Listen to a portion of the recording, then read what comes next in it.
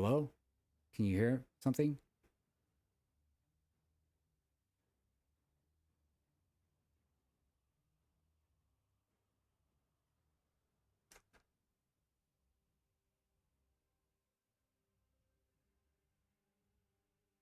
Hello? Hello?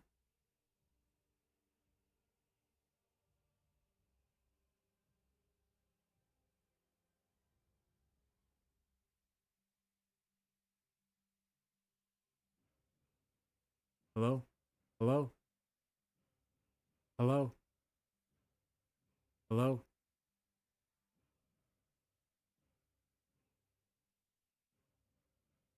What do you mean? Now you can? Before you couldn't? Like, when could you hear?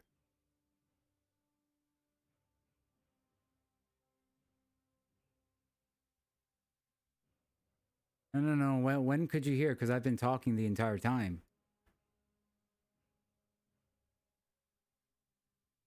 Just now. What happened? Hello?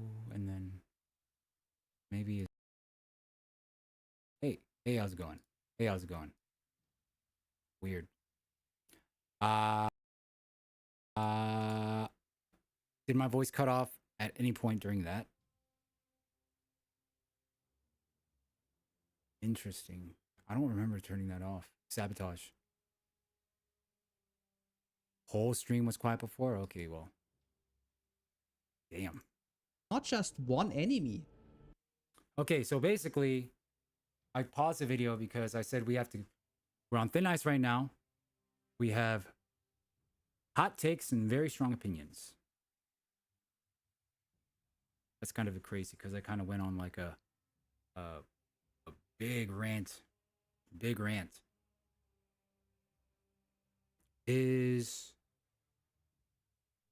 melee damage really butt in this game? This is what Requiem Agent is saying. I just kind of clicked on a random video. Something that I could quickly use, relate to, and,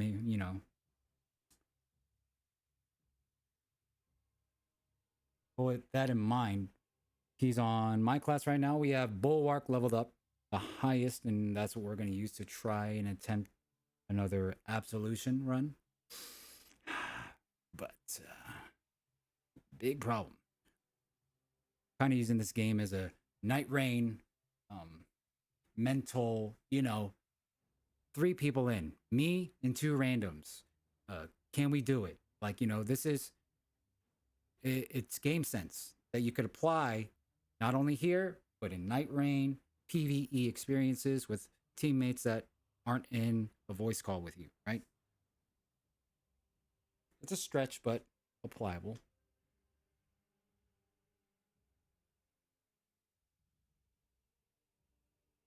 Let's see what he's got to say. But let's keep in mind, melee damage is very, very bad. Question mark? It's actually insane at the moment. The next perk is going to be Armor of Contempt. This is worded a little bit stupid if I'm being completely honest. This perk makes it sound that you have to use your shield like in its active stance, but that is actually not the case. Every single time an enemy shoots your shield, that is already counting as a blocked weapon. So that means every single time you get any form of range damage towards your shield, this already triggers. I tried that on stream and it worked. When you block a ranged You don't attack. necessarily have to put it up. Obviously, it's I good see. to put it up when you sprint and stuff like that. But it's not necessary, and that's the reason why this perk is so good. Every single time you get shot from anywhere, they will hit your shield anyway, and it will damage that on. the next So person far, around you. I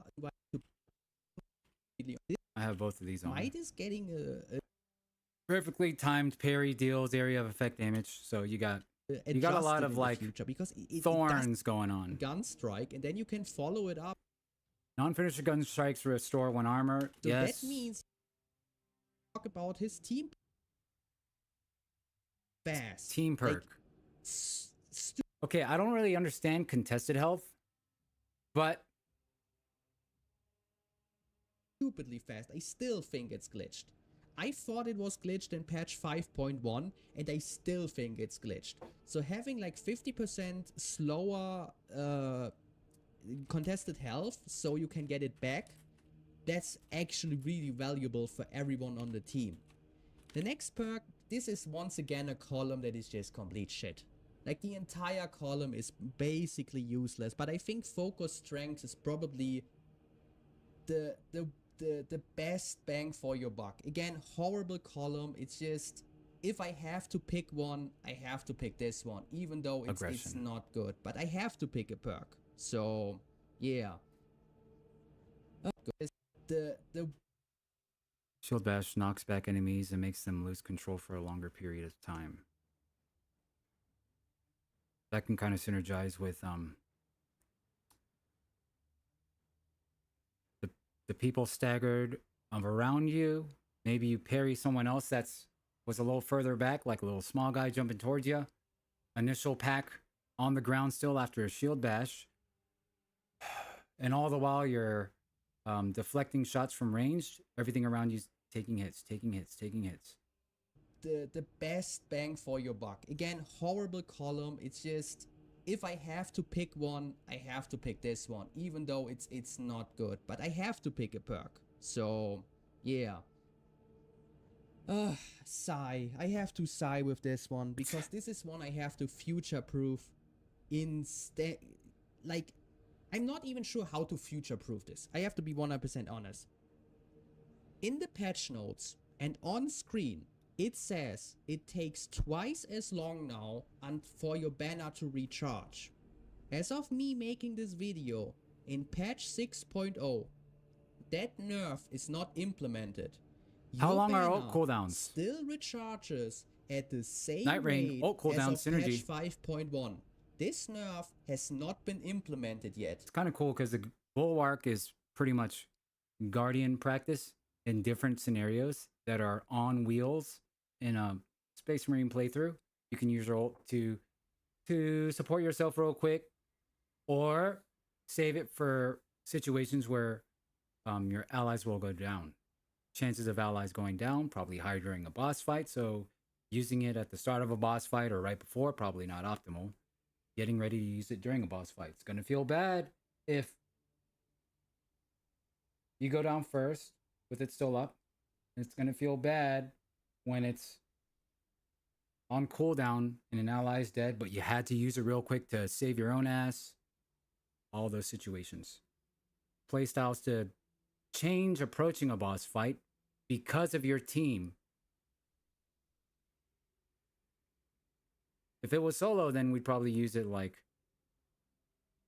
anytime we have no armor, refill it, put it on cooldown so there's a chance we get to use it twice. Versus holding it, never using it, paying attention and doing less offensive damage just to use it when we have to. Potentially only using it once. And what makes this entire situation even more messy and complicated is that Saber Interactive already confirmed on their website, and I also think on Discord, but it's definitely on their website, that they are going to change the 100% more recharge rate. I'm not sure what it is going to be. It's probably going to be 75% if I have to make a guess. 75%? That's still good. It's still really good. So this bringing people That's a back full health with a bar Medicae and armor. If you want to heal a If mortal you wound, it is parry. still a really, really strong, Bullet time. very, very solid pick. Even though rejuvenating effect, I still believe this is the best one. Good one. Agree. I mean, slap the banner down, revive. Because there are many use cases for this where I think this is probably going to be the one you want to pick. Like, let's say a sniper is on the ground, right? You can just plop down the banner, the sniper can just manually cloak, get all his health back, he's golden. If there is an execution nearby, you can plop it down, your battle brother gets the execution, he's also at full health. I still think this is worth it. I still think this is the best in slot in that column. because I Depending just on the think build. the versatility of it justifies it being used. Obviously, if you play solo, this doesn't apply, but if you don't play solo, Not bad. this is the one to go. He, When this it character's comes not to the bad. signature perk, honestly, considering I that mean, intimidate it's solid, but joining a random game, I mean, this has happened to me a couple times. If having only one character at 25 is a tricky pickle when you try to get the bonus XP on clicking quick play, because it could be another bulwark already in the lobby. Great situation to join a match mid game in absolute difficulty, right? Because you're going to soak up all that XP of the entire mission. But if it's just a bulwark there, and the only thing I have is bulwark, I need to pick my next highest level character. A level 3 assault or something. aura is probably bugged right now, and you can get 2 armor pieces back so easily because Signature ability, Armored Advance. If you have armor remaining, you do not lose control upon taking heavy hits. This is good, because if you try to slap your banner down to revive an enemy, but you're surrounded by mobs, well, you're going to get staggered. Every time you try to put your flag down, put flag, and then, you're just, at this point, low health yourself. You're just trying to put the ult down some more for the sake of healing yourself and reviving the ally. Now, that parry window that was available 0.7 seconds ago, gone.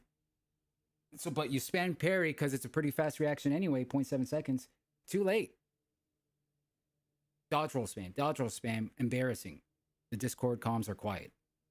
non-lethal gun strikes gives you 1 armor back, and execution gives you an armor back, and you can basically have this armor advanced up a lot, even on absolute difficulty, which is a rarity because your armor drains really fast, but the bulwark is kind of exempt for that. And this perk actually makes this thing into a bulwark, which is, fitting for the name, but it wasn't like that before. So Yeah, I'm so not this even passive sure will what allow to you to say. just Like, the bulwark definitely got nerfed. I mean, it easily didn't really take get nerfed because hits it's not in that effect right now take because of away the healing banner. 3% But I of your genuinely health think in an that armor. the intimidating aura buff kinda balances it Whoop-de-doo. out, at least when it comes to Flag down, though, survivability. The successfully. bulwark is in a very, very complicated place right now. This is not easy to talk about. I have to be 100% honest with you guys. This is just... It is complicated. When it comes to the weapons, we are obviously going to go Plasma Pistol. Plasma Pistol is just Yes. the way to go. And we are obviously going to pick the one with the most ammo. This is the exact same Plasma Pistol setup as with the Heavy, because there is really no reason to Big ever agrees, big switch agrees. something around. Only disagree. Because why? Well, I'm doing the gauntlet. And we are obviously going to pick the fencing variant, especially... I do like fencing too. When we look at the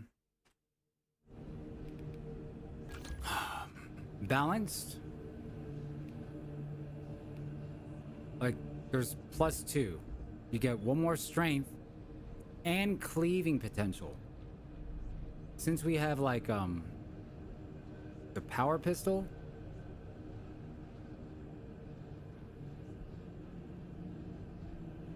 when you're surrounded, power pistols aren't, you know what I mean. And there's the venting. Think Dark Tide. Plasma weapons aren't really the play for getting surrounded. You're a fucking tank. What was my initial thought? Cleaving, just like, well, yeah, we'll not only get surrounded, but take care of the surrounding. Boom. It just makes sense that this would just be better. It's the legendary, it's whatever, but it's really not the case. Those split-second decisions, fencing does feel noticeably better. Maybe if I had more time under my belt, there's like a more disciplined, despite the chaos. Despite chaos, there's trigger discipline in almost everything that I'm doing. A lot less punching, a lot less shooting, and more just um, positional placement as bulwark.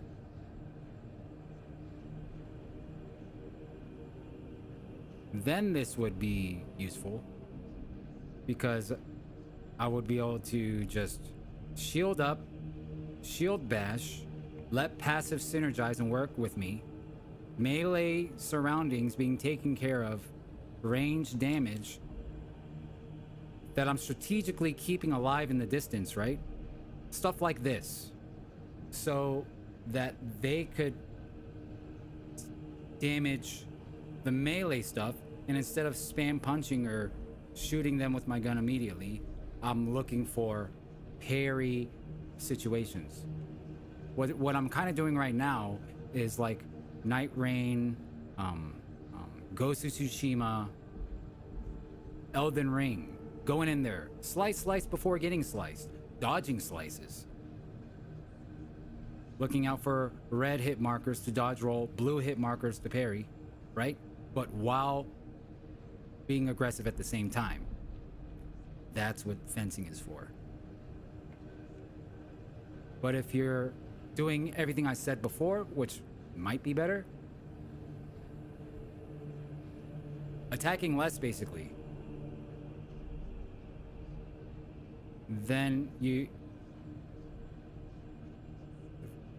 this window for parry is just not as good as fencing, obviously. But I guess we're having this conversation where, like, this could just be better, maybe. Replacement. Cleaving potential. And just a little bit more power. The only situation with that is, in his... according to him, melee damage sucks. So I guess just maximize parry windows, get armor back. Forget the extra strength, forget the cleave. You're not punching shit anyway. Hybrid, huh? With intimidating aura, because melee damage in this game is crap. And having the ability to get gun strikes as much as we can is really important. For the perks, I know this looks like a mishmash of perks, but I tried this weapon a lot. What the A hell? lot. Look at Yes, this. What also the- on stream. Watch my streams. And this is the best I could come up with. what the- You want to be in speed mode like the vast majority of time. Like the power mode is just not as good. Like the speed mode deals with Minoris really easily. You can clean up all the trash mobs. And if you have to fight Majora's enemies, you are going to rely on the intimidating aura buff. Or bug. I'm He not goes up. sure. That's still up for debate. So getting a parry and a gun strike is the way to deal with everything else. So speed mode. If melee damage sucks, why is it going melee?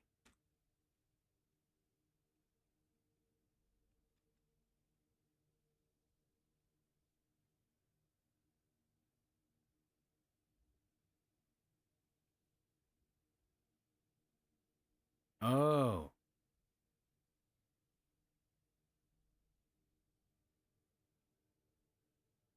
Well, let's see here. Doing this, he sacrifices a mastery point on this.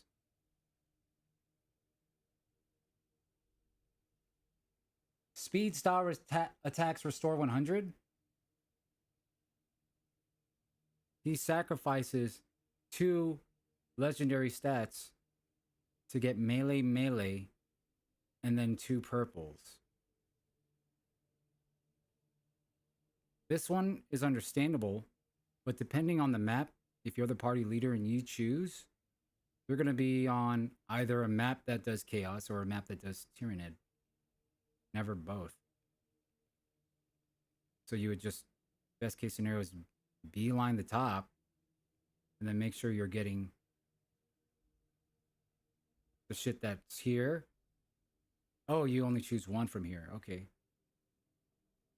Salvageable. Then you can get both of these at least 10%, 10%, and then work your way and get multiple yellows instead of 2 greens. 5%, 5%, 20%, 20%. Mode is absolutely the way to go with the sword. And that wraps up the bulwark. And you might be thinking, wait, isn't there the assault left? Guys, you know, the assault is not a class in this game. Whoa. There is no assault in The Ba Sing hammer. Se. How many times do I have to say this at this point?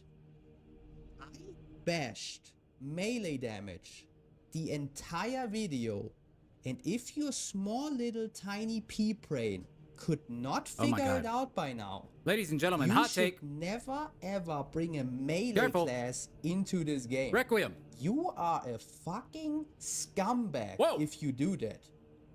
You have 4 classes that do range damage, and you have the bulwark. And the bulwark only has a leg up above the fucking assault because of his healing banner. That is literally the only reason why I recommend using the bulwark. The assault has none of that. None. Zero. Zilch. This class should not exist. This class My should God. have been deleted from the game Oh, no. months ago. There is no reason for you to ever use this class. You should just kill yourself. Sorry about Kill that, chat. yourself and your parents because your parents conceived you and birthed you. Massive mistake. And you also have to kill all your Very siblings passionate. because the stupidity runs in your bloodline. Oh, God. Just fucking end it. End it. Okay. You massive. Ladies and gentlemen, the time is 11:06 a.m. Eastern Time. Let's see here. We got, let's try out some melee.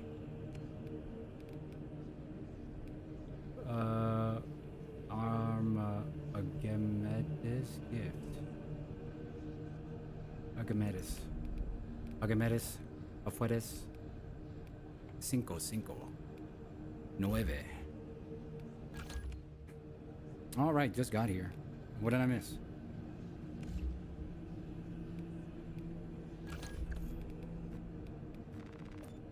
I'm seeing exclamation marks and it's pissing me off. Oh, wow, wow. Oh my God. I'm ready to flaunt what I got. Wait, start these chapters? New one?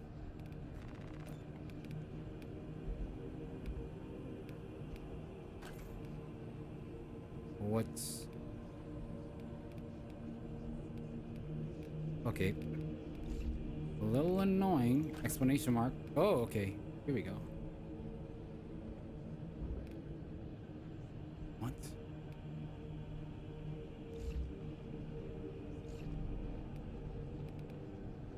Do we take care of exclamation marks? Okay, too much. Too much. Let's get the going. Melee is that bad? Dude, I mean, he was super passionate about it. But I don't... Is it that bad? Like, I'm not just saying, is it that bad? Like, is it that bad? Homie was, like... Had some PTSD.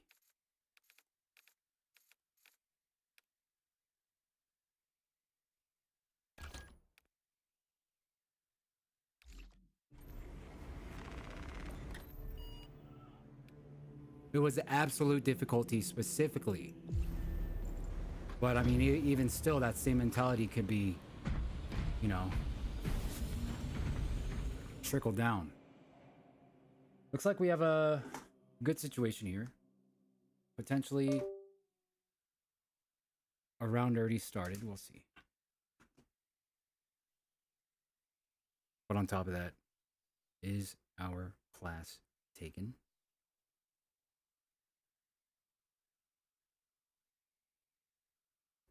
I'm going to try my best to keep, like, disciplined positioning in mind. Yes. Damn it. Quarters, reporting for duty.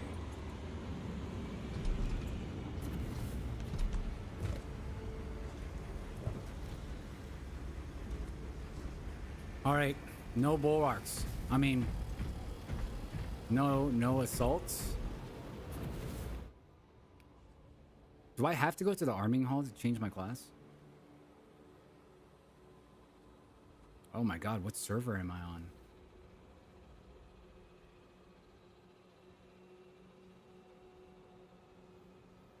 Restores them to full health, reviving a squad. Melee finishers. Okay. Contested hook. Fades more slowly. 50% more slowly.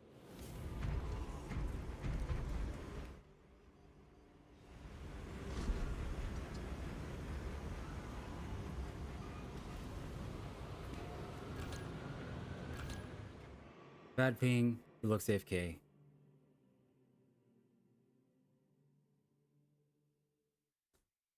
All right. Let's not just go in.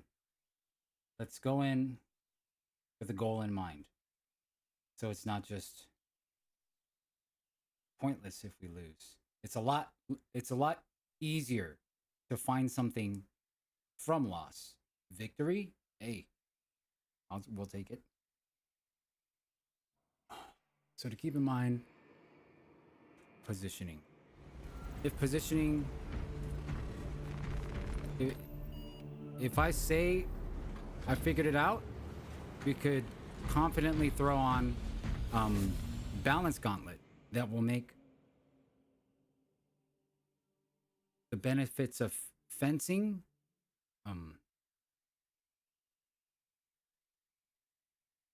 less than the benefits of balanced.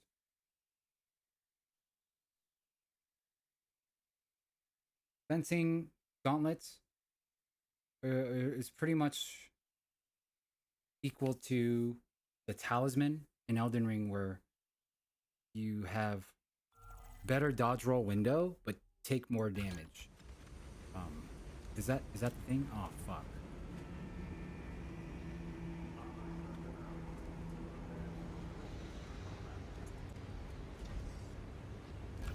See right there, those two bulwarks.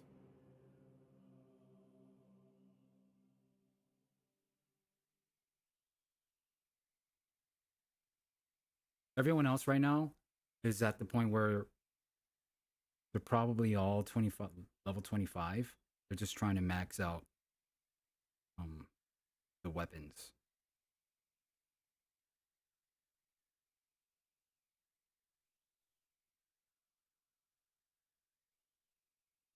Piece of shit. And yeah, that sums it up for the guide. This is always a lot of work, guys. I do it because I know that the skill level of the player base is not very high. There are always people who are confused. There are always people who don't know how this game works. But this is the most comprehensive guide for patch 6.0. I can say this with 100% confidence. Like 100%.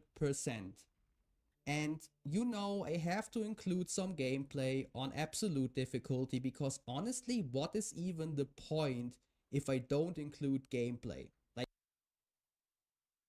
True. We'll see. Ooh, should we critique?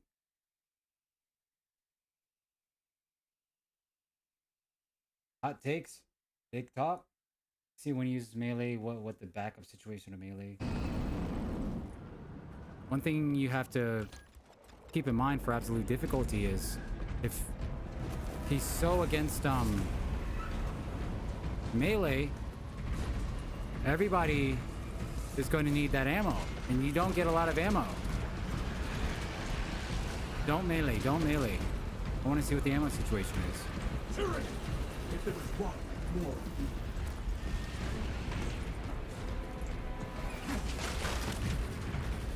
Yep, exactly why I wanted it. I didn't need ammo.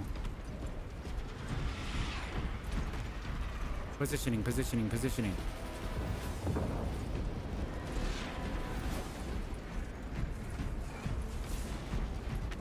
Whose class is who? Target training, he's sniper.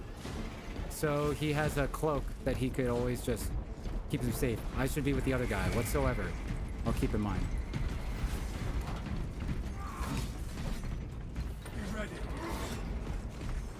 Quarters, reporting for duty.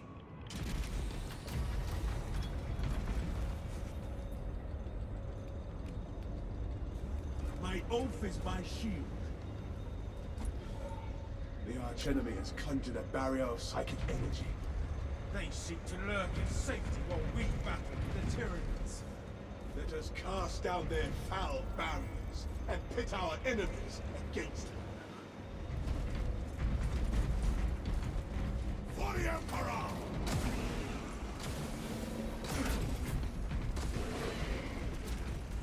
My ally just shot me, and I did ranged. I did my passive, where things take damage around me. Walking up, using my shield. Just gonna get armor back here.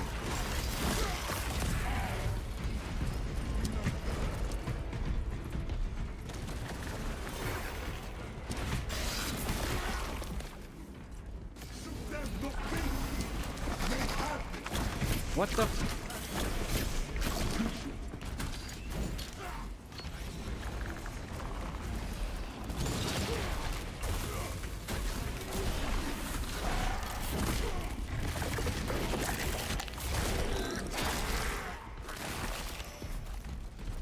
No foe. Two specials.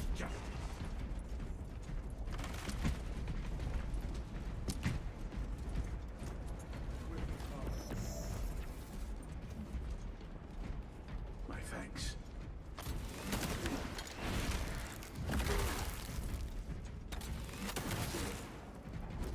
Oh, he jumped down.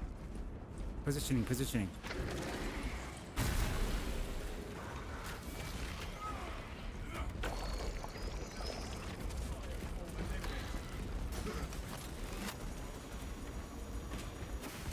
Where's our sniper? Wait, is this our sniper whatsoever? No.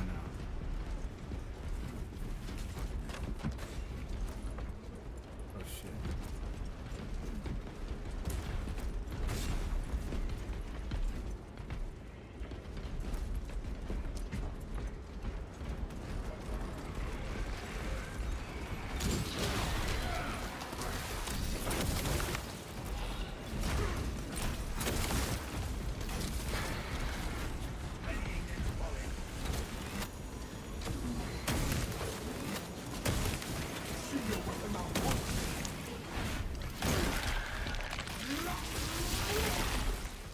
That silenced the Tyranid all you can carry.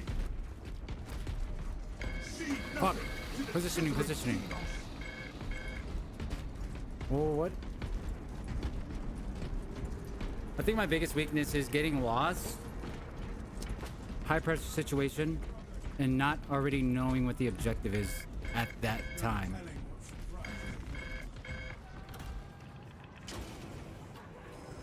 We cannot progress with this profane sorcery, barring our path. Flesh-bound meddlers! Your false emperor holds no sway here!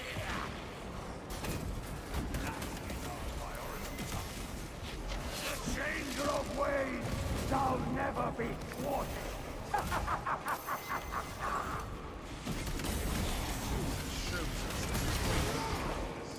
This sorcery clings to that altar.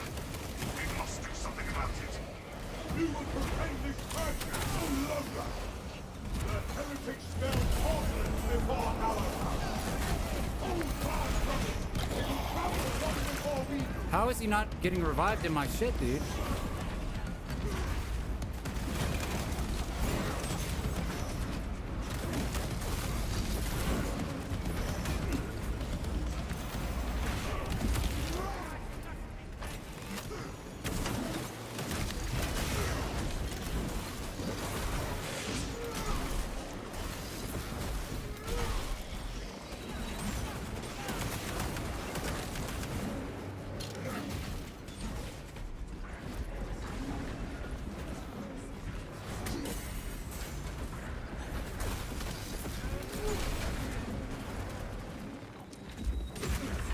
Fuck, dude. Oh my god, they hurt. What the hell?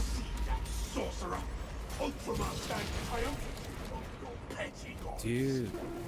Unforgivable. In this- You shall drown in the endless immaterium, remade into a canvas for the changing of ways!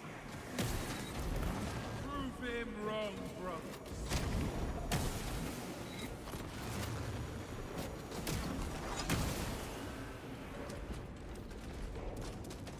Fox is still down. We have more work ahead. What the?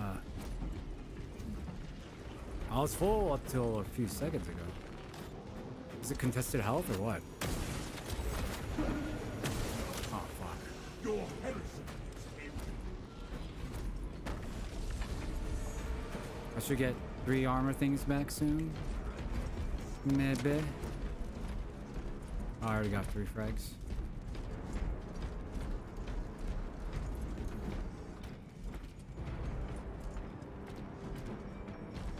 No kits, no meds. Judge Dredd. Banner, ready to deploy.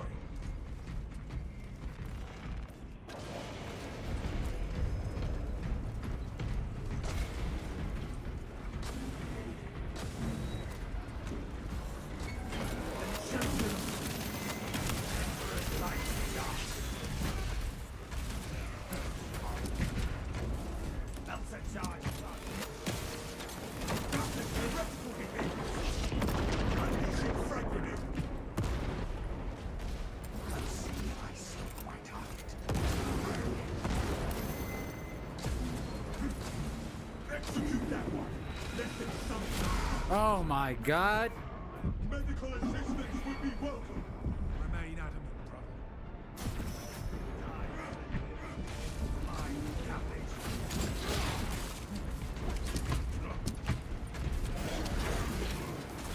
Oh!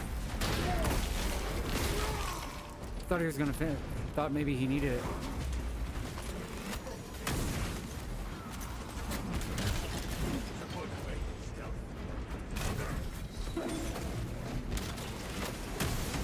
Target acquired. Primary objective is the dome. We drive the traitors and justice. Death. That's right.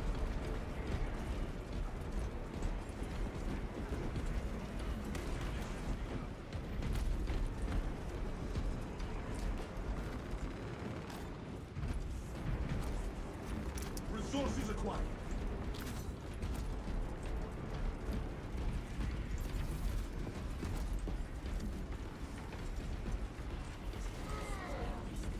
Iron Hero online.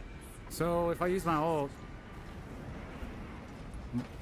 Wait, do we get reviving squad? Weapon spread reduce. So we just capture this for free? Its protection wanes. Target the altar. Success. It shall. The barrier is no more. Barrier down. Aren't they Stay vigilant. taking these stims, jammer dude? is likely set up in that cathedral. Let us move.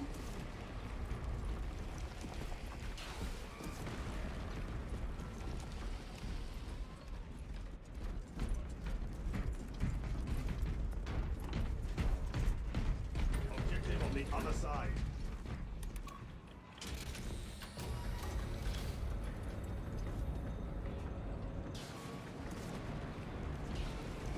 Here come the spores. You can get Enemy opposition that drip reduced. to look exactly like the people from Astartes. Or the dude.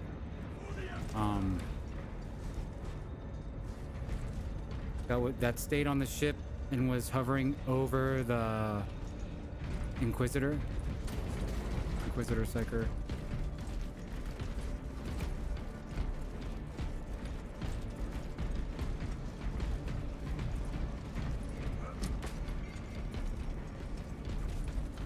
No mercy for chaos idolatry.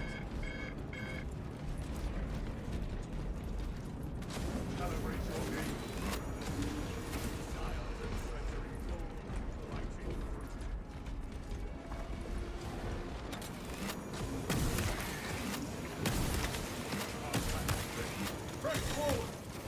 Firefighting's not mission critical.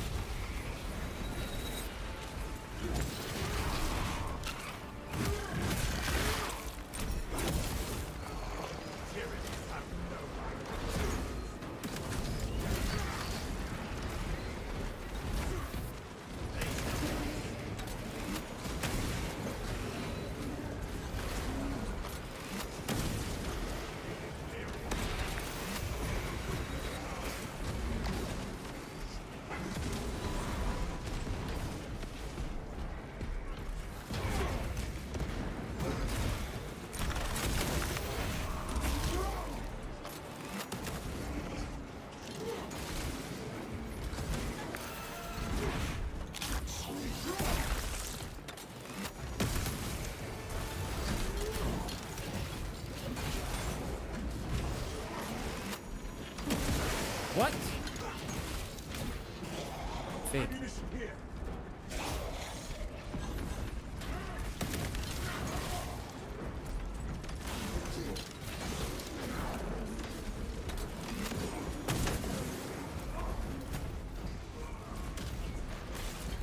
On the down, climb up to those levels.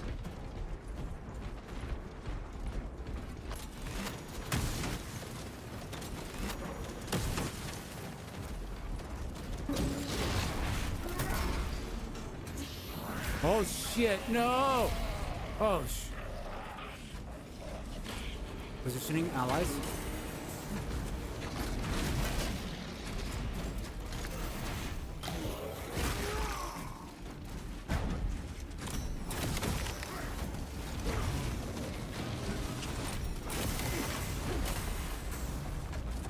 My shooting is insane.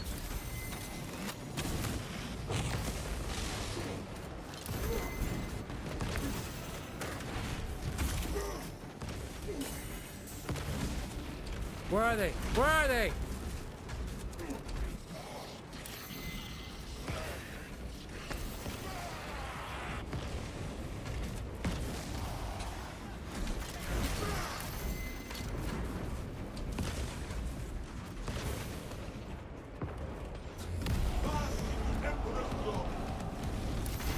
Oh, fuck, it was that move, dude? Oh. Fucking corner right there.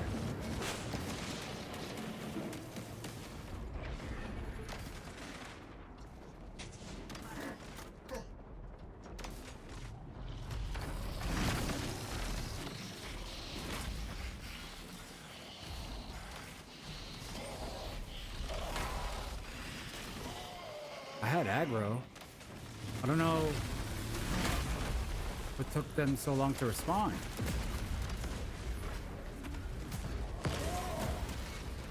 Like, I was cooking them at first. Did you see that? Perfect dodge. Perfect dodge. Punish. And then parry. Punish.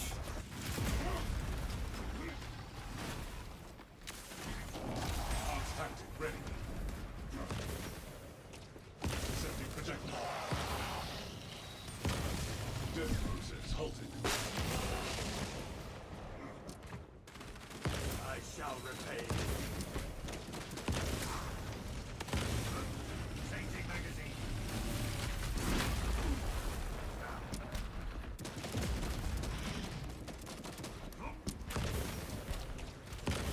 Could probably perfect dodge the initial explosion with the iframes. Unless it's like you get hit no matter what if you're in the circle. They shall not.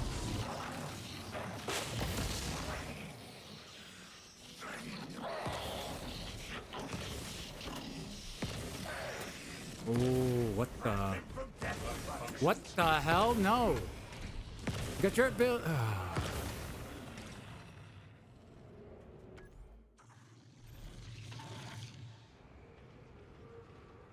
Did he have visibility?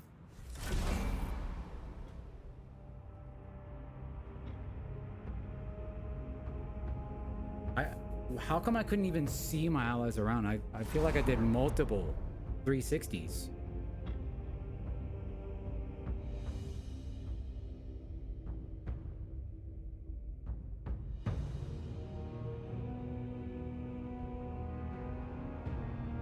Positioning. With that being said, with the Hellbrute, I just wanted to know where my allies were so I could kite them in a direction where they could at least do damage. I wasn't trying to find them to bring him to him, because, you know, he has very large AoE. One of his attacks could hit the entire squad. Don't want that. NightReign boss. 3 Crucible Knights. Everybody grouped up? Yikes.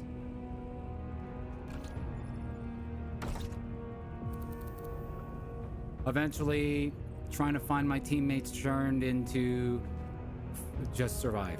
I saw those 3 boxes, positioned by it, put down my flag to get 3 armor back. After already kiting it for a good amount of time, looking for the teammates. And then when he made his way all the way around,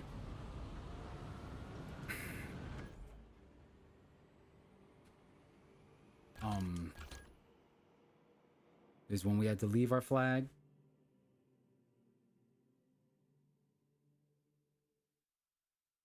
Dodge rolled away from an attack and then got hit in the corner.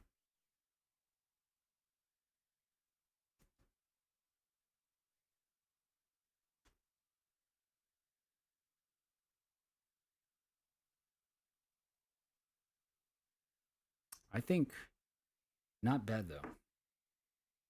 Definitely melee less to play defensive more, and it felt like it was working. There was a specific situation where I did get kind of overwhelmed, and then I like basically spam parried. We're 100% when I'm not spam parrying, but rather just either watching for a blue icon or reacting to a jump animation. Yeah, they don't always show you when you could parry. Otherwise, there'd be like potentially 9 different markers on the map. Ah, an unlucky situation.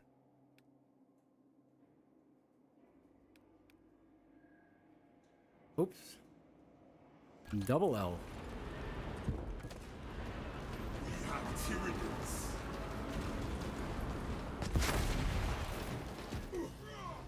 A pestilence.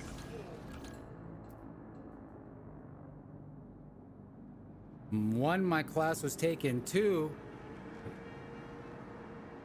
there was an assault in the lobby. I feel like assault and bow are kind of synergized a little bit. Because assault could do the melee. Well, I don't know. He might have cooked. He might have cooked with that one. Dealing with psychers are a pain. Those flying huge chunks of meat that like strengthen all the creatures around it, and it's always flying pretty much. What kind of assault do I get that? If you're trying to do solo assault, that's a challenge we should do. All maps solo assault, because there we could maybe discover the problem.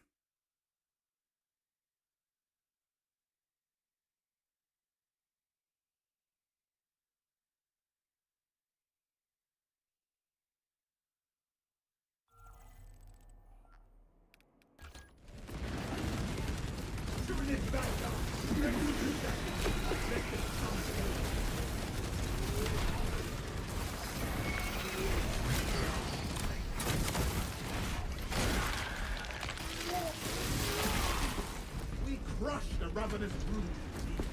I was gonna say, is that like a player just dumping ammo like that, or?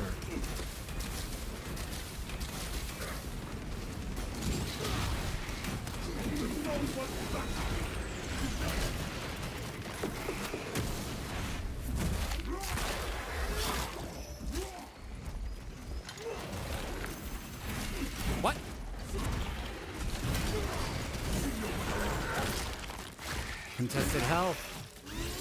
Back to full with an armor, baby. Silence the children.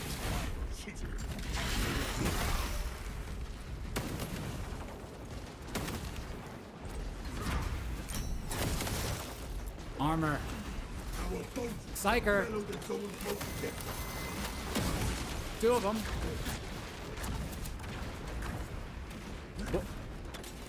What's the assault to do? Wait, is he just running? He left. What the fuck?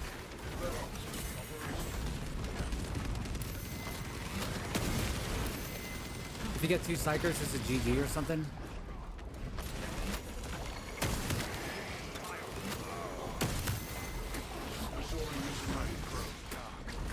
Oh, it's the Slytherin dish.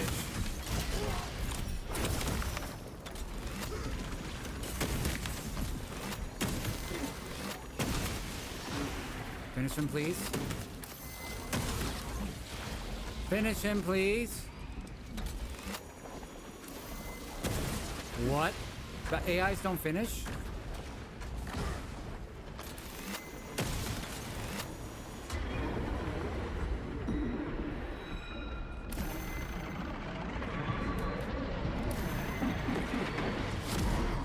Afflicted brother requests support. I am not.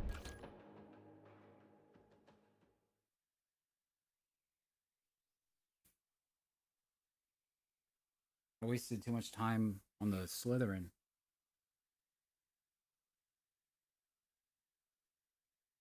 I don't have a health pack. And prime example right there for the melee assault, I guess, for when you need to deal with those 2 psychers. Maybe you just deal with the mobs. There must be an approach to it.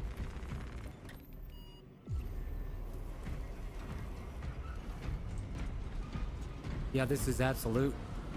Oops. Oh, wait, what?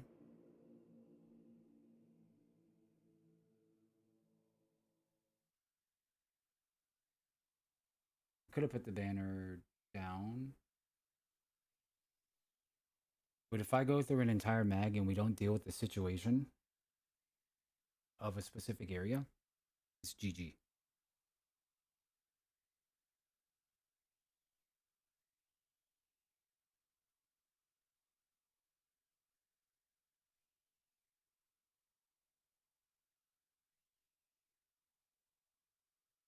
Slytherin not getting executed.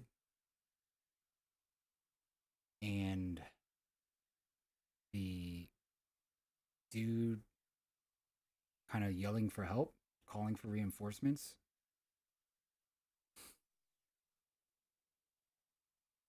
It was cooked.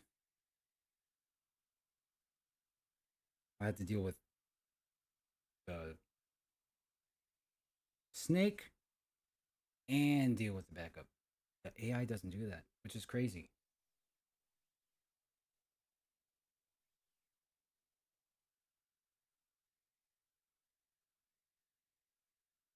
Why wouldn't they?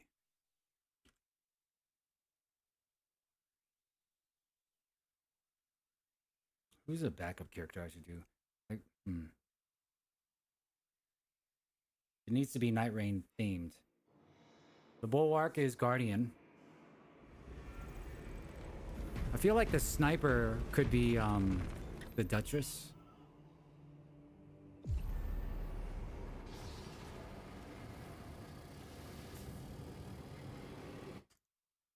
Please, Shockwave, yet another perk that is not that great. It's like, yeah, I grapple something, I get like a small AoE damage. It's fine. At least it does. Vanguard is Wilder.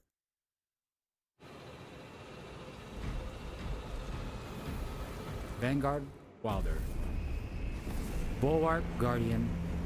Sniper, Duchess. I guess there's nothing for the Recluse, Magician. That one's just like really unique.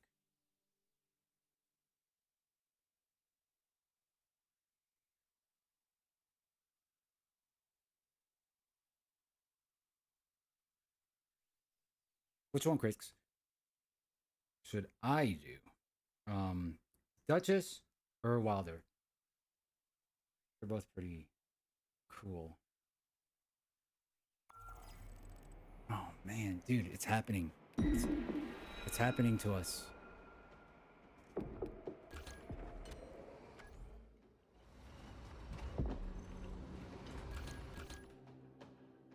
We need to start leveling up an alt. Fortunately for us, we don't need to rely on. I wonder how quick it could be. We're really good gamers, so we could probably do a tier up difficulty times 2, 3, 4.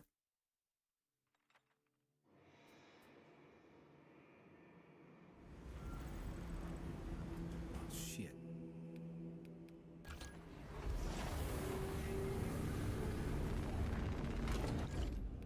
If it happens again, it's happened twice now. That's 2 times. If it happens again, we're gonna have to make some adjustments. Doesn't have a cooldown. That's at least something. I wouldn't have been surprised if they put this on a cooldown Diving for kick like no additionally reason. deals So it's fine. damage in Nothing 5. game changing. It's alright. Could be worse. Next perk on the other hand, that is actually kinda decent. Enemies hit Every by single dive kick take time you do a 50% more grapple range into an damage. enemy, you get Okay. 15% more range damage. Okay. And you know Really good. my mantra at this point. If it does more range damage, we pick All this type of stuff is kind of like eye-opening for things that it. If it does give you more ammo, we pick it. Nothing else is NightReign could apply. If there's like preset classes, then there's little things like this that could be like persistent additions to the roguelite. What are your thoughts on the roguelike persistence? Let me know down in the comments below. Roguelike could be everything starting from scratch no matter what, every run, every scratch. Or the persistence aspect where each run could make someone else stronger, making every run after easier. Which would you prefer? Blank canvas or painting something over time?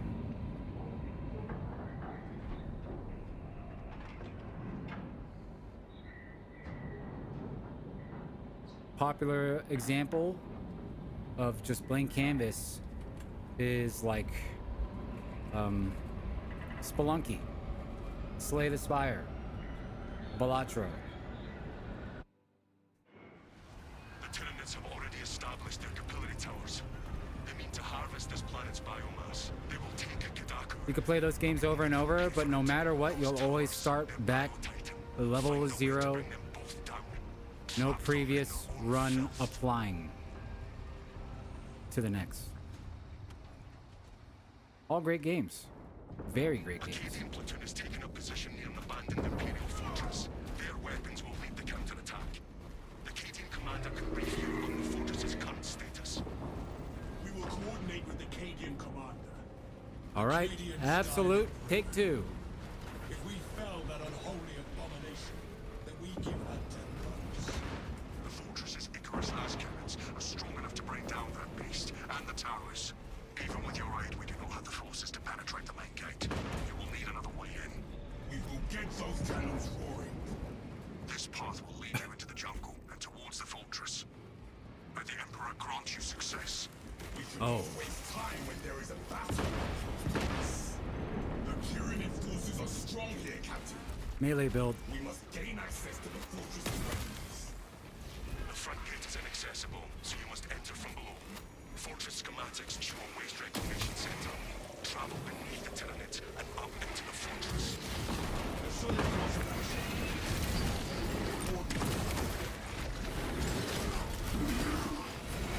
Wow.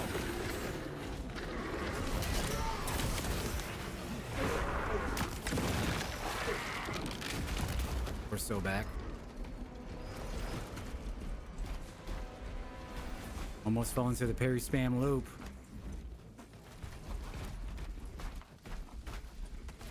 Proceed to checkpoint.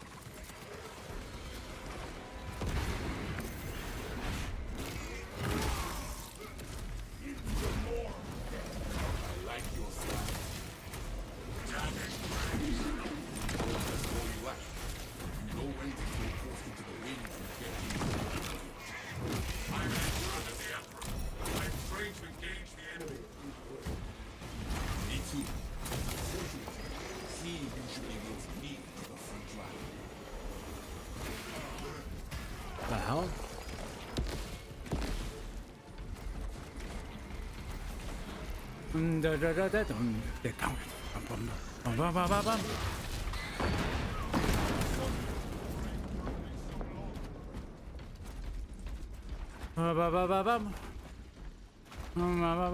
Are they looking for a gene seed or something?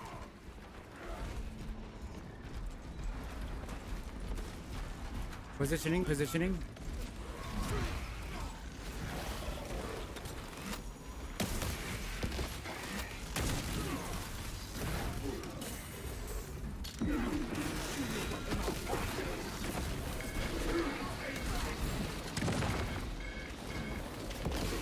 It's taking so long for that bitch to die.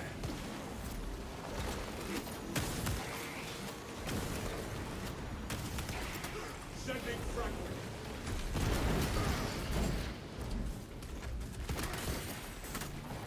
Dude, my health. I will defend you.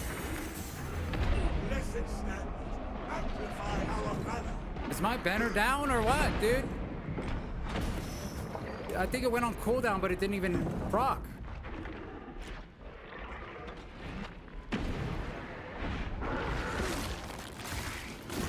That's insane. Have you ever seen that? Crush the ravenous brute. Seal sword. A victory for the Imperial.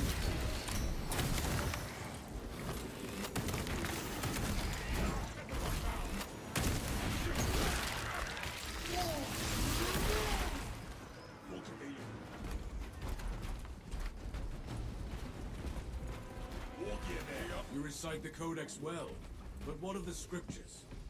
I join the brother chaplain in meditation most days, though I do not claim to know them as well as he. There are many hours in the day. Of late, I've spent much of my time in the apothecary, under reconstruction. I shall seek a cherub to recite them to you during your repose. That's my first time seeing that where I put my ult down, but it did nothing.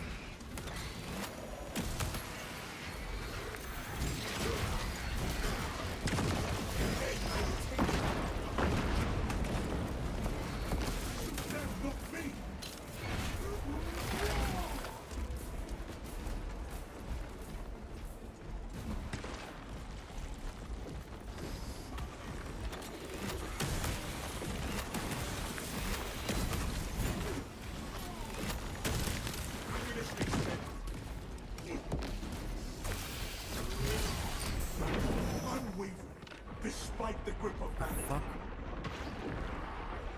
Die to me! Under my magazine exhausted. Our banner awaits unfurled.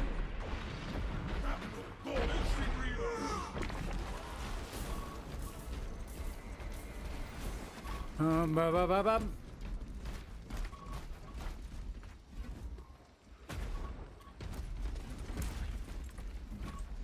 Uh-oh. There is Oh, no no. going back, brothers. I have medical supplies.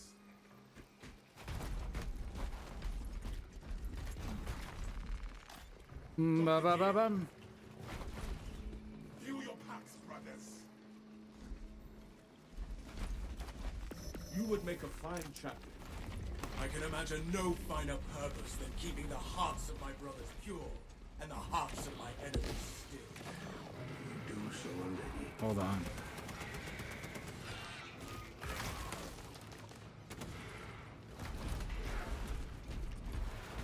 Healing.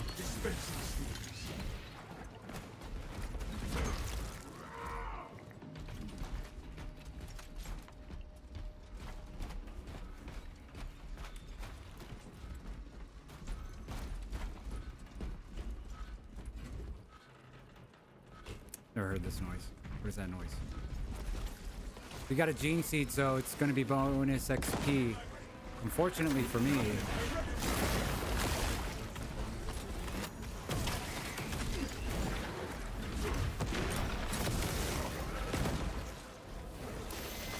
Oh!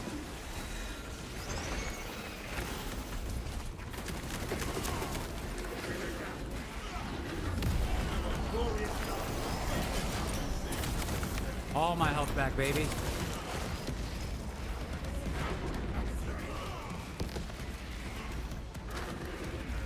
Look at that. Entire team full health. Let's go.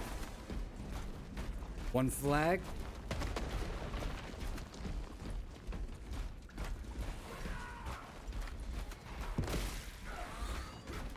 The recharge rate is supposed to be, what did it say, 100 times slower? We'll see.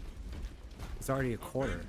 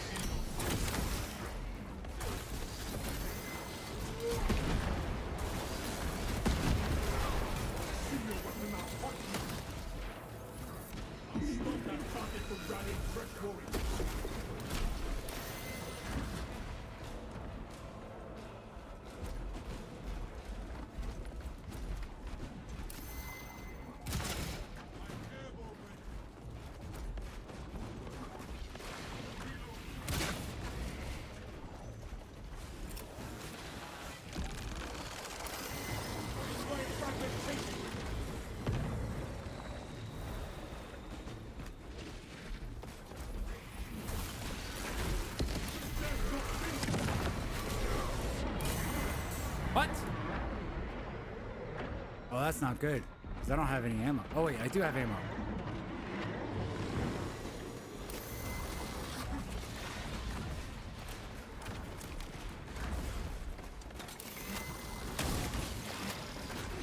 What? No, no, no!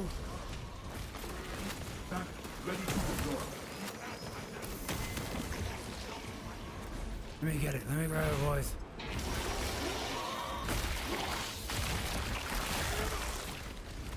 We get a little bit of health back. The waste reclamation entrance is directly ahead of us, Captain. The hive ships are moving into range of the capability towers. We are in Kanaki's final hours.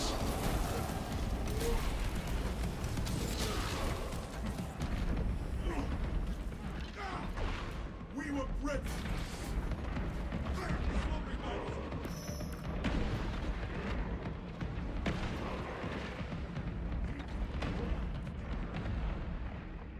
Damn, I get to get my health back. Guardian relic. Oh.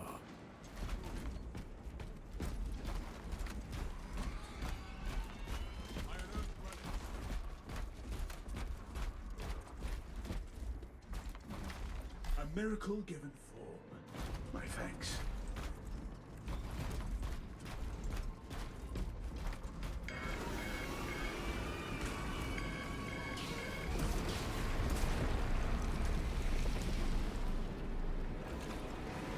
Uh-oh.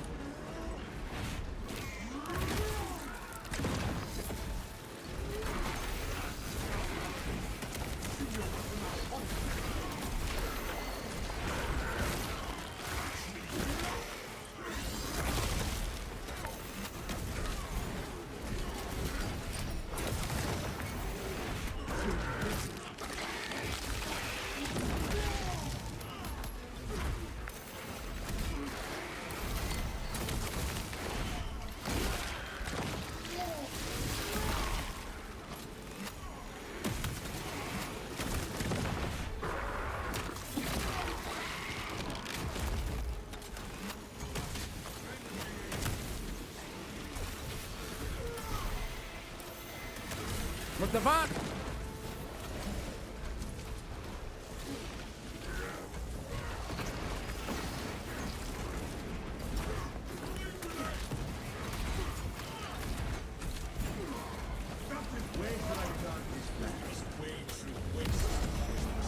No!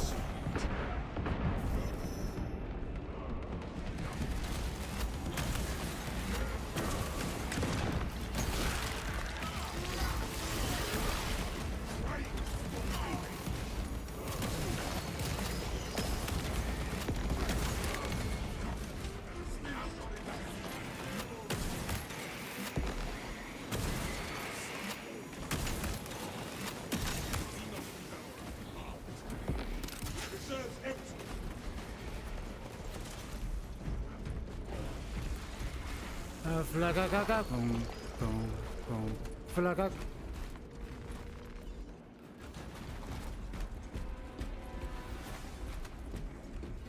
No mercy, no respite, no fear.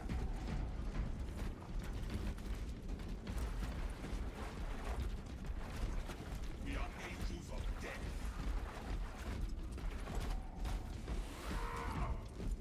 Finished and ready. Follow me through. Smells like wounds of the Imperials.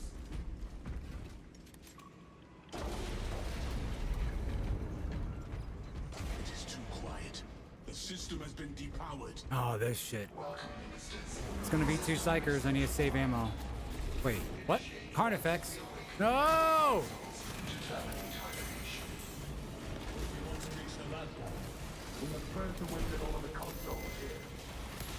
Ah!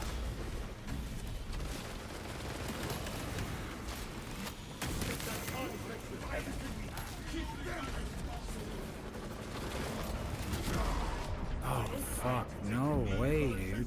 Would be welcome. Tether unbound. We cannot leave this place without awakening all the consoles.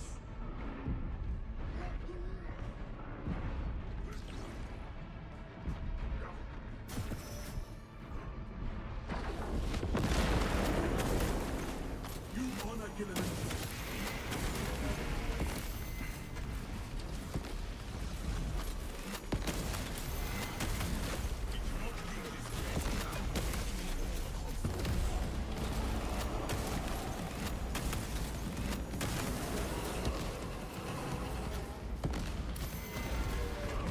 Assume your weapon out.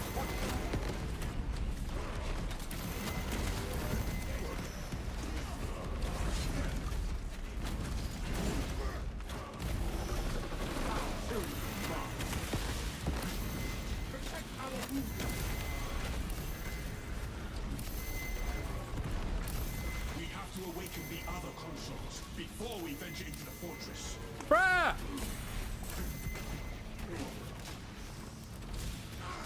No way, dude.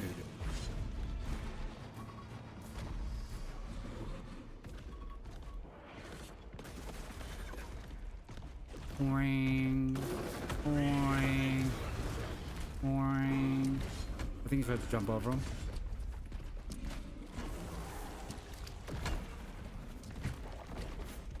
We are unable to leave this room until all of the consoles are awakened.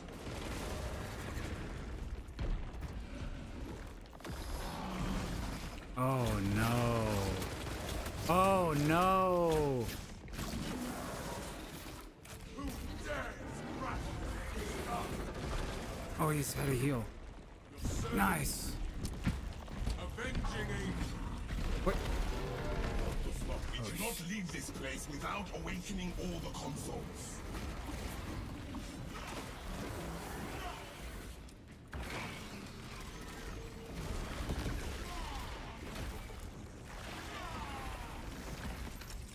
The Hive Colossus is but twitching. We are the exterminators. Yeah, for absolute. We are unable to leave this room until all of the consoles are awakened.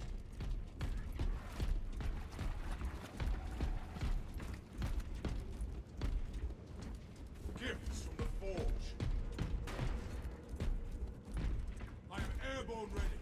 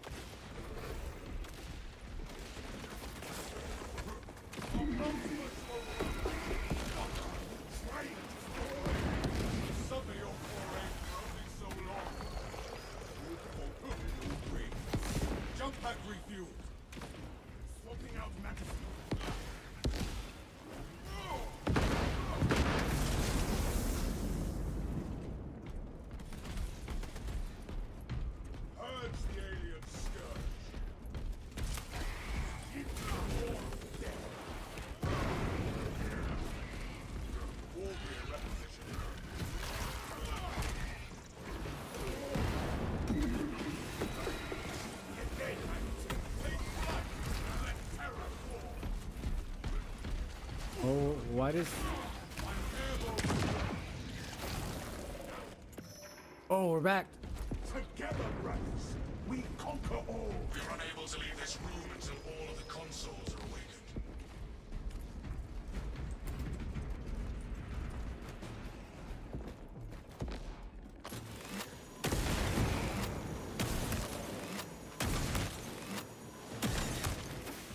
How?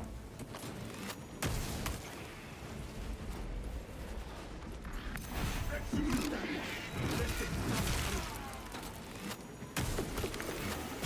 leave this place without awakening all the consoles. Oh, fuck. Now we got... Let's fucking blow big...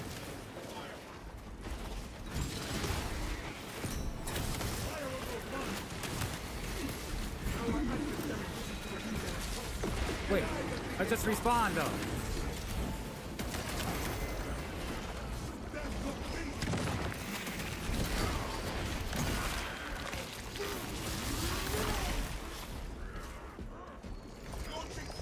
We have to awaken the other consoles before we venture into the fortress.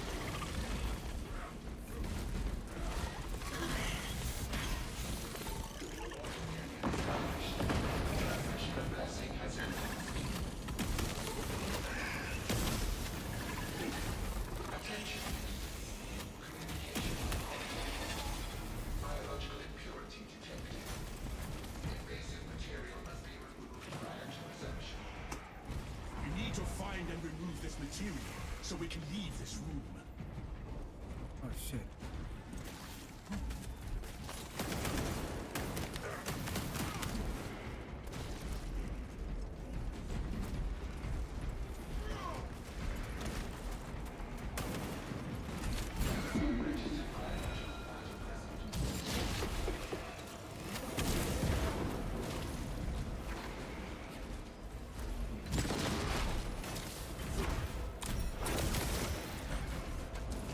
Ah! Eradicate every last thing. Ammunition expended.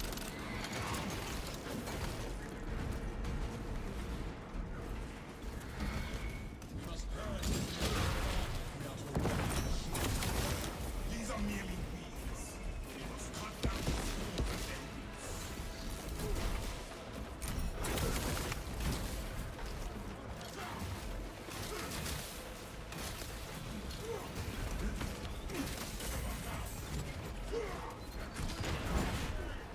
What the fuck? Okay. Oh my god, what just killed me, dude? Go willingly into death's clutches. I'm actually trolling.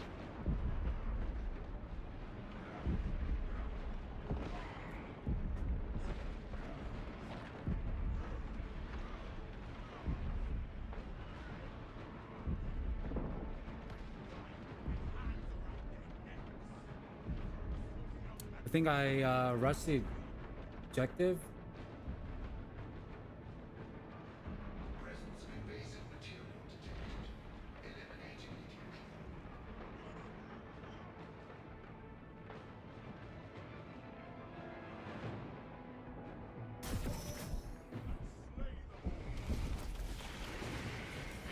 The honorific must wait. It will spread no further.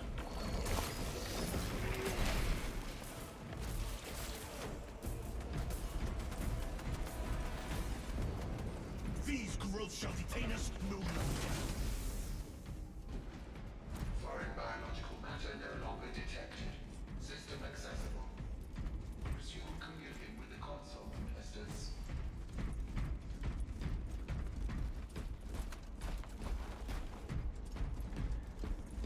Vessel detected.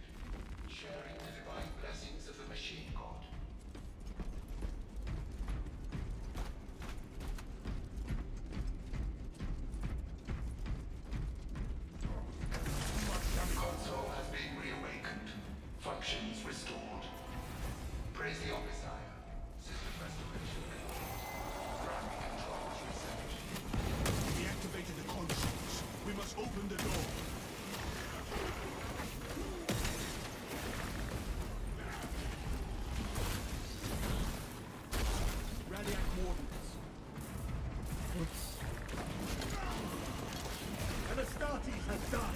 What?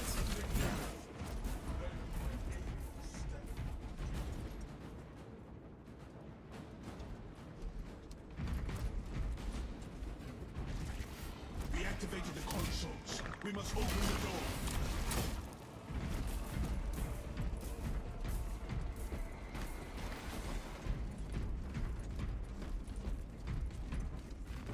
My war gear is satisfied.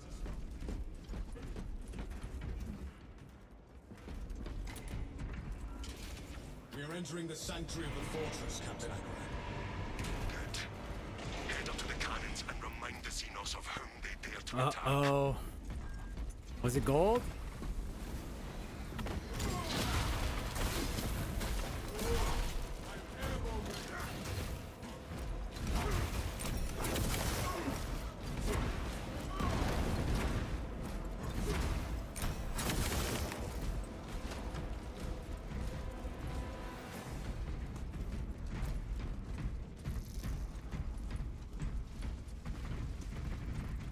Behold, a relic.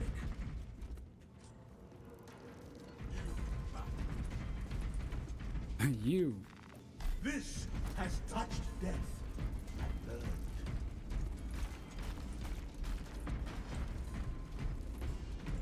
I watched a little bit, like when I watch God play Elden Ring, it's like, I feel like at first when he did it, it was like wonder, mysterious, passionate, but now I feel like he's doing it like a chore. Was it not like that? Just, oh, go to this boss. He's just like kind of like Xenos was but an abhorrent blight. doing it because he feel like he has to. Swapping magazines.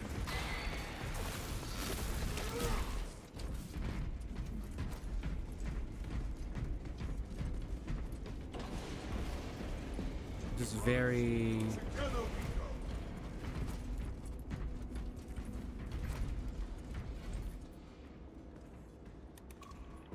Like I skipped through it. I watched the intro. Like I was just like, yes, he's gonna play NightReign, but he's just finishing bosses that he didn't. I don't know if he's even like super excited for NightReign.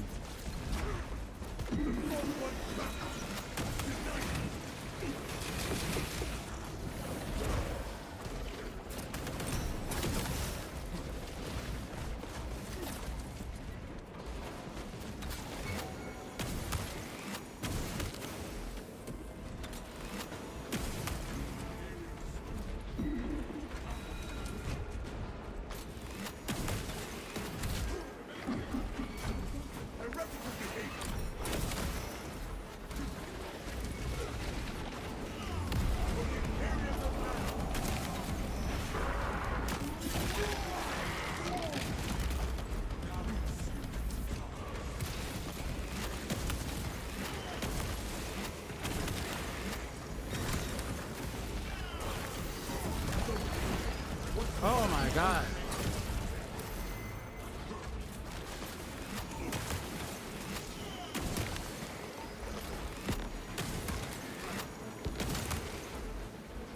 Assume your weapon malfunction.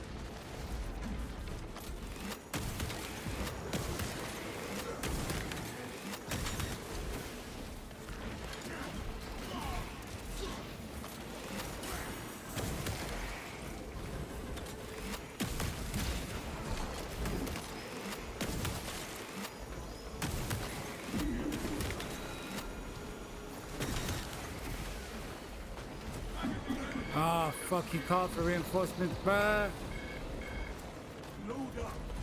Swapping magazines.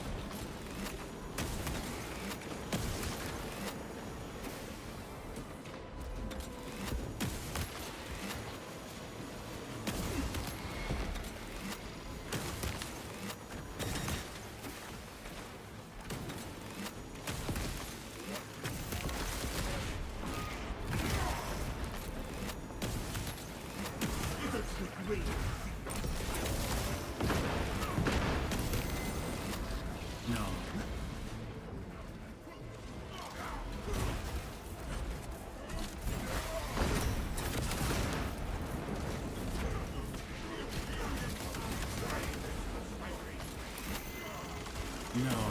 No.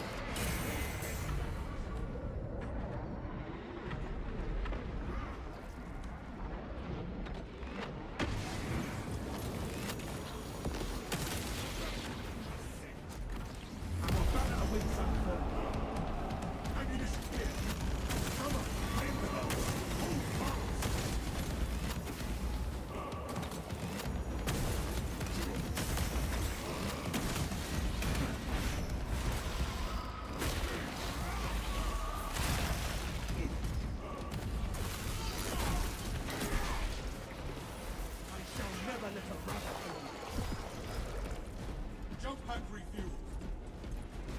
My war gear is set.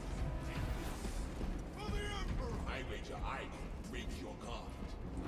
That is a confident boast, brother. Not a boast, a challenge. I accept. Better I find a weakness in sparring than on the battlefield.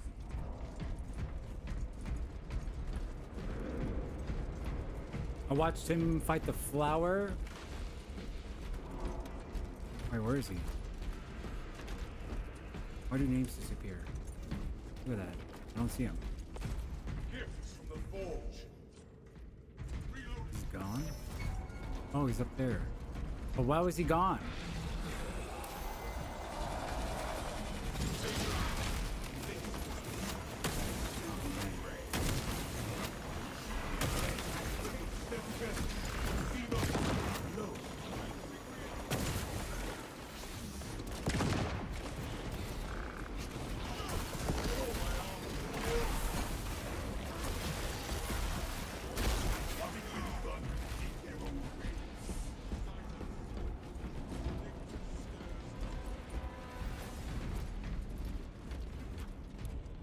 First one died, and he was just like, see, that's what it's all about. And then the flower respawned. He was like, whoa, whoa. And then after the third one, he basically finished it with no pots left, but he killed it. That is how we will rise to meet our foes.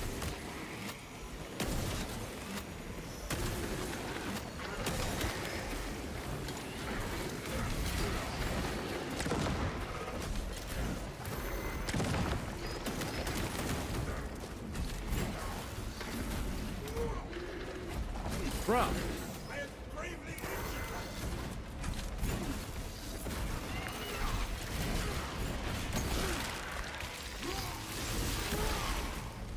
I was out the loot. To the breach once more.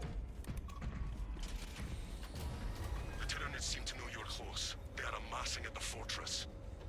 Let them gather. It will only result in more losses for them. Where he gets the second stage Radon, then crashes. After getting to the second phase the first time. Oh no, he just crashes. My war gear is set. I didn't see that. What you can carry. I want to see that. I wanna. Is this a boss fight? We stare at filth incarnate, and it returns our gaze. We must turn the cannons on it while there is still time.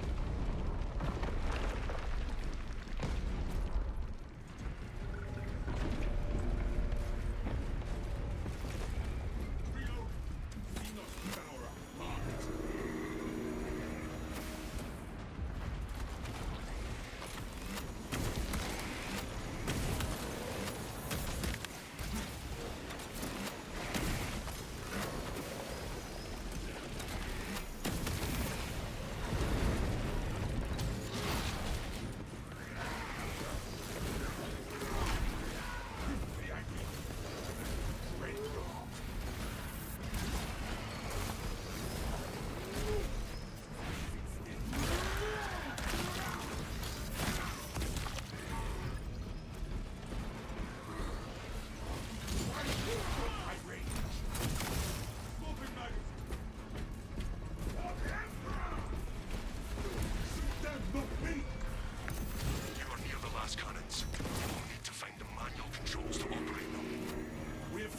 control console for the cannons, Captain Akaran.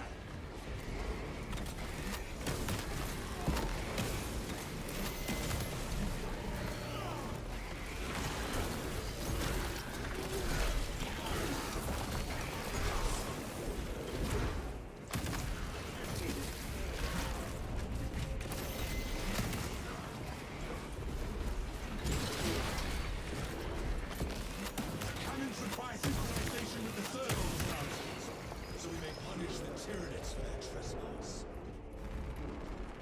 Defensive cannons active. Targeting system non-functional. Initializing secondary system. Chameleon established. Auto-lens connection. Mobile targeting system online.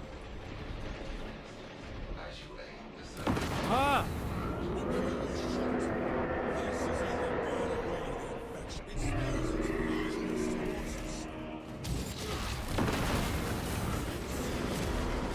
What the actual fuck was that?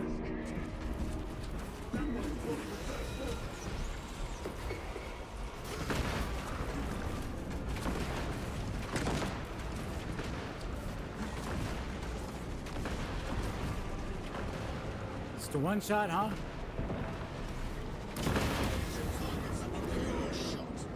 This is how we burn away the infection. auxiliary generator.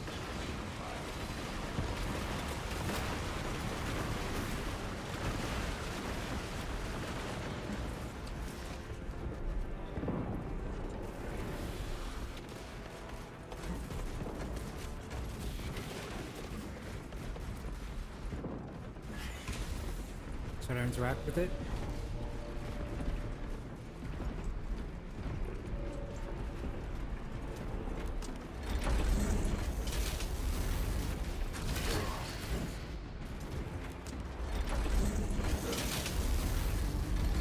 Generator is running! The cannons are ready! Oh shoot!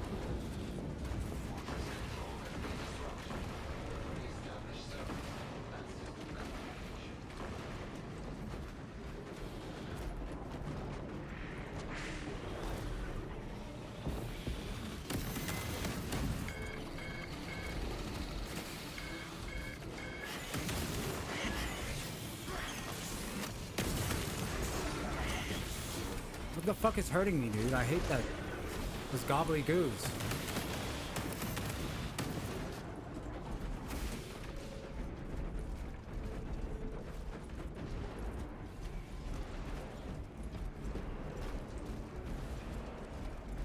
It spews its vileness towards us.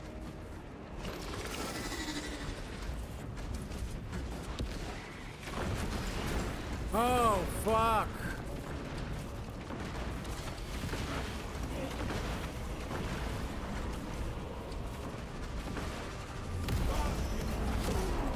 Bro, I hate it, I hate it, I hate it. Cost us our mission.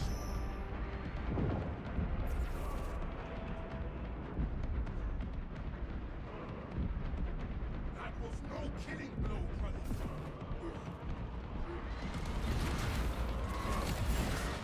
I shall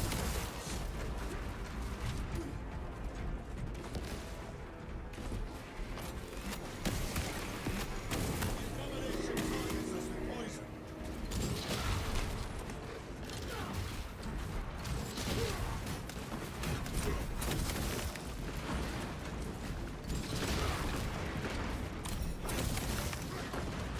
Oh!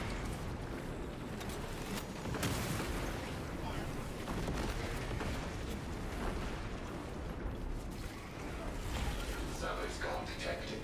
Synchronization complete. Cannons ready.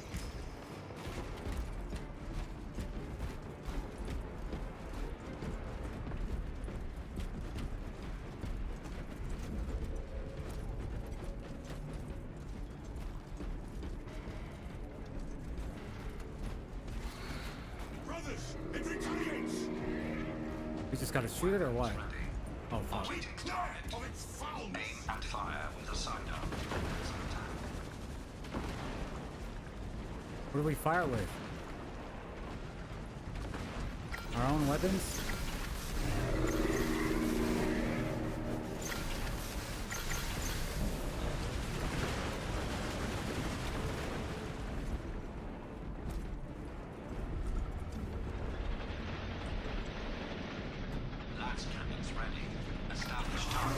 sidearm to initiate offensive protocol. War attempts like that of this abomination before. Our banner awaits. Ah! Ah! Ah! Ah!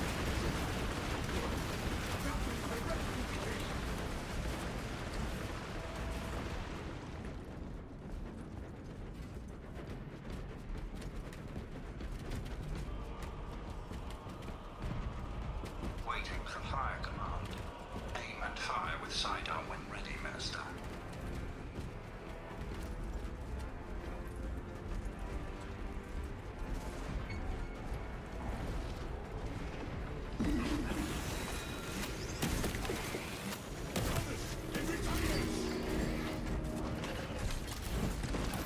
Maintain the space between you and our enemy's assault.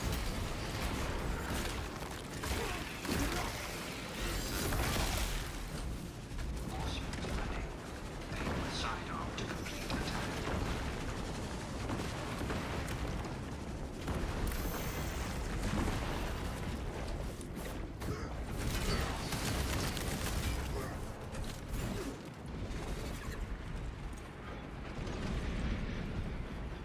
Where's this bitch, man?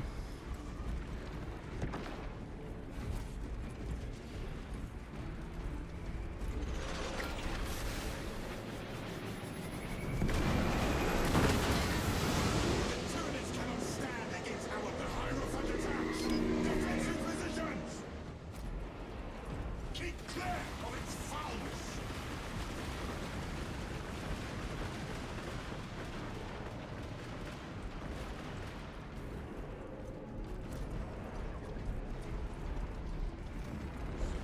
Load up.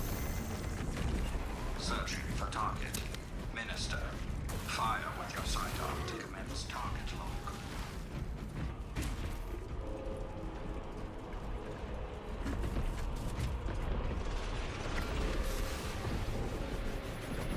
Brothers, every press the attack. This monstrosity is all right. Engage the auxiliary generators and reawaken the cannons. Oh my god. This one's a juicy pickle.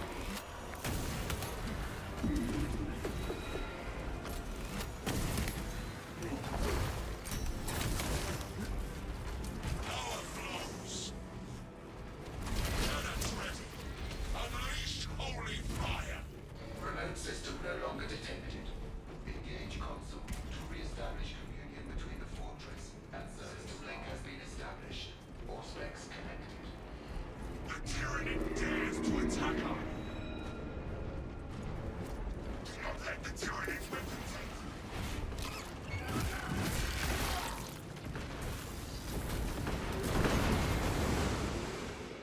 Nice.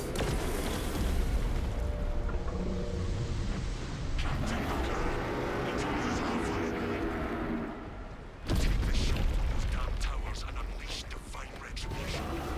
Let us make sure the Tyranids are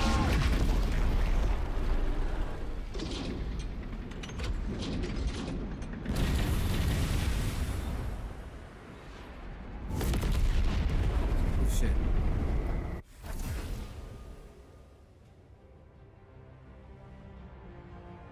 There's our dub. We just won a one. We got our dub. Now do we do the responsible thing and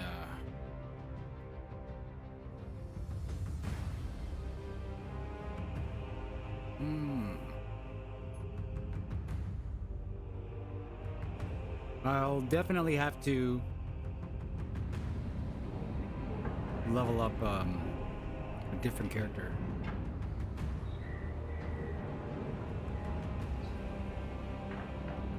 Takes too much time. If somebody is my one class,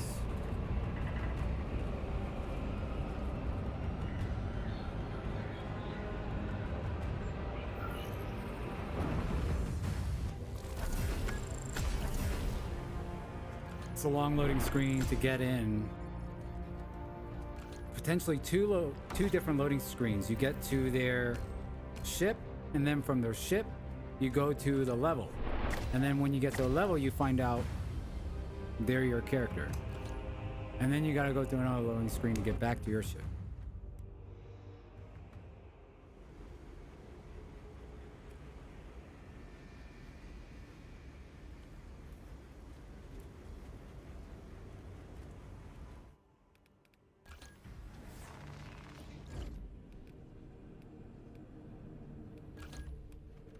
Perk? Do we get a perk?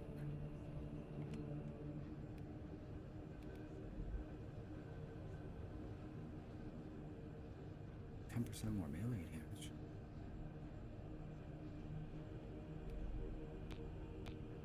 Oh shit.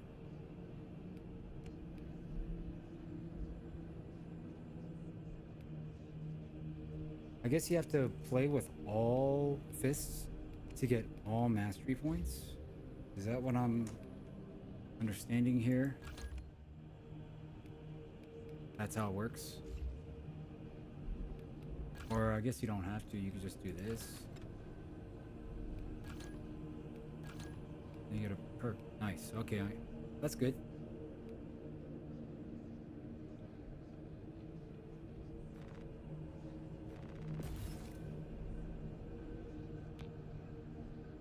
Power wave forward distance increased from 4 to 8. Power wave. Ground shake.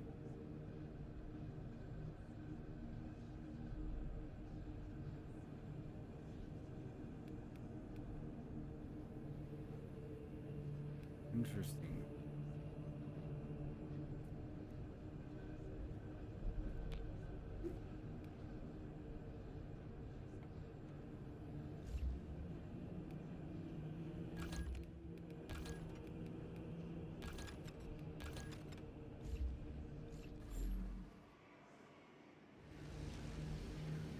The hell?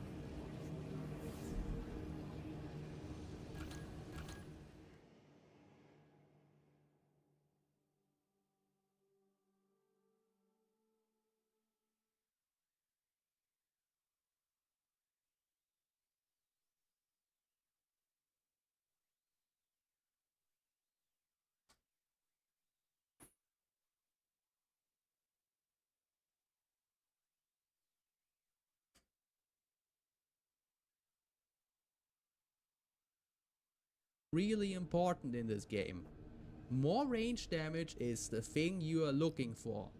Always. Nothing else matters in this game. Range damage is the king. In the next column, same spiel actually. When the grappling launcher is on cooldown, 15% more damage. Range damage, I should say. It's very important because once again, range damage is the king. Range damage is absolutely the king, and everything that gives us more range damage. The guy that just carried didn't die once, by the way, was the melee character. The assault. The hammer. I guess he did rely on us when it came to killing range stuff.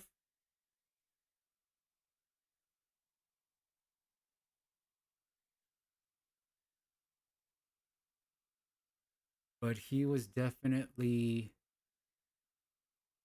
the other boy.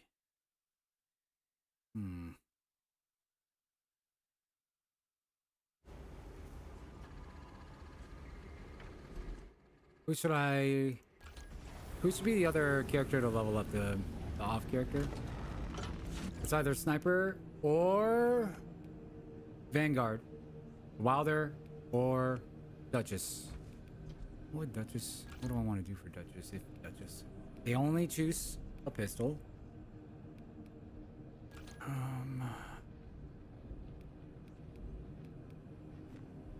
Buy? Oh, easy buy. Combat knife. Oh, that's basically it. They only choose one thing. Sniper. Oh, which sniper though? Las? Full? Las sniper. Bolt carbine. Bolt Sniper. Scope single fire energy rifle. Las? Whoa, what does this guy choose?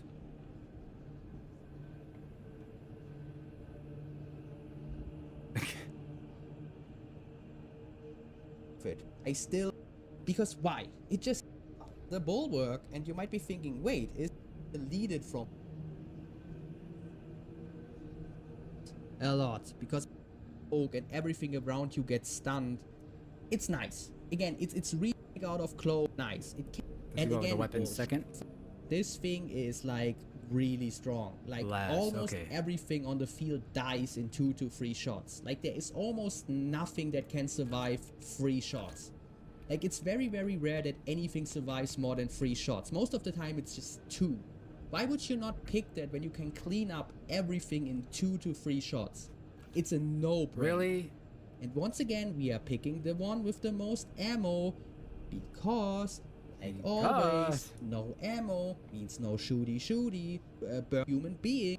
Pick the one with the most ammo, you. We want fuck? Are you Wait, what? sick or something?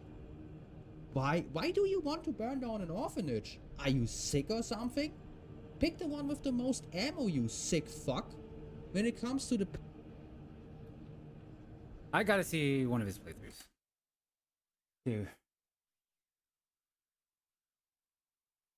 Now, when it comes to the into strike is the way to go. Never E-Brain could not assault is not a strike is actually, and this is the best I could come up with. Like with my, if you have to gun strutely, you might be thinking, wait, isn't there the assault left? Okay, so this is the class that just carried the assault last game. We did have trouble with the ranged.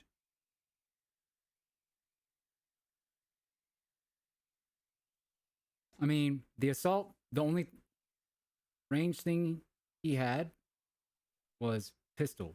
So our team comp finishing absolute, you love to see it. Because we have the grapple guy, we have the assault, and then we have me on the bulwark. None of us are really range. I mean, we have range, but I was like the plasma pistol range. I was the one having to deal with big cypher damage. Guys, That's the part where we almost died. you know, the assault is not a class in this game.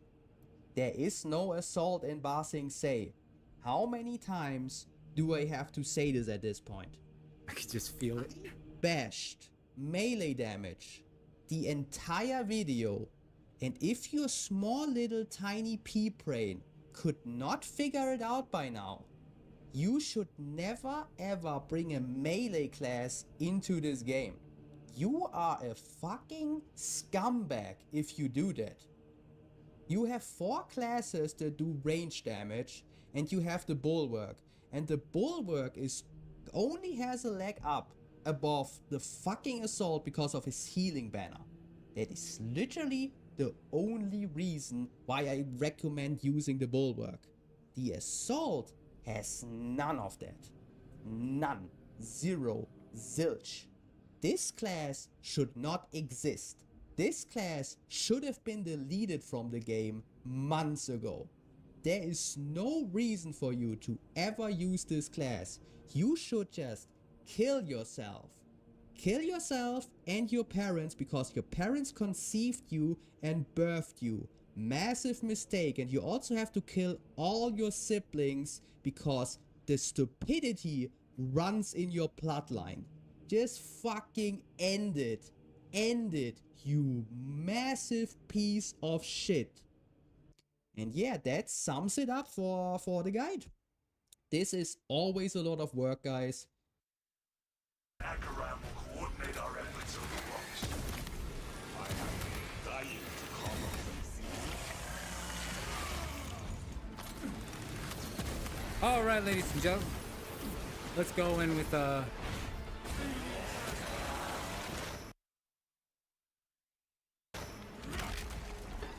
Exterminate.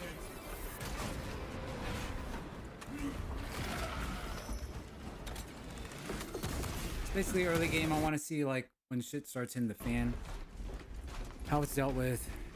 Melees are used like, all right, missing that shot. He missed the shot. Letting it go on to cooldown because it overheated. Another Xenos fireform eliminated. Could have hit that flower once. Okay, he hits the flower and CC's his teammate.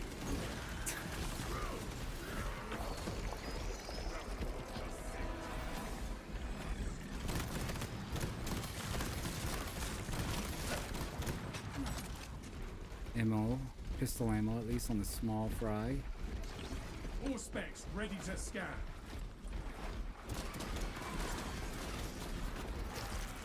Arming up.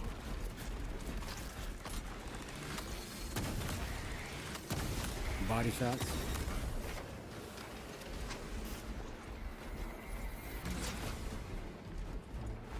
My resolve is tempered.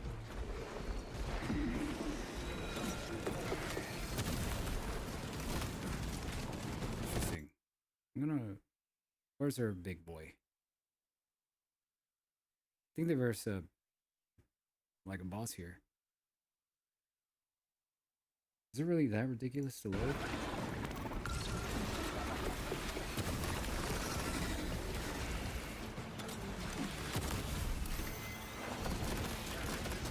Changing magazine.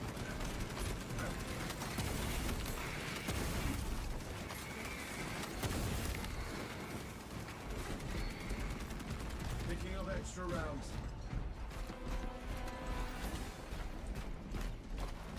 Wom wom. Take a relic.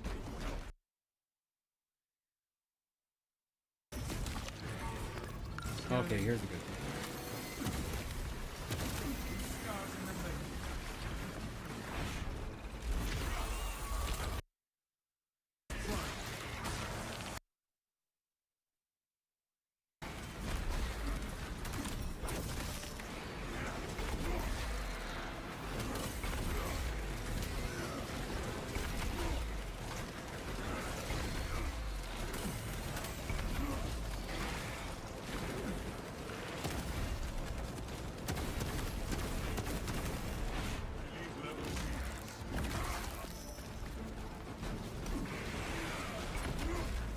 Belair.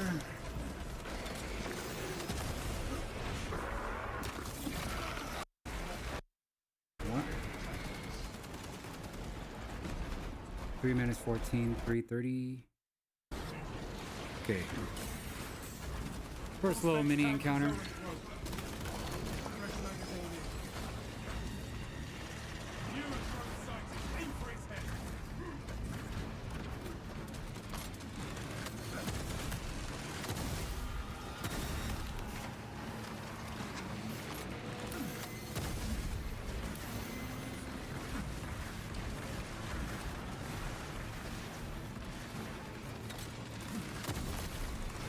What is shooting? Oh, those little guys. Still's got 3 grenades.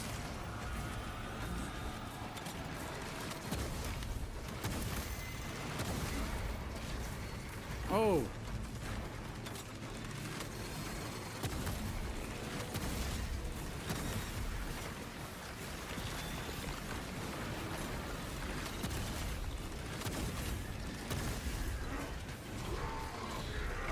Melee damage. Grenades?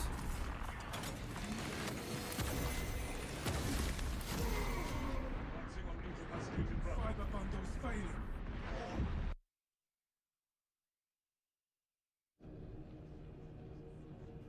It's rough. They do have one AI. They got an AI in there. How come I saw...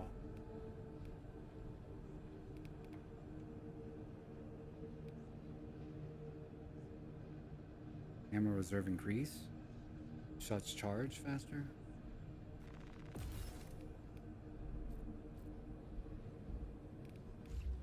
What's our sniper? I'm pretty sure our sniper is like level 1.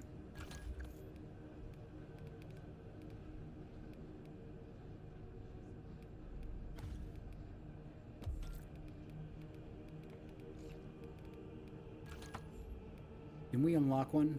Pretty sure we did. This one we unlocked?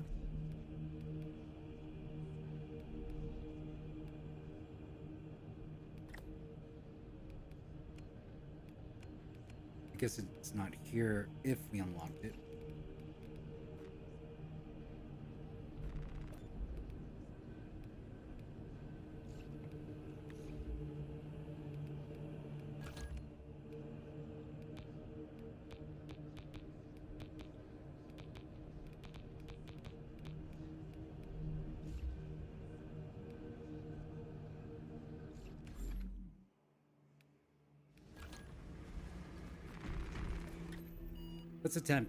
Let's attempt one. Sniper, what, level 1 or something? We'll go in with like one of grief.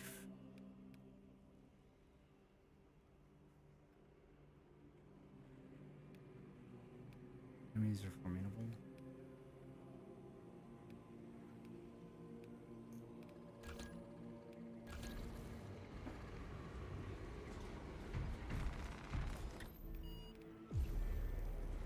Hopefully this one already started.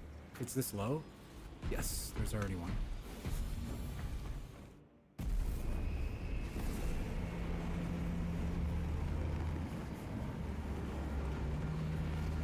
Alright, last one and then some NightReign.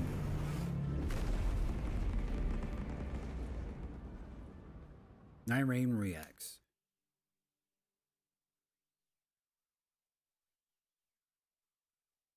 See what new uploads there are.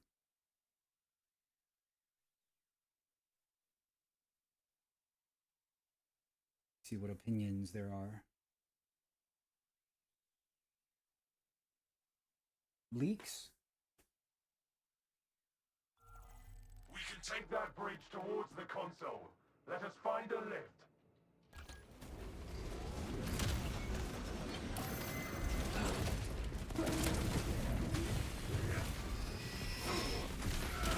Don't I have a pistol?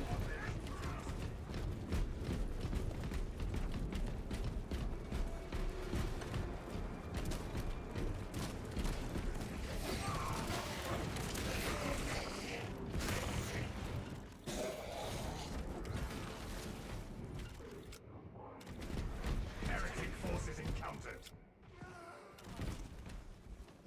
This lift will take us to the bridge. Keep on trying to right click.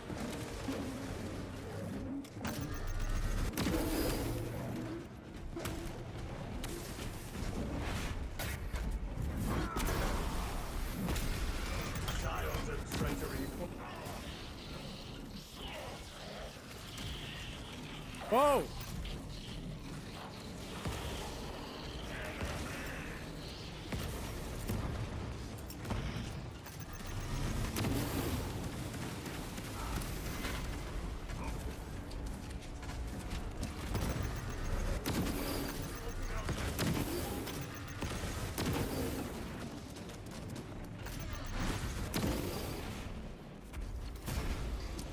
Oh, that is pretty much one shot. Faith in madness is to seek death.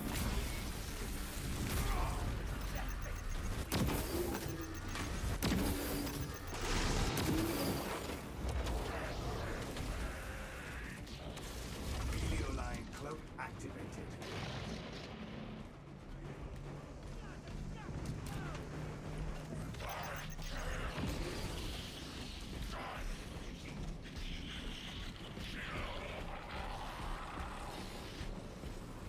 Oh, you can't reload this shit.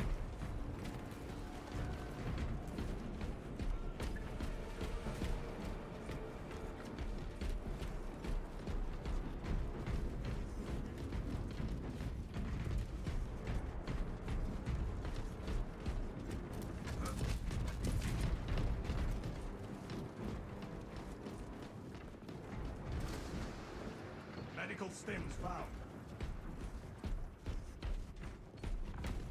Do not waste time. Rally on me.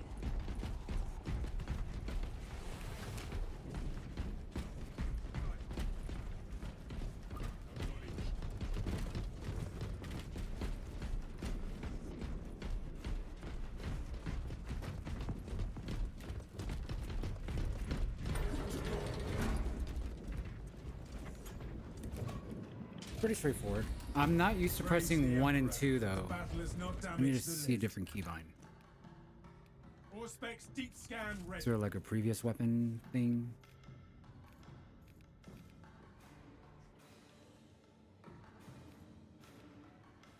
I don't think so. We do not have as much bridge as we assumed, brothers.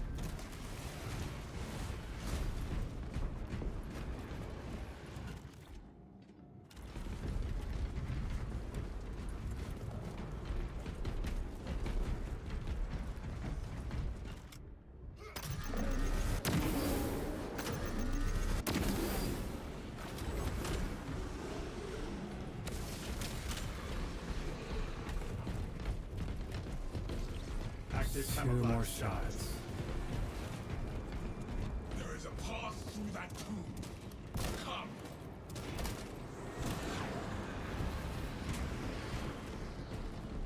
Found medical supplies.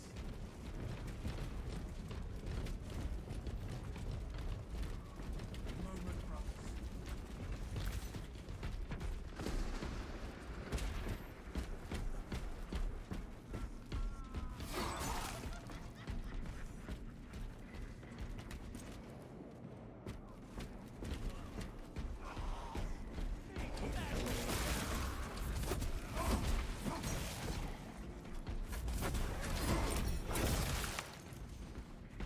Well, it's just insta stagger.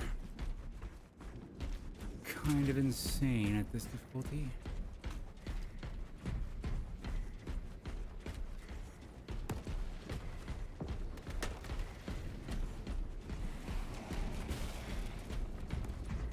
Five? Difficulty 5.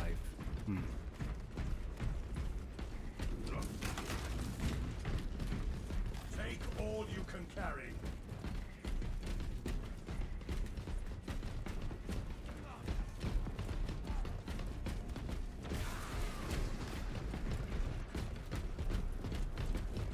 Changing magazine.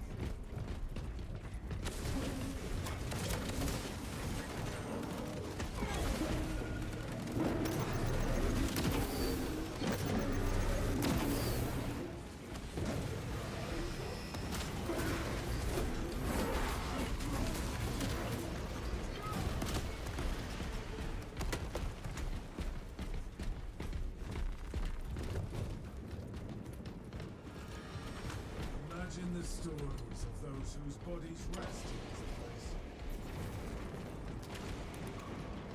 Yeah, this one's pretty straightforward.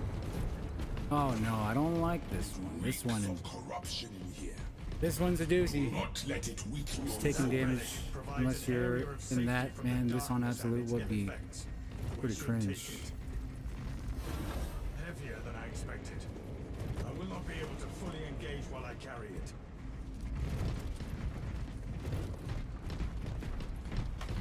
We resume our travel. I will carry the relic.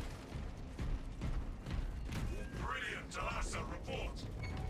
We adjusted our route, but we are heading towards the console. I am the enemy seeks to disrupt the battlefield.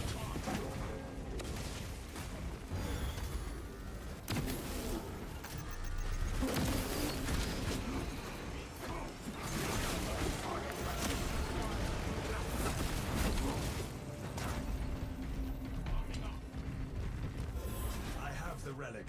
Let us proceed.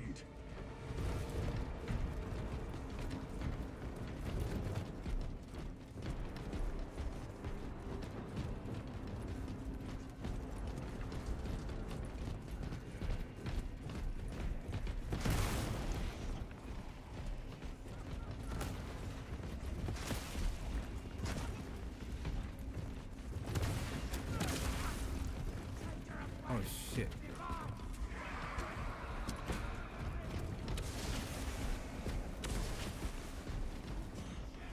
Corruption tries to taint me. This will not be my end.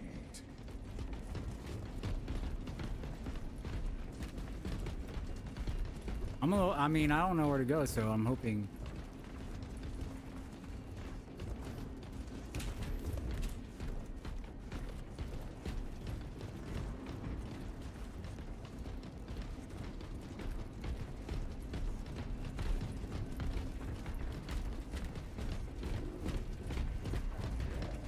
Yeah, you take damage if you're outside the circle.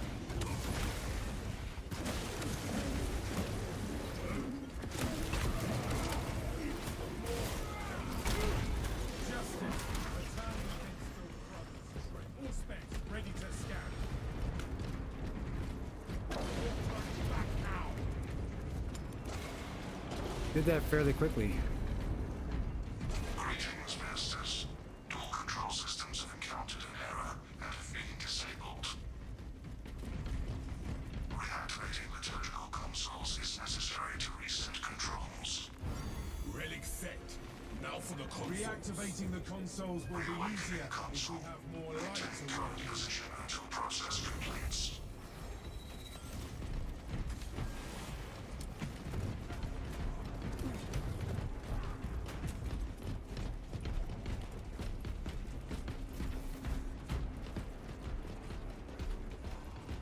Awakening this console.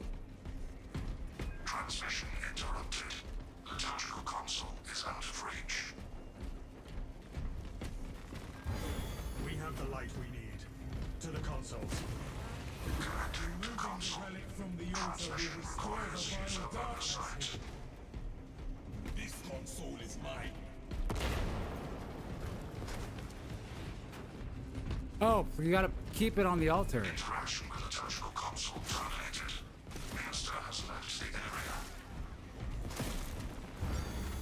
Into a console. Access the consoles. Communication in progress. Continued operator presence required.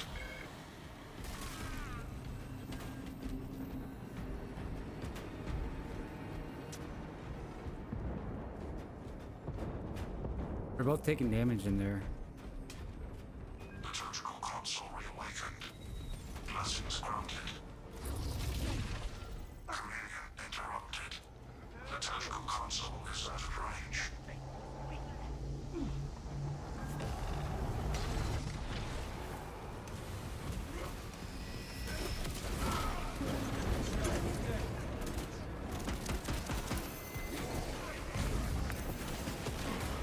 What the fuck?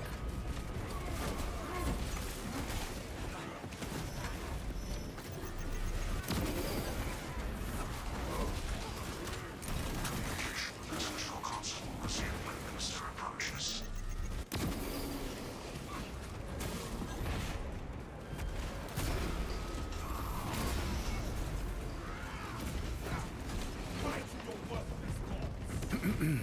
Removing the relic from the altar will restore the vile darkness here.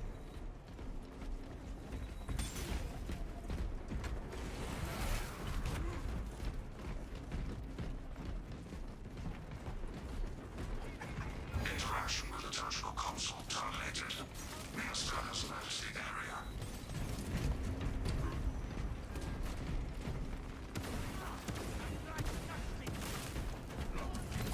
I will handle this console.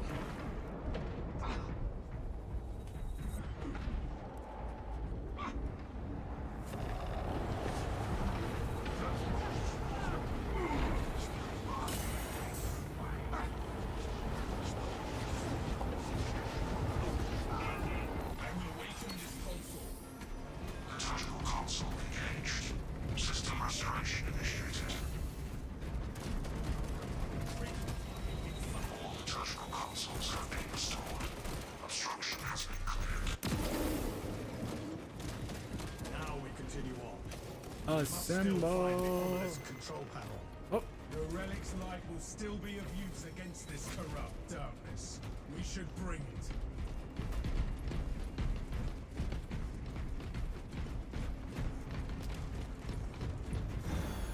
all right, done with that portion. Get me out. Get me out.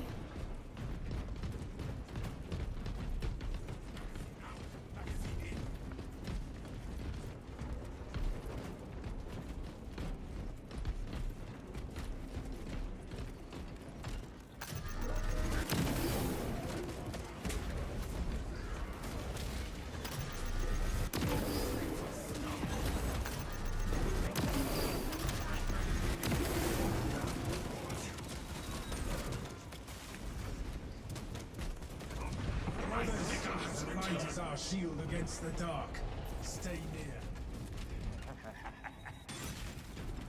This darkness poisons my very being. The pain overwhelms. Oh shit. My resolve remains.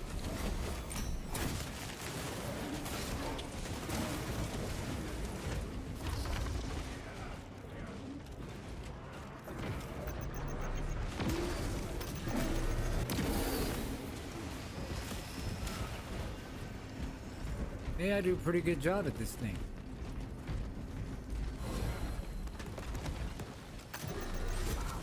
The fuck? What was that?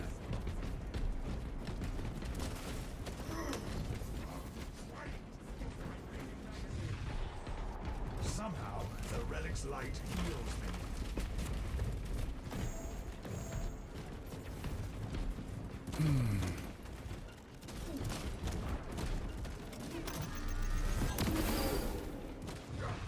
Ah!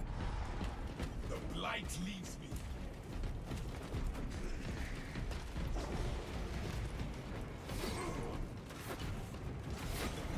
Free of that tool.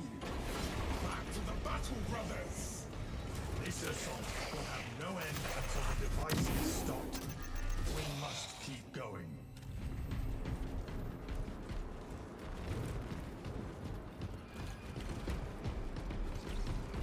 Line cloak ready.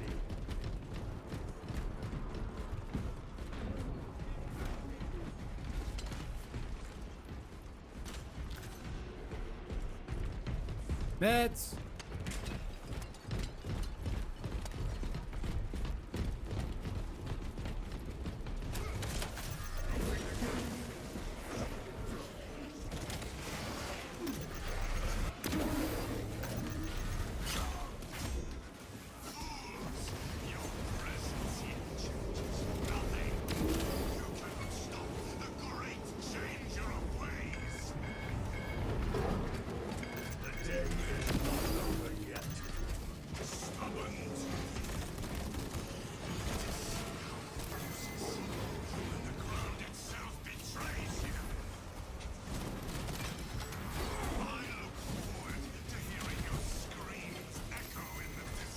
Whoa, roll, dude.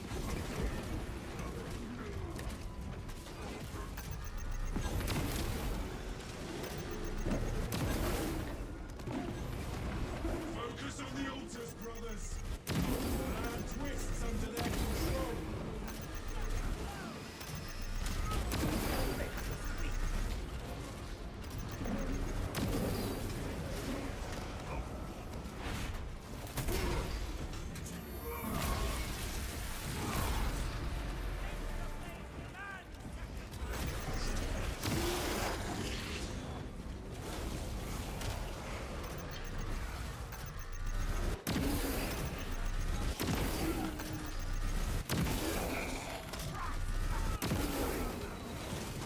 Ouchies. Precisely what we needed. The land rotates around us, brothers. This is how we reach our foe. We made way the altar until the land closer to that altar with the land The like fuck? us. What just hit me like that? Cross to the next island, brothers. Head to the Wait. next altar. What just hit me again like that again?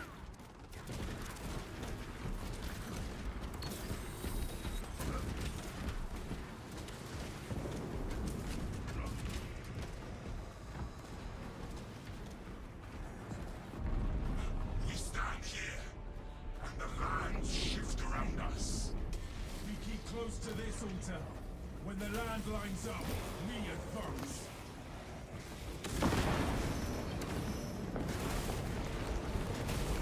Our way to the next island is clear. We cannot cross with a land like this. What? Why would it do that?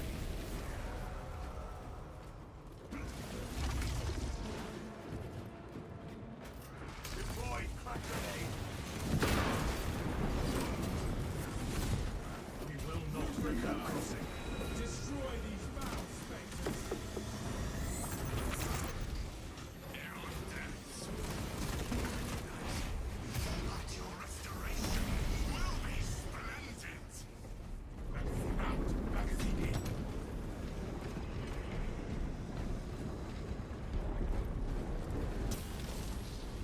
Not again.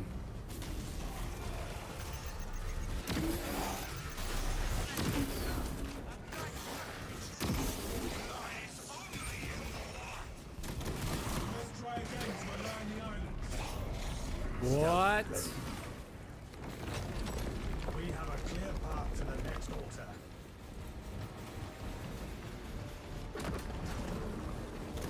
Remnants to destroy.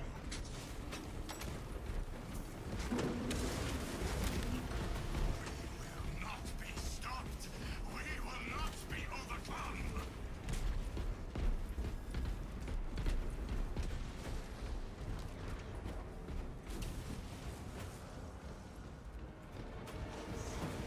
Damn.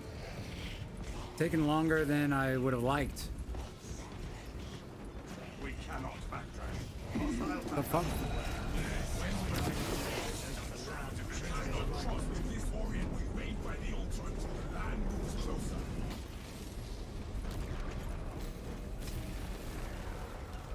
We have our path to the next altar. Did they just die?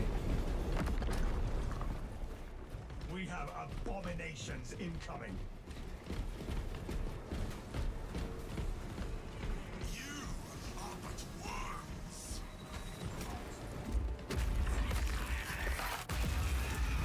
The path is complete. Only the Oh, this part's gonna sorcerer be stands in our way A now. tricky pickle.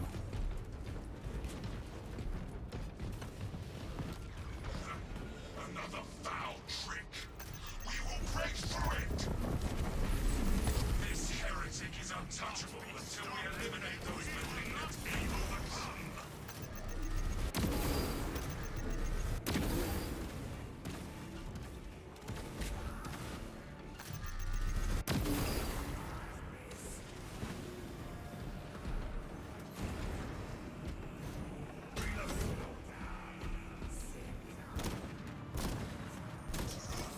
Lies only in the want.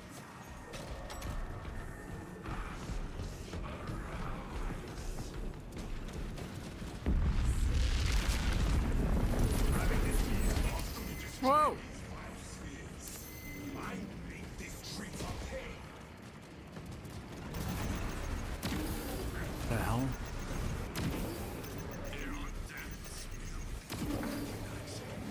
But your restoration will be splendid.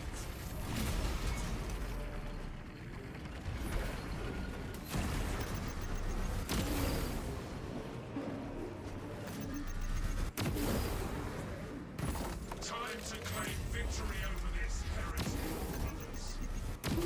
The moment has come to rid ourselves of this sorcery.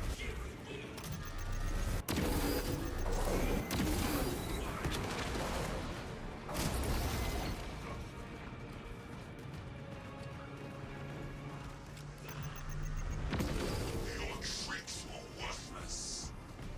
Get wrecked. Die. Victory is at hand. We need only change the obelisk replica's orientation.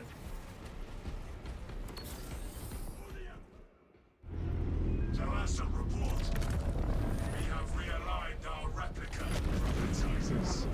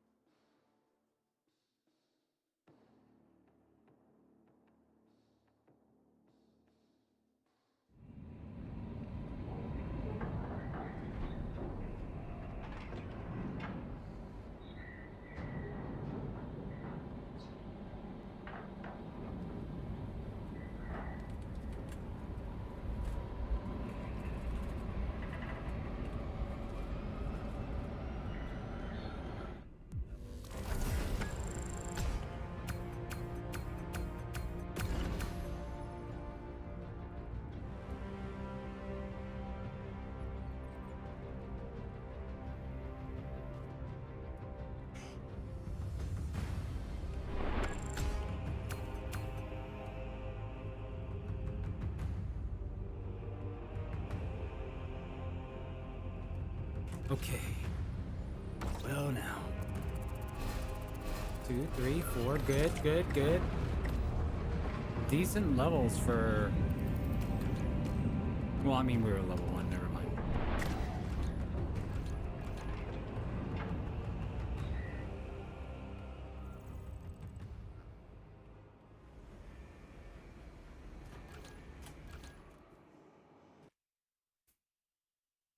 Okie dokie. Next.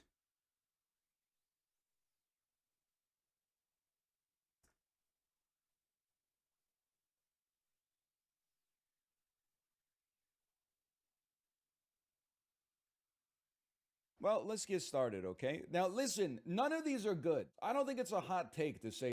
Well, let's get started, okay? Now, listen, none of these are good. I don't think it's a hot take to say that there are some ways to die that are better than others. I'm not trying to maybe make an appeal to authority here, but like, just gonna go ahead and say it that I feel like it's acceptable. Am I crazy to think that that doesn't seem that bad?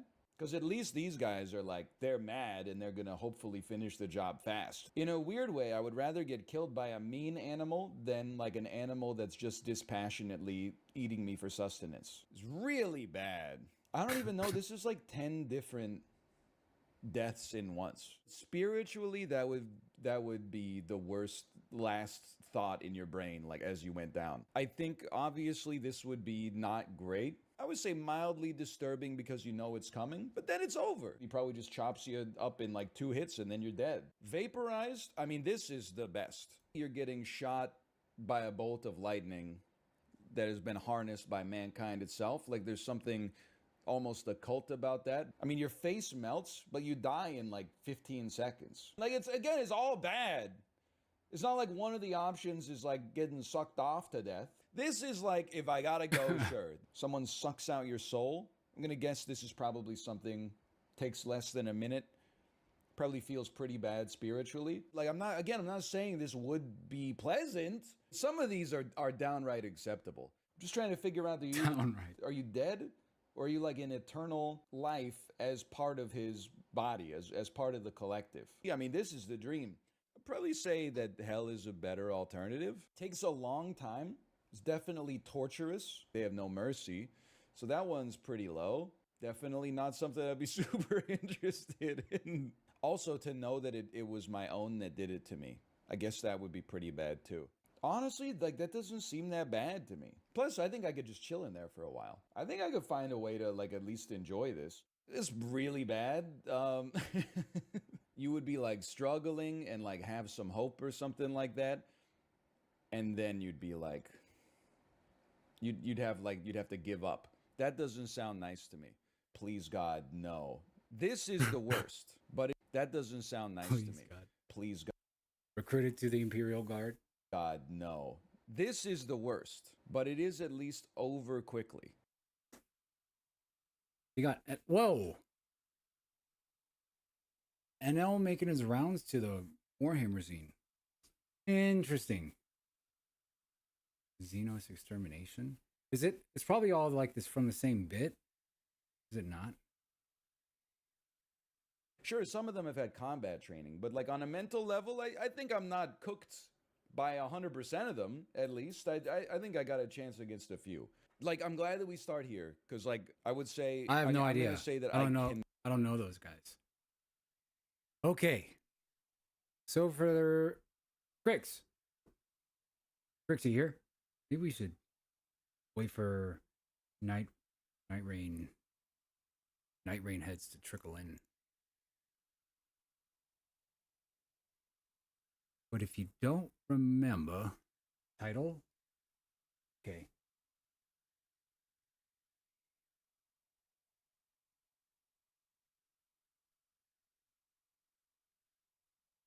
What would you do?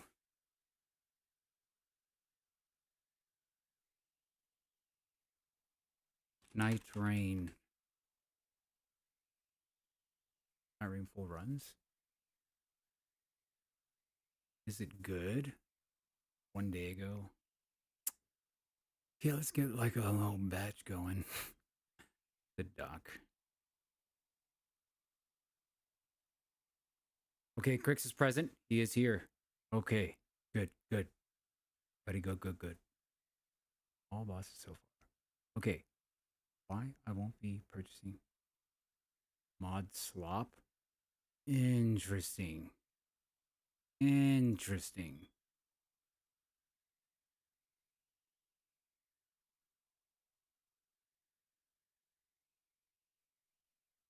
Why are we getting lovely Momo stuff here? What's happening?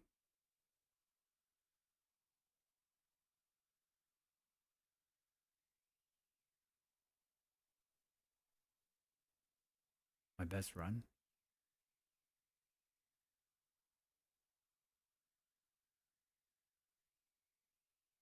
First impressions.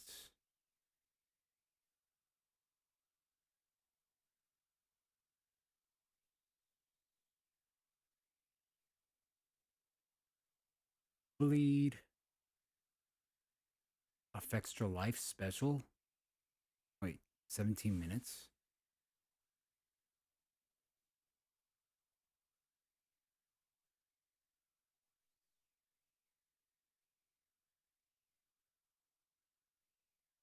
Oh, look.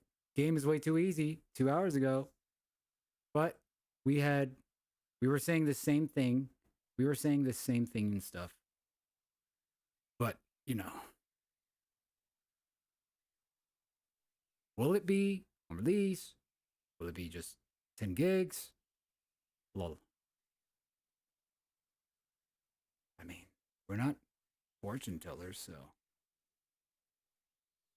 Suppose you don't know. Spoiler warning. What?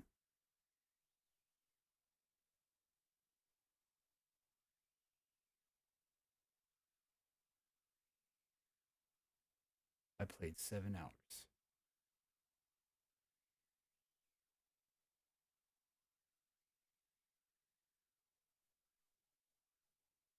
Okay, let's see that.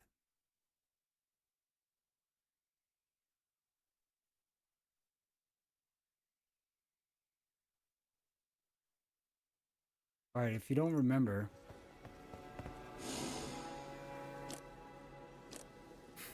we watched this guy, Shirako, and we went from like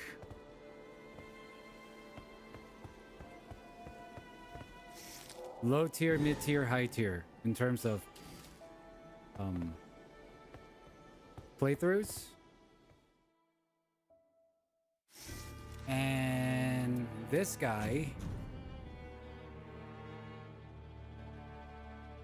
which seems to be day one, or it's what I thought was day one, has a playthrough video up. It's nice. It's 4K. Give it to me.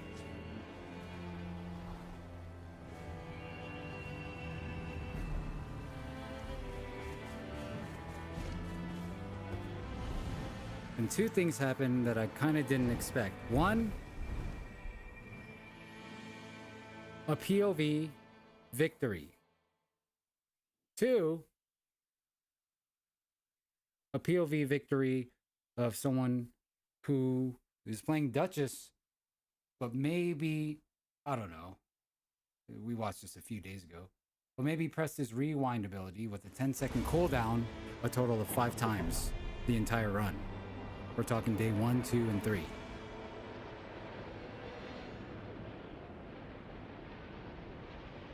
POV of a person I'd be surprised if they beat Elden Ring, let alone even play it.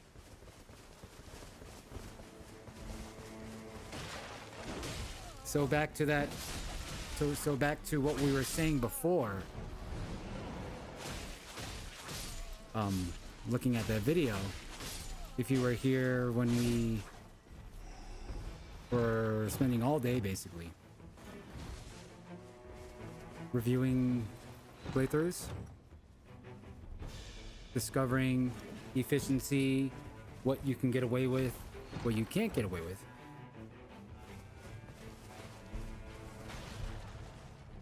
Concluding, maybe the game, the playtest at least, is in fact very, very easy.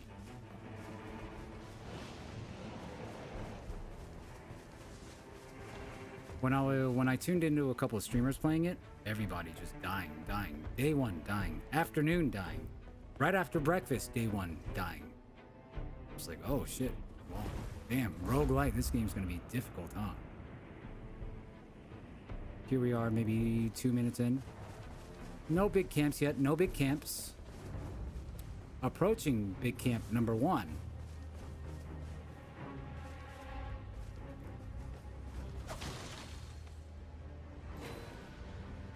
Ladies and gentlemen, this was the bottom of the barrel playthrough example of a team that proceeds to spend the entirety of day 1 here, but somehow manages to defeat the boss of day 3.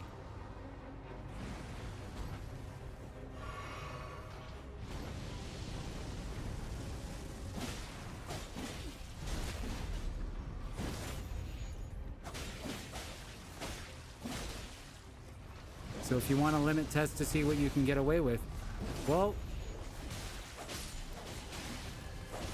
bottom of the barrel. I think this is the only one, and we spent,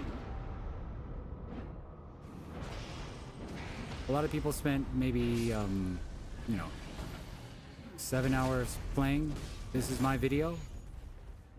We have over 20 hours watching. But we played Elden Ring plenty, and many games alike. Roguelites, don't get me started.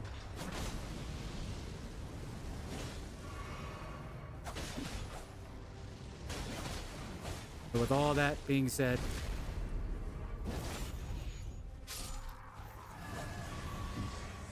if you do more than this,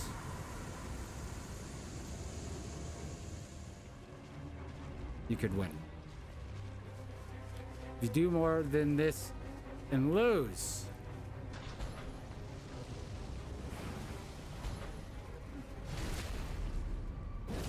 shame. Shame on you. Shame on you.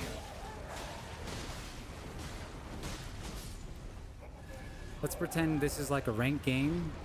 You have the players versus the AI, and it's ranked, right? PvE ranked. Let's pretend.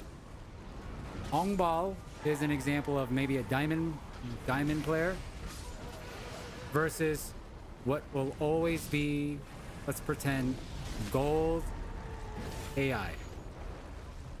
They don't have bronze AI, silver AI, gold, platinum, diamond. The AI, let's pretend, will always be gold. Ongbal, diamond, victory. Cool. Here's an example of a bronze team winning this ranked game versus gold AI. Friendly reminder, this is day 1 in the first camp. Full team wipe for the second time.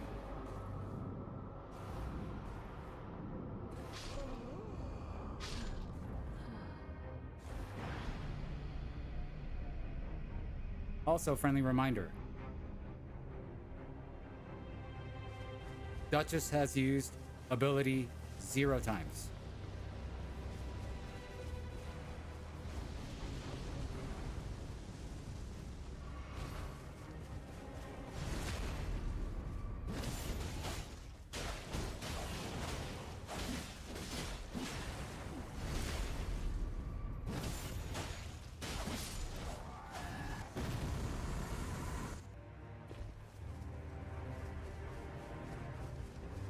Hopefully that was just a load, like a weird lag spike. I don't want any edits.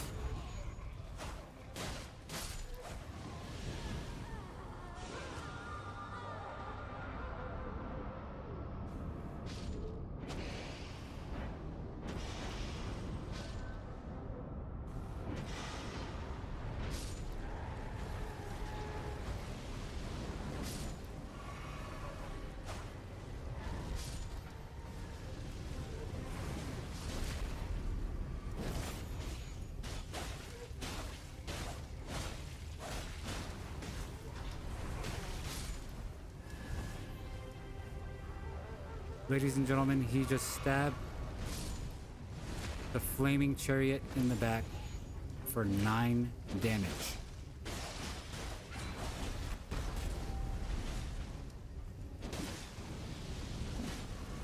That's insane.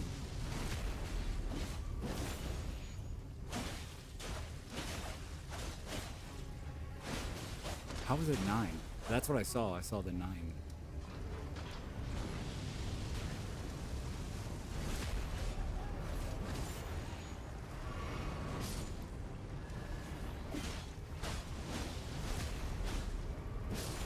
Thankfully, you are allowed to still hit the mob during crit animations. And boom. Strategic jump. Good jump. Nice, nice. Try not the new webs. Wait, how did he loot that?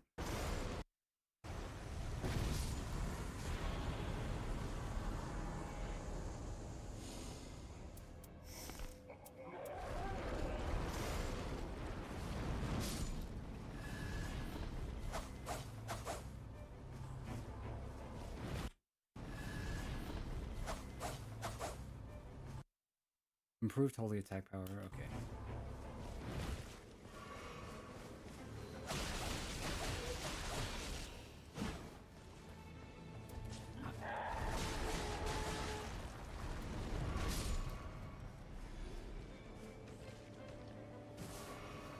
Looking at that again, picking it up. Clearing the first camp, day 1, clock's ticking. You gotta get as many levels as you can. Sifting through items. We got something over here. Got a shop. We need 10,000. Still hasn't leveled up.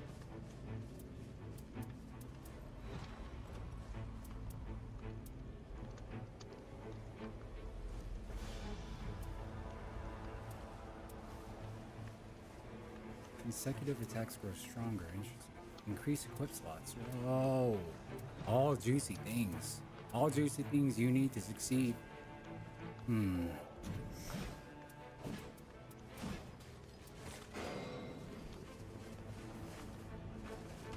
Oh, what the fuck's going on?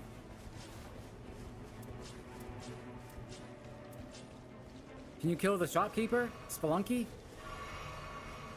And then all the shopkeepers are just gonna be aggro? Every level?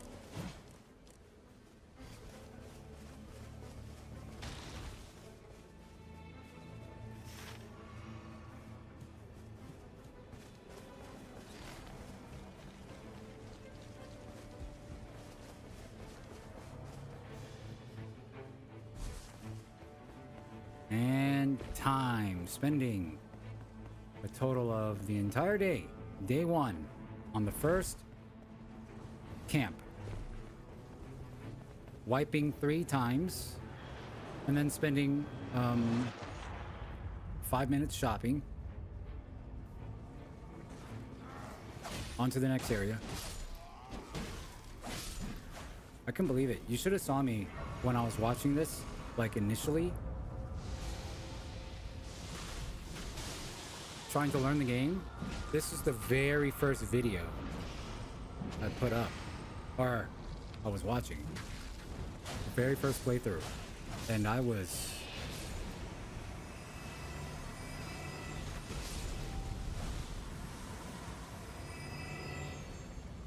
losing my patience, first of all. But second, like, I'm so glad I did watch it. I'm so glad we're watching it again, and I'm so glad it won't be the next time, because last time.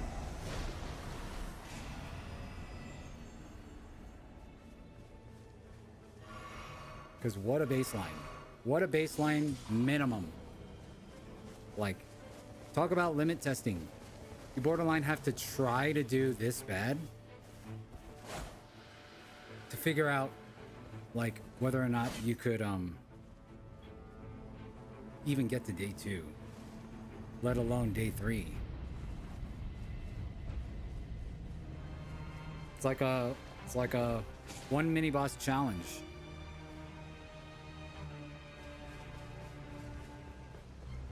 So clearly, this is a POV of people learning the game. I don't know how early this is. If this day one, this was released like post day 2 test. So very much appreciative for the person uploading this, despite, you know, if it's like the POV that to be proud of. By no means is it.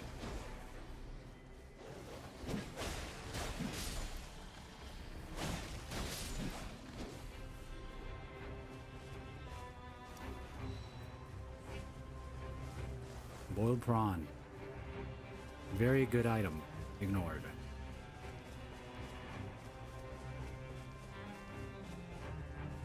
So he posted this during the day 2 test. Then a day 3 test happened.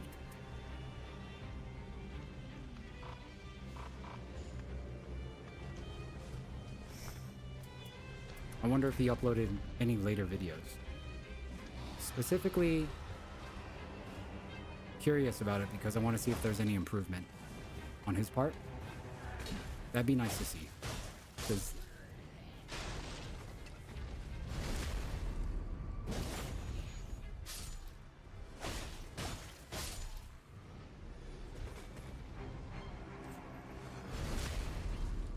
no disrespect, right?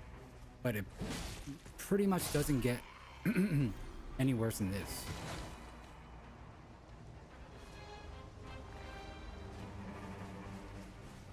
But again, they do win. So it's like,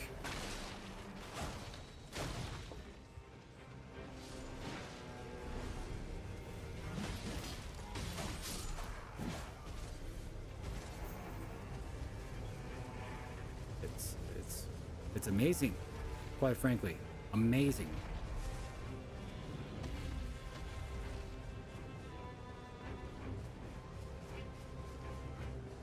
As a collective, what have we done so far? Like, has he even leveled up? Has he touched the bonfire? There's one right there.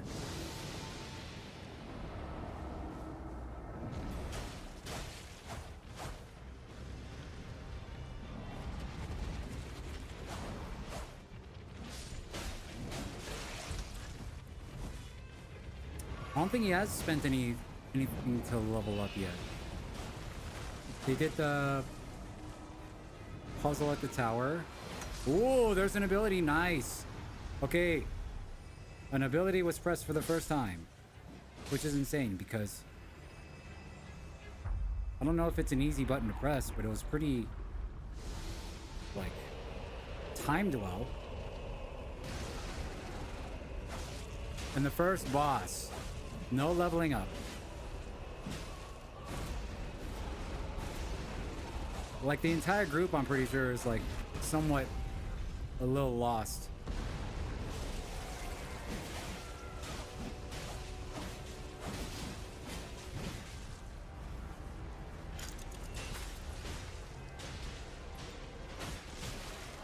Alright, there's a rewind ability with damage being done. There was damage being done there.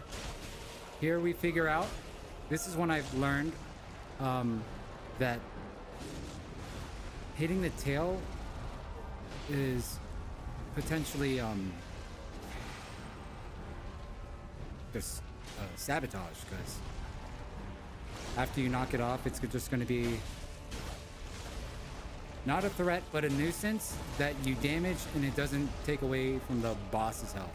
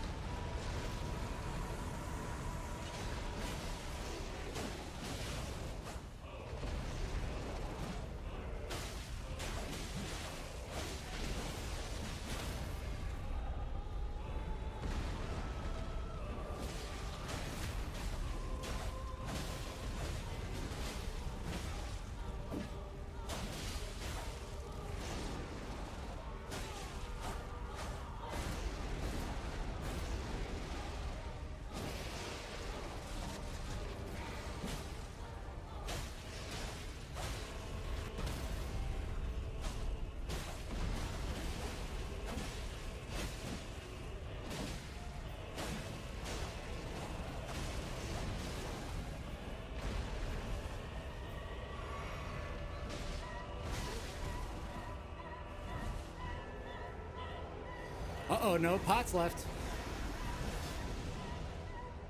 Using some weapon arts. We got an ultimate ability coming out. That reached no one. Wait, I think maybe it reached the Guardian. Okay, we got the first Guardian ult.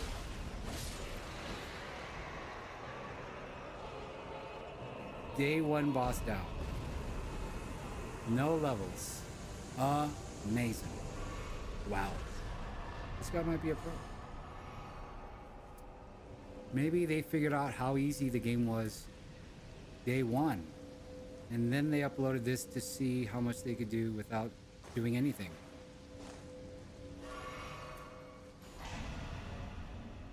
Nearby blood loss. Attack power plus 20%. That's a big number. Oh, never mind. Okay, so he's level 7 now. Or 6. What level was Ongbal? What level was Ongbal? At this point? 12.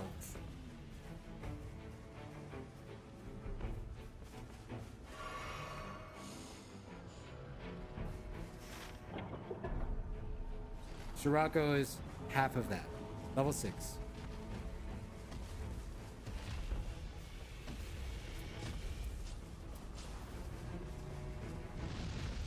Maybe we should do like a side-by-side, like day 1. Hello, Loli. Good evening. Oh, good afternoon. Or morning. Lost, tarnished. Tarnished.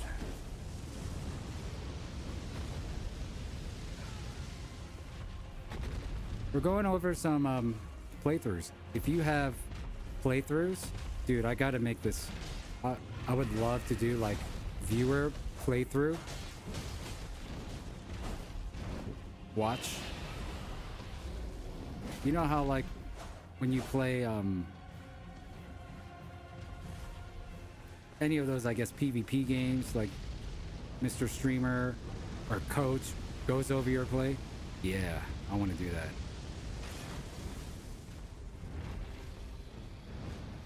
We have 0 hours in gameplay time, NightReign, but 20 hours watched, critiquing, criticizing, analyzing, judging.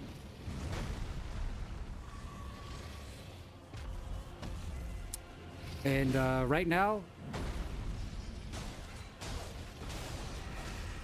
if you're just joining, this is the worst playthrough. The worst playthrough that wins all 3 days. No, this is good, man. This is good, man.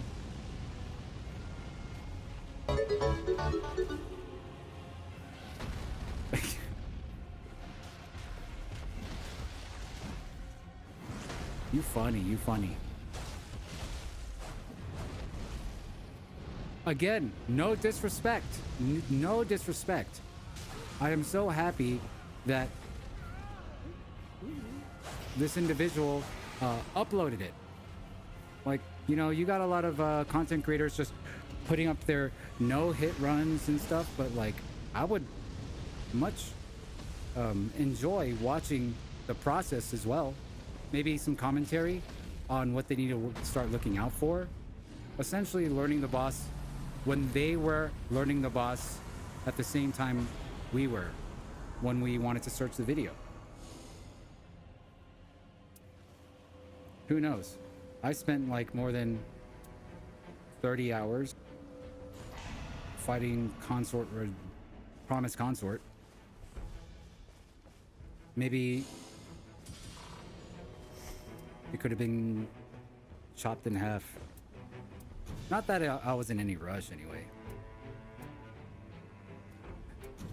Yo, Recluse. Hello and thank you, Doc. Recluse. Yes. Yes. You know what? I thought Recluse was on my like last. I wasn't even gonna bother with it until I really dissect the others. And then, you know, after seeing what's actually going on, it's not just, you know, staff in hand, but there's the skill ceiling is actually high. I'm right with you now. It's going to be my first. It's going to be my first. Well, who knows? You know what's going to happen? On release, I'm just going to be the one flex picking what the party needs. Because yeah. That's how it always is.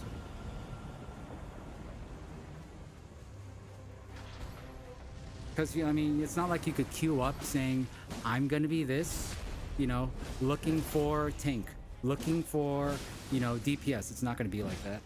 So, very high skill ceiling.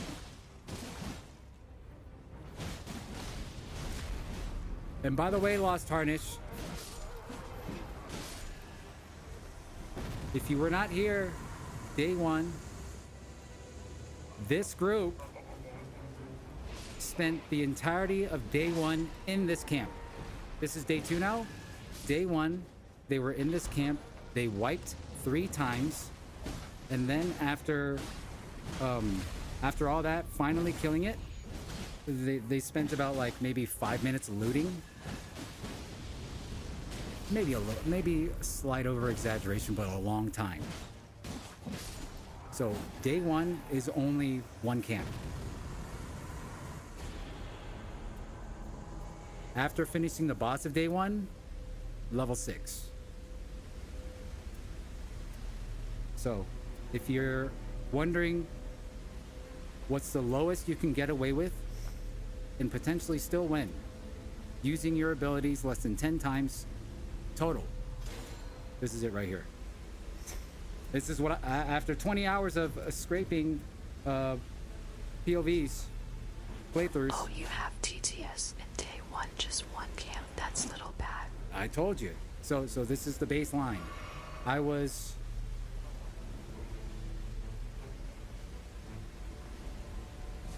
so close to just closing the video, but then I had to see. So we're starting off with the bottom of the barrel. If these guys can do it, what will be your excuse? Very important footage we have here. We thank you and shouts out to Shirako for like putting up a playthrough that's like, you know, it's not like he's trying to show off gameplay, right? So props.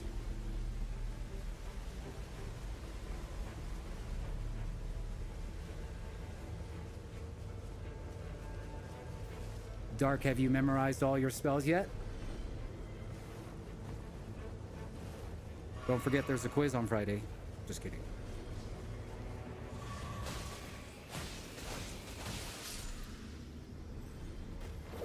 I wanted to keep in mind how many camps they did on day 2, because the circle's closing now, but did anybody pay attention? It's no biggie. I think day 1 is just so crucial. That's basically all you need to know.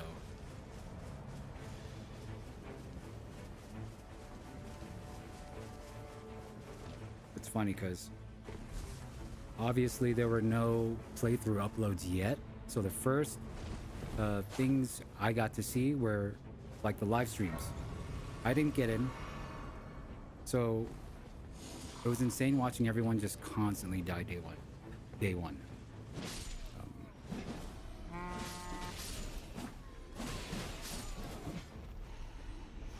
And then the playthroughs on the YouTubes came out.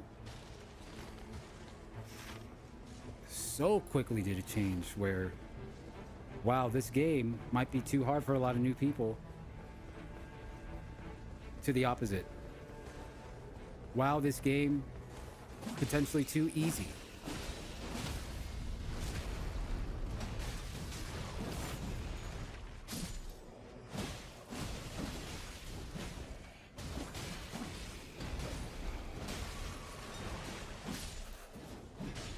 Yeah, I didn't get to try it either on PC.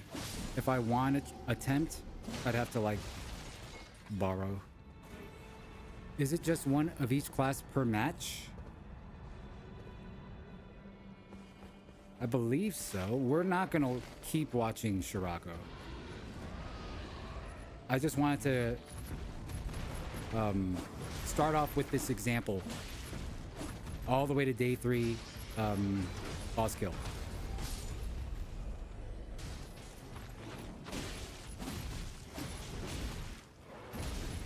We're gonna see some other points of views, and I'll be sure to just not like one class spam. Is there a class in particular? Any requests? We're kicking it.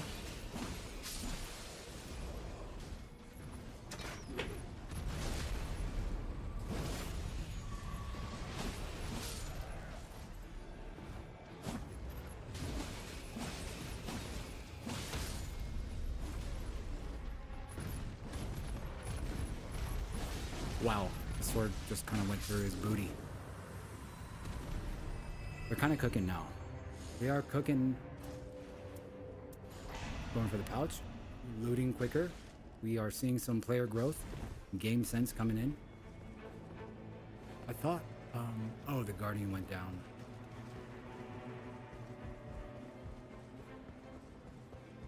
Oh. Yeah, he went in and then walked out. He's gonna have to go back there, right, if he wants his souls. He has to beat the boss. I'm pretty sure mini bosses don't loot your souls. Oh, is he going in on?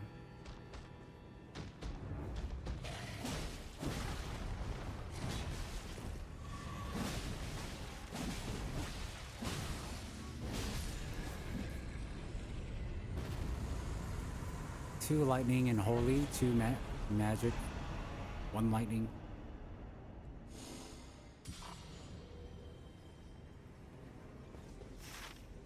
Ice. Yeah. Kind of just going in there and immediately leaving. I was like, no way there's nothing in there, right? You have to look up and jump.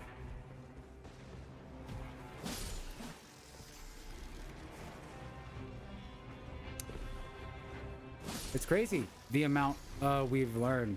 Just go into the locker room and turning on the projector. Huddled up.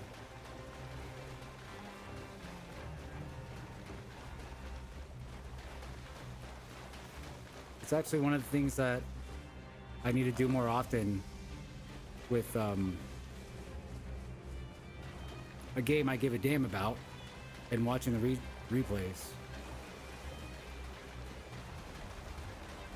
You learn a lot.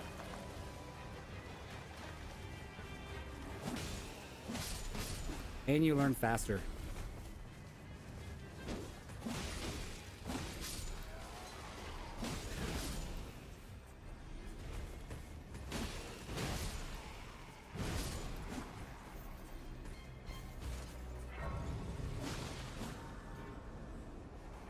Assuming you've already have a good amount of Elden Ring under your belt, yeah, then you learn faster watching some NightReign. Can't just watch replays of boxing and expect to box. You don't box.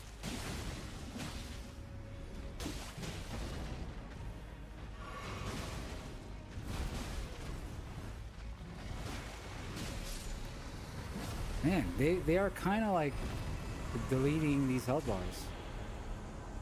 Somebody must have like a god combination.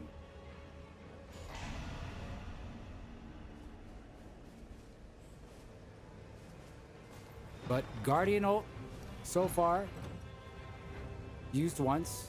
Wilder ult used 0 from what we've seen.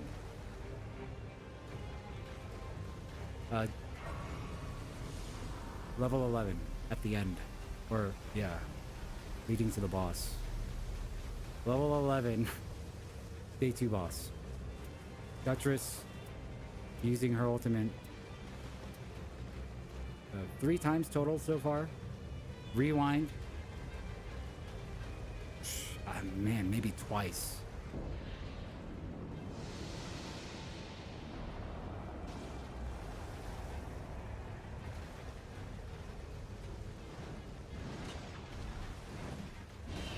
There you go. Guardian Ultra started off. I did hear the hook.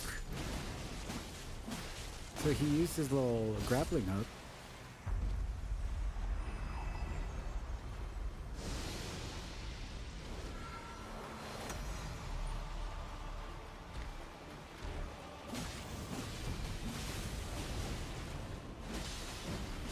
Congratulations on 1,000.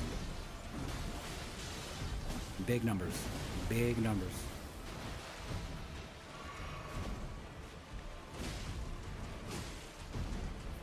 How much playtime do you have, pricks? Was that a stagger into a stagger? During a stagger? What was that?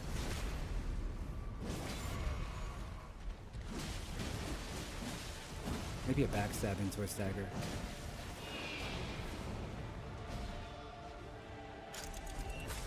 Look at that. Clutch rewind with no damage being done. You love to see it.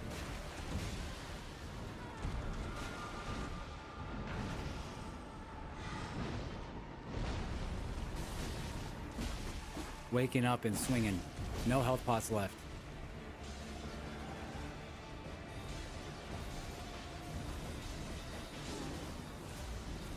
Guardian down.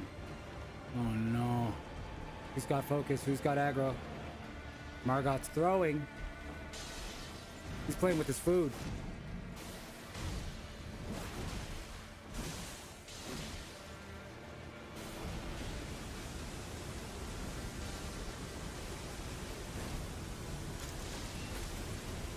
Yo. Top tier rewinds.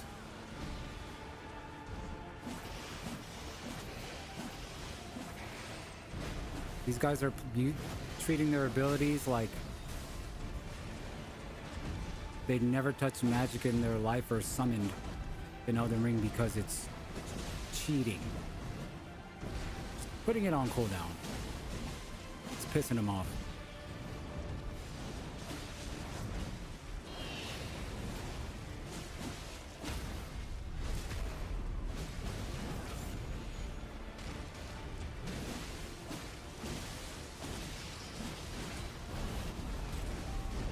That's insane how some people, like, it's insane how they all didn't just die there.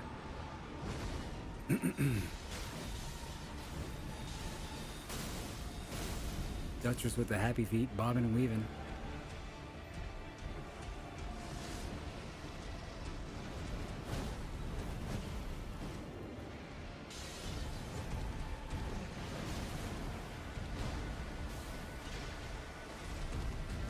Oh, okay. Damage buff.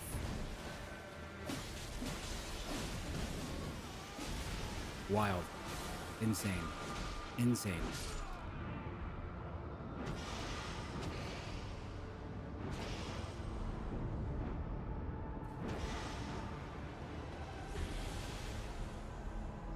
Day 2 boss defeated at level 11.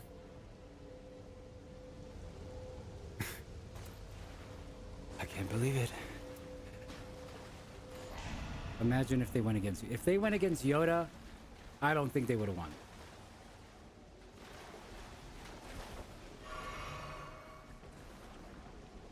I'm pretty sure Yoda is the kill leader of the NightReign testing phase. Day 3. Level 12. Wow.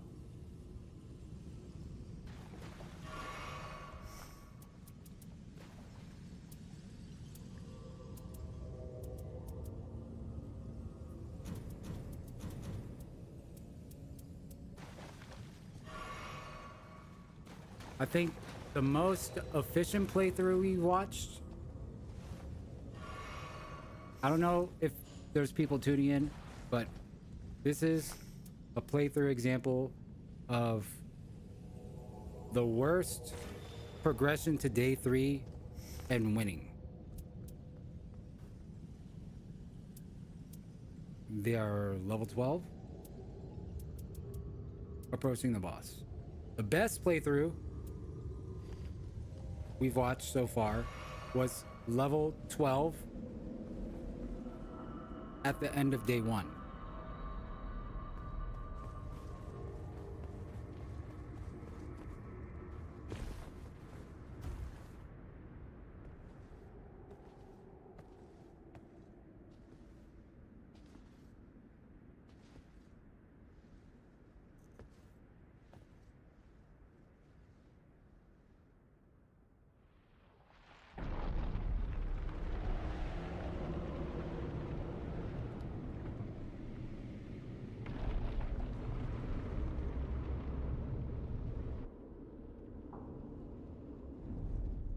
Let's see how they do it.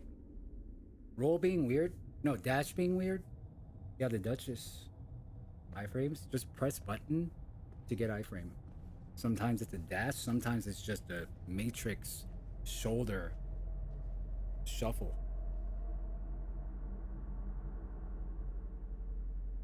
I do wonder if it's like body hitbox related. But it's very quick. Very quick. Easy dash. You can dash everything with Duchess.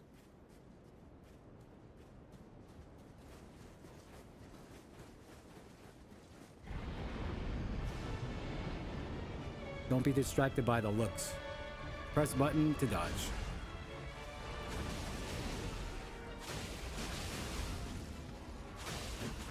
With that combination, you could play for hours. Which combination are we talking?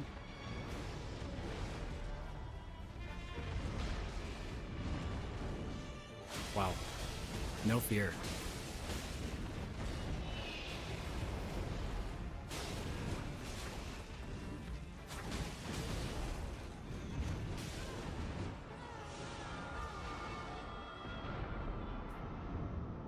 Getting humbled by the chains that time around while they're taking no damage from it. While the Duchess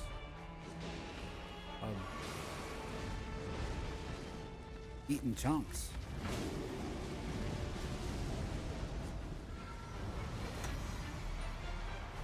A juicy ultimate here. Giving a damage buff for the squad. Pacifying the dogs. Maybe to hyper focus a lot of damage on one. What a play. What a play.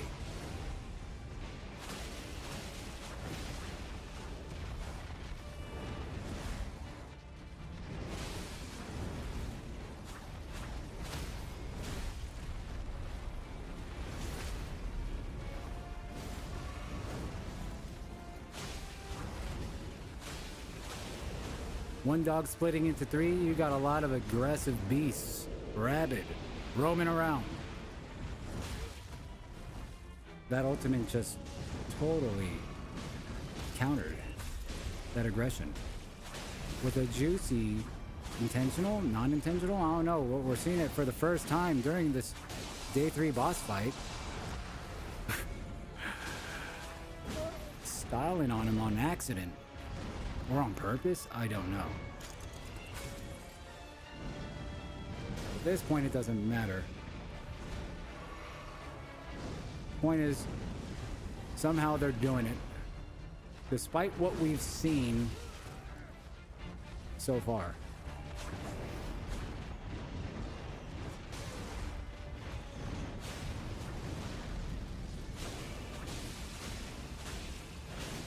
Look at that.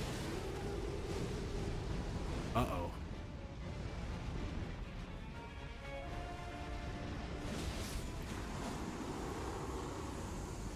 Wow. Wowie. Wowzers. Celebratory spins. And the RP walk towards the camera.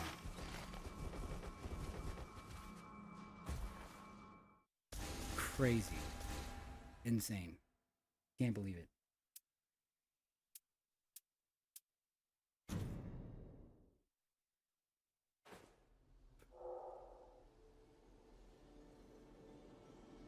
can't believe it.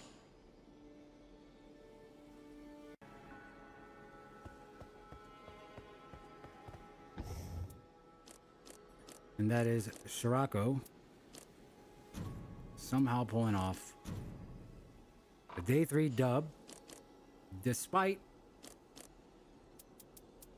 only being level 12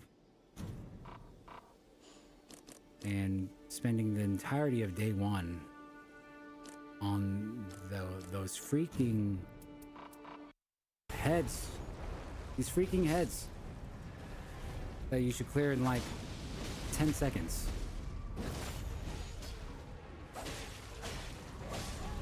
Madness.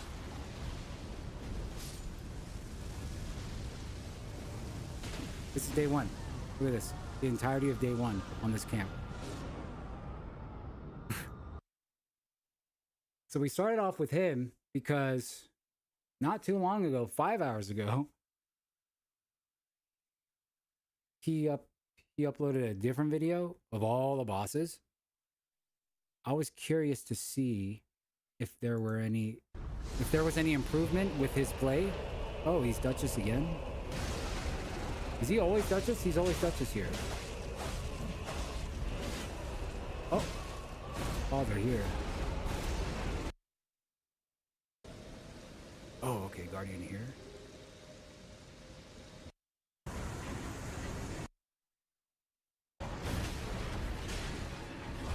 I wanted... Oh! Against the Yoda! Okay. Here we go, here we go. This is the juicy stuff. Oh my god, how long?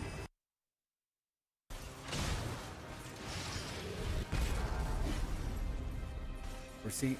Oh, it's just a duo.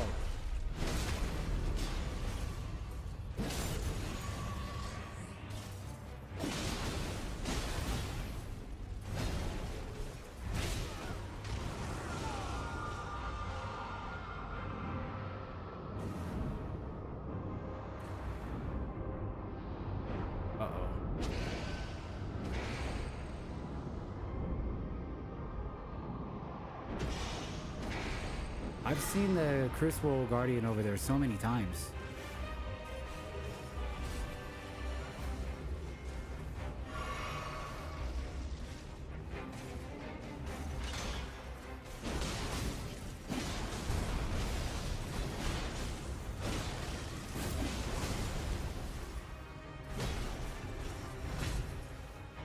But he loves to do the little hops, but not actually roll.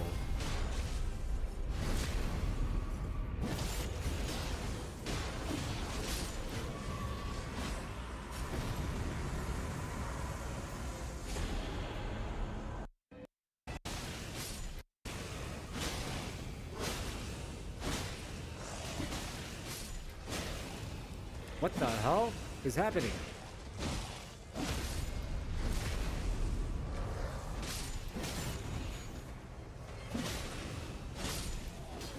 Yo. Oh, that's not the boss. I was about to say.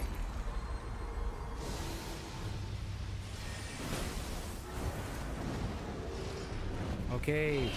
Using an ability at the start of the fight. Duo against Yoda. Potential kill leader. Boss of the test. 0 souls. Which means getting to this point, I think he died and lost it. It's pretty rare that he had the exact amount of souls he needed. So he lost a level approaching the fight.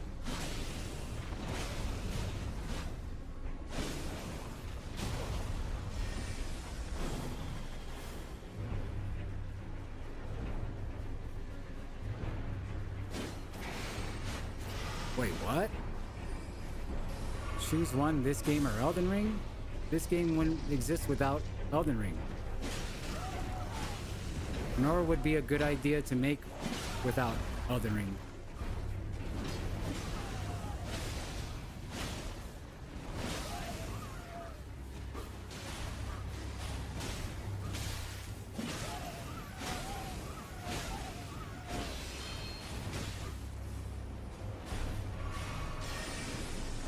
We'd have to see what this game is like on completion. Using the ult there. I like the ult being used there. This will be a DLC. 2-player? No, they just have a disconnect. I don't know how many people just showed up, but this is Shirako. And I want to see a little bit more of his play, just to see if I was a little curious if he was getting better as a player, because it doesn't look like he has a lot of time in Elden Ring.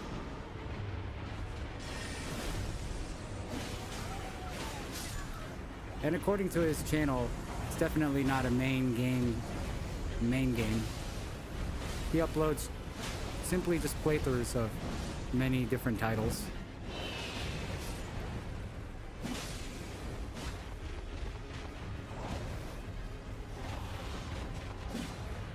No disrespect towards him, but yeah, it was this is POV of, man, there's no nice way to say it, is it? The worst player to get 3 days. It's a good baseline, very important information. Then you want to compare like the lowest to the highest. Very appreciative.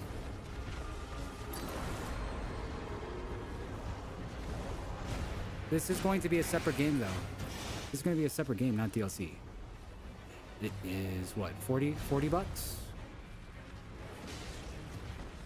But this is just the playtest. There's nothing. I don't think they purposefully didn't add a lot to the playtest.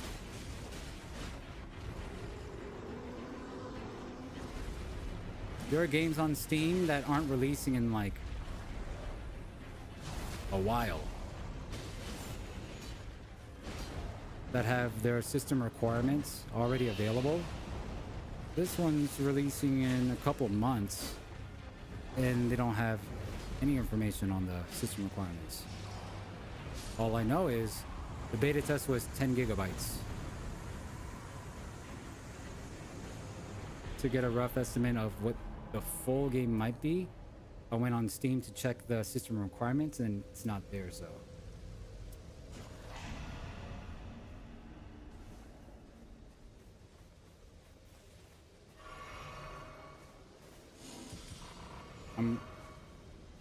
I'm glad that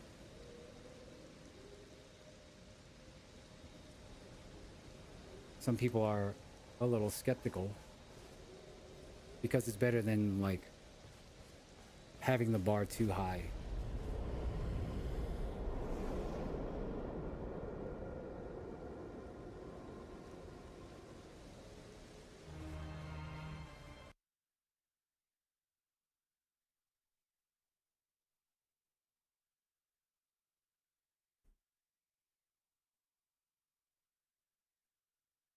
Let's go from the worst to best. Worst example, winning, to best example. And of course, winning.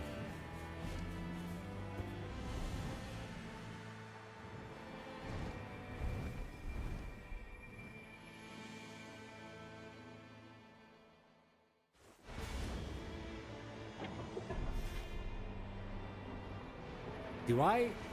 If I do, I had no idea. Uh-oh. How much?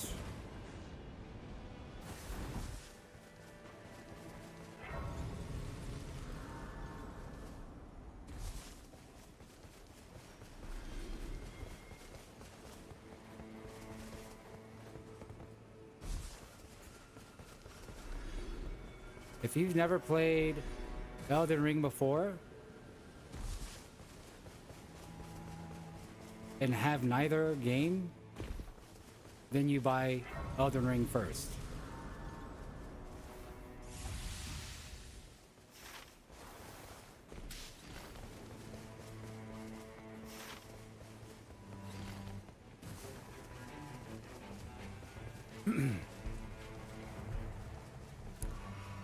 All right, ladies and dragons, that was Shikaro. Now we're going to Ongbal. And this, after more than 20 hours of sifting through playthroughs, thoughts and opinions, reviews, this is the best example or the most efficient. It's not the only way, but this is comparing it to the other, definitely the opposite side of the spectrum.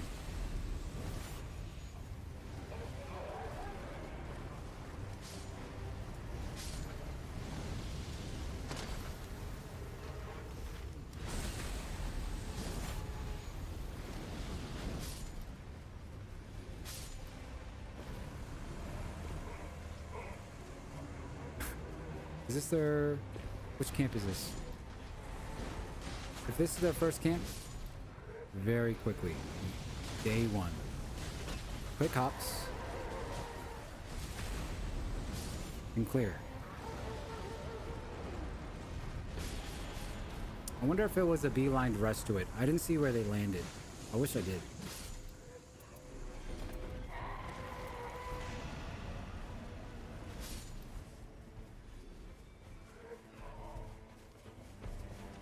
$20 stacks.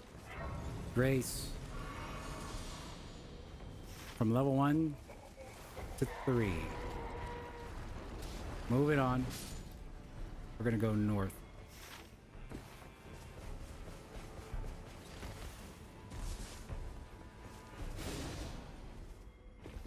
How'd the Guardian go down? What happened? Not gonna waste any time. He'll get it started. Duchess is en route. Very wise. After all, Duchess could be a flanker. They're gonna sacrifice themselves. Easy points, just trigger them. Easy points. A safe distance away from allies to make sure that he is the only one invisible, so when their allies step in, boom, mini boss appears and he can get the quick flank. Thank you very much. Let's get it popping. Juicy rewind, including the backstab damage. Out of here. Mini boss number 2, done. Give me my points.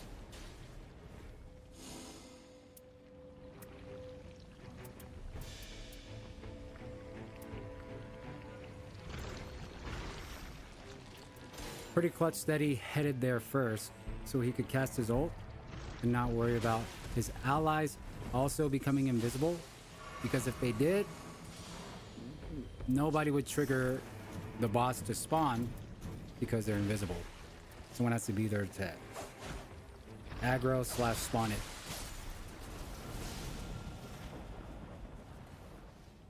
Guardian appearing to get his fill as they choose the next area.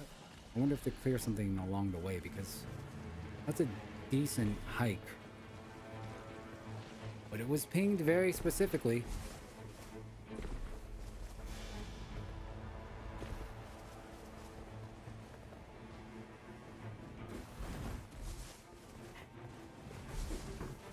This game's supposed to be like Dark Souls 4. Negative.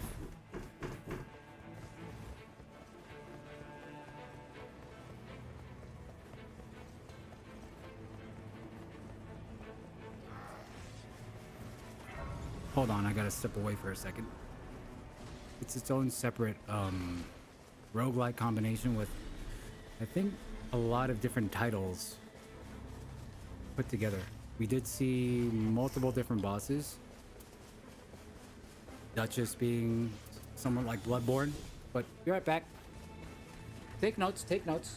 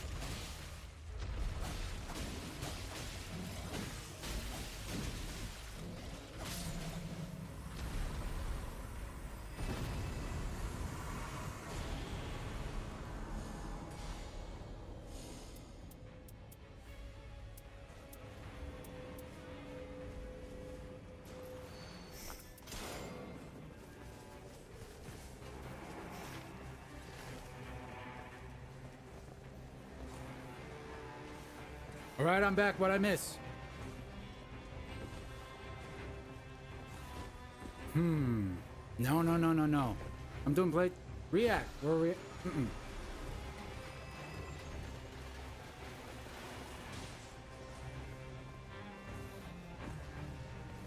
We're analyzing. Okay. Or react. This is a react stream.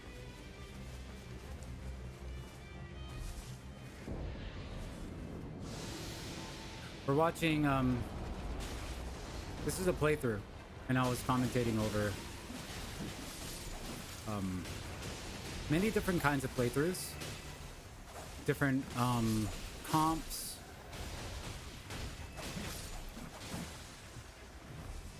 In this morning's session, we started off watching, like, the worst day one to completion to the best day one completion. Worst day one that ended up beating the boss on day 3 used their abilities 0 times, killed a mini boss only one, and got to level 6 by the end of the day. That was the worst. Now this one at the moment is the best. Out of all the videos we've sifted through, this is the one where it was just like, oh, okay, top tier. So we go from rank 500 player to rank 1. I think day 1 they were level 12. Is this day 1 right now? Day 1 boss?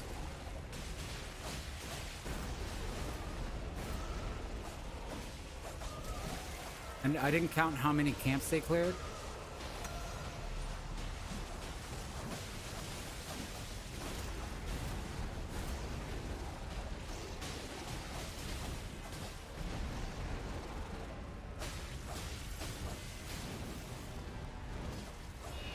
So that's that.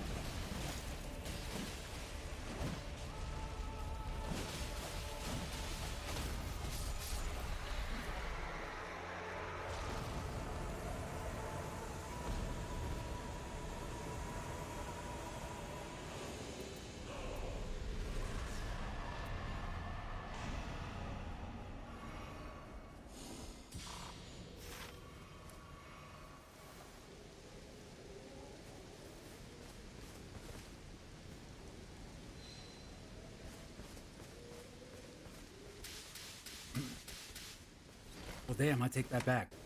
Let's see, day 1. Let's get a rough estimate here.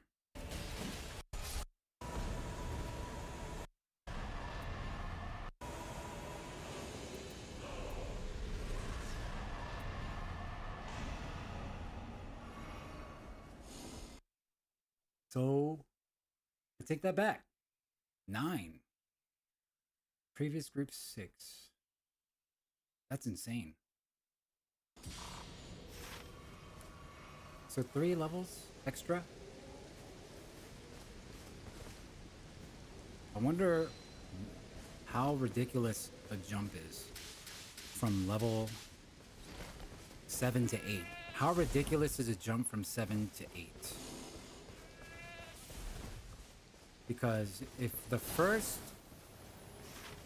POV we watched, only cleared 1 camp and got level 6 after the boss, how is this group level 9 right now when they cleared like definitely over 5? Interesting.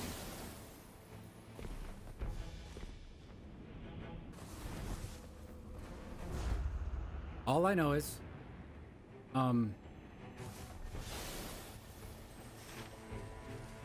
with that day 1 slingshot of a start,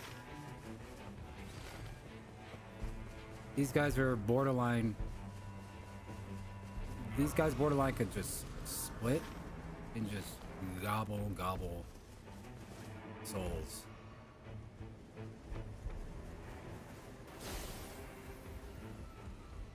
But we'll see about that.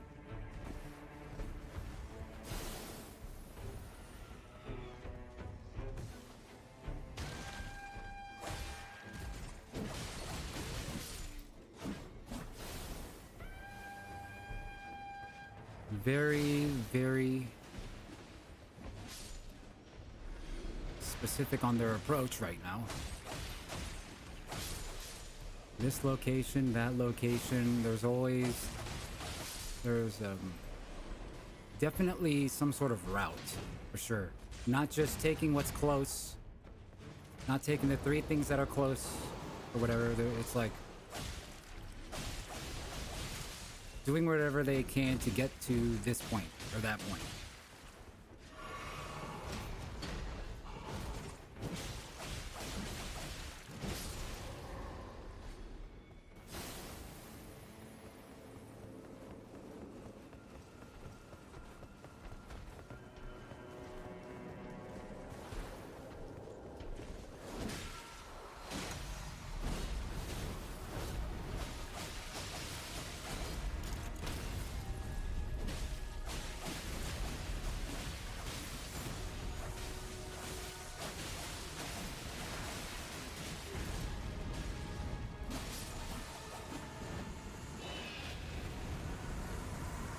What is that, number 2?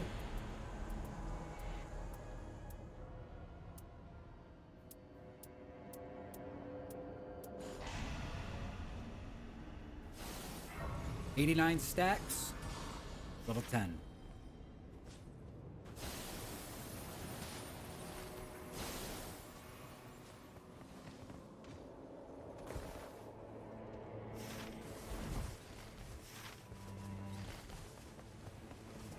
Yeah, as soon as they beat that day 1 boss, there was like a spam ping on the location before this one. Or maybe that was the location. Regardless, multiple times oh, they're going here again?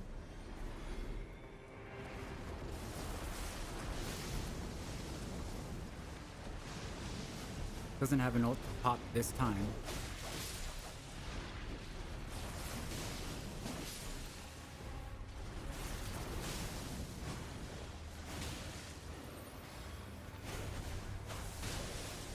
Really just trying to position to go in.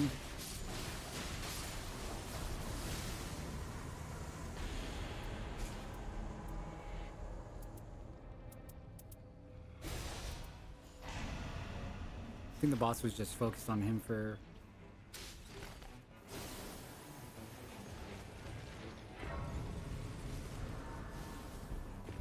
Was that they just pinged a little jump fountain?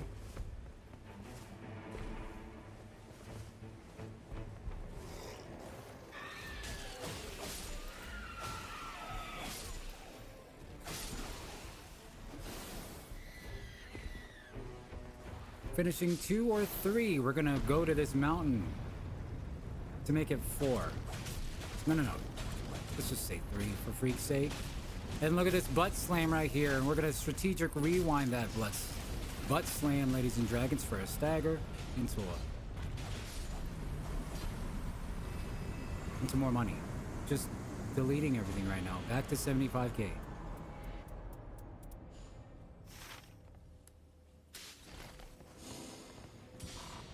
Level 11.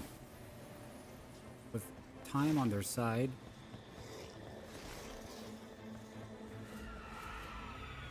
I think I've seen, other than this POV, I haven't seen people fight that giant much.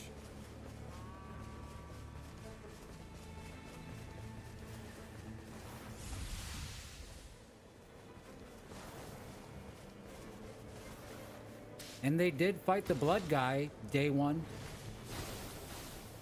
They fought the chariot, the flaming chariot, day 1.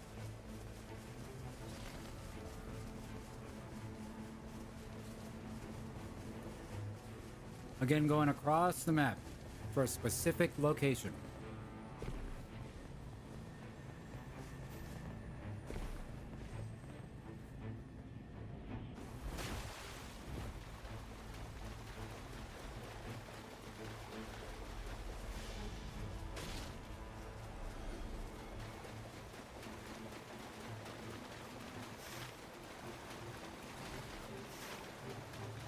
Juicy hippo on the way.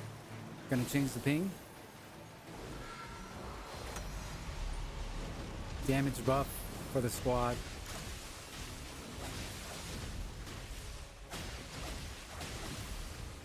Rewind.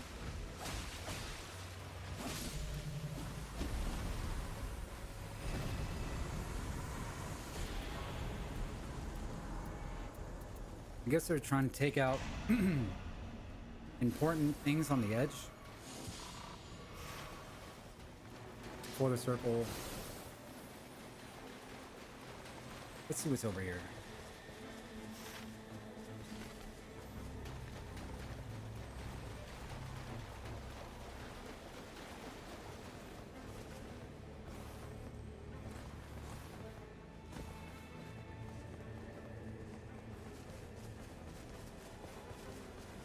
They are spamming these blood locations. Why?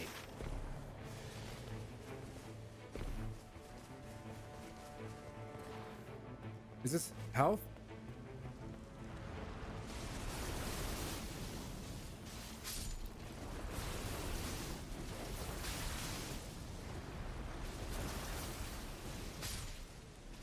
They did this once on day 1, and now this is the second time on day 2. For a total of 3 times.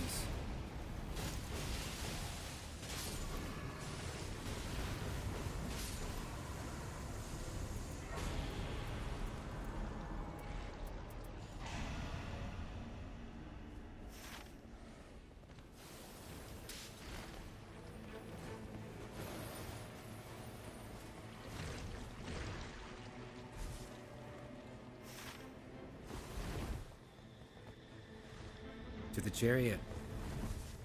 Quick. The quickest boss.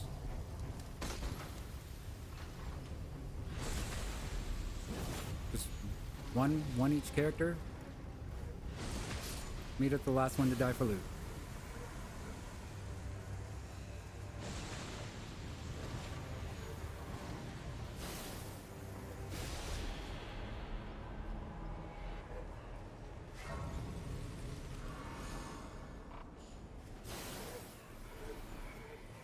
How much did you need for a level? 61.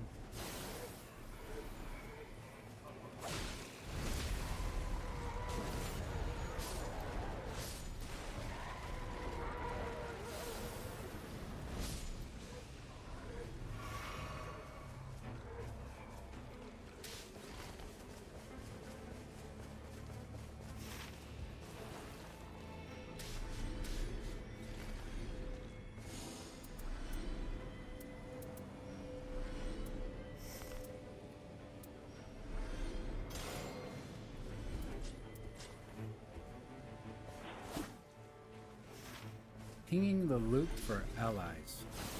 What a champ.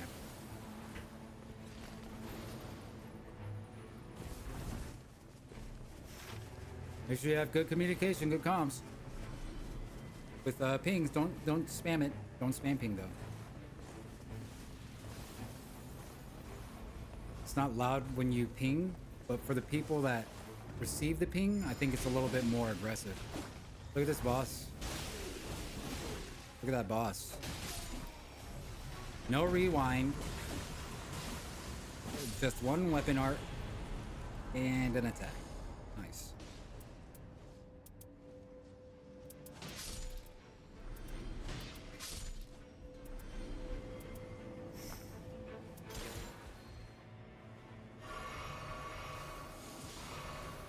Level 13.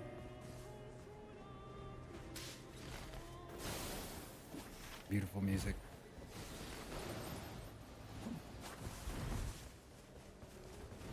This is NightReign. There's no way there's so many of you that are asking these kinds of questions. Ain't no way. It's a standalone. Could somebody mod something like this?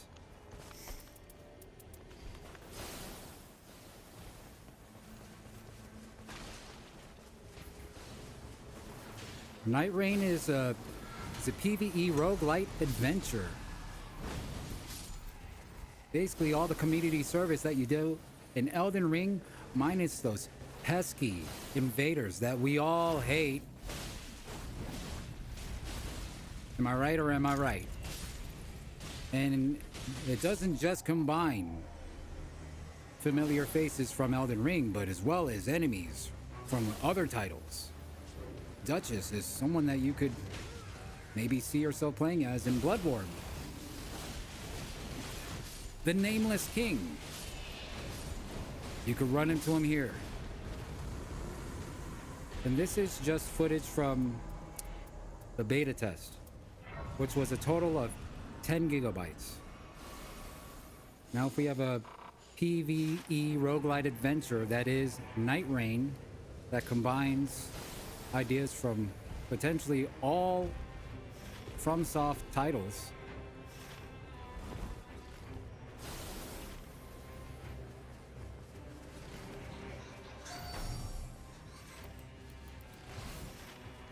Well, you tell me.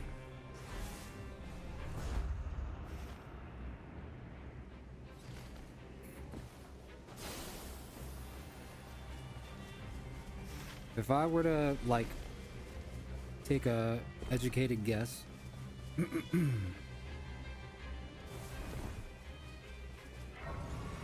the guy in charge of this was given the green light by Miyazaki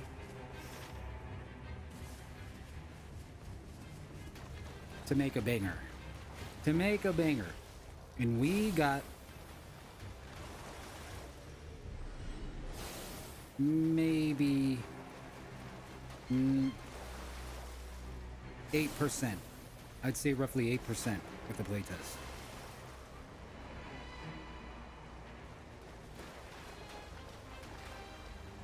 In terms of playable characters, enemies that you fight, mechanics, very sugar-coated difficulty for sure. Sugar-coated.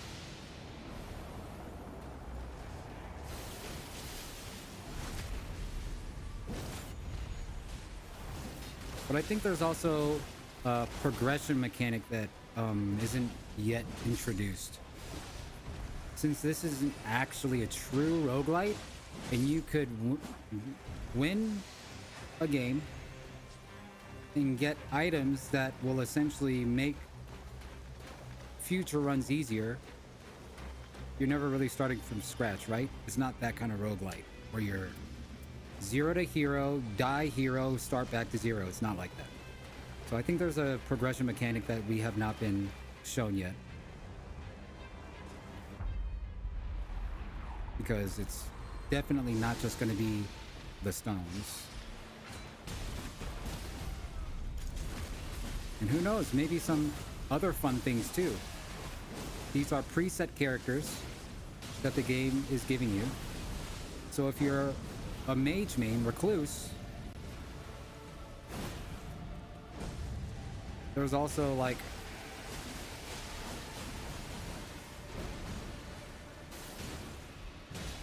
the cosmetic things to play for, right? Not just the buffs to play for, and not just the progression, but the stripes and stars you get to show off on your character because you beat day 3 for the first time on Recluse.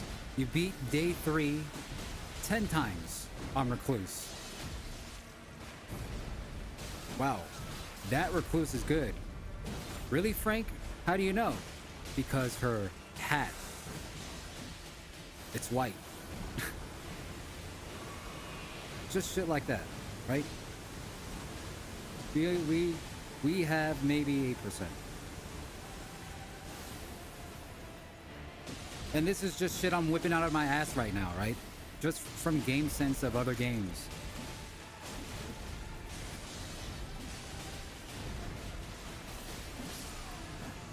No secret walls yet. Hey, Elden Ring has craftables. What about crafting? Yeah. Shit that you could maybe run into in a lobby that has to be on day 2, that you have to bring back to the round table, that maybe you could find.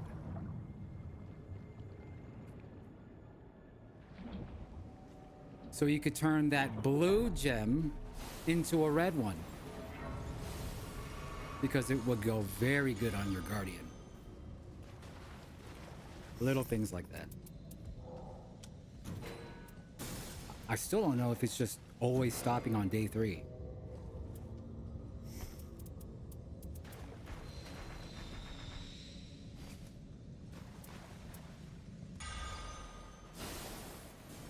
Like if it stops on day 3, go back to the round table, and then because your day 3 status back at the round table, if it's like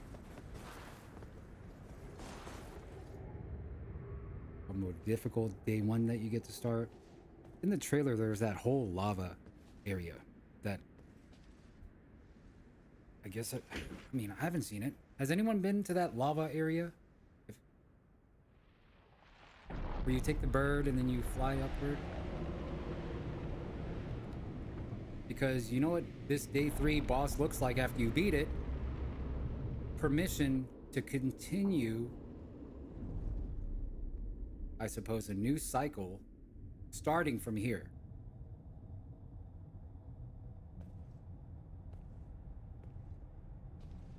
But I speak no facts though.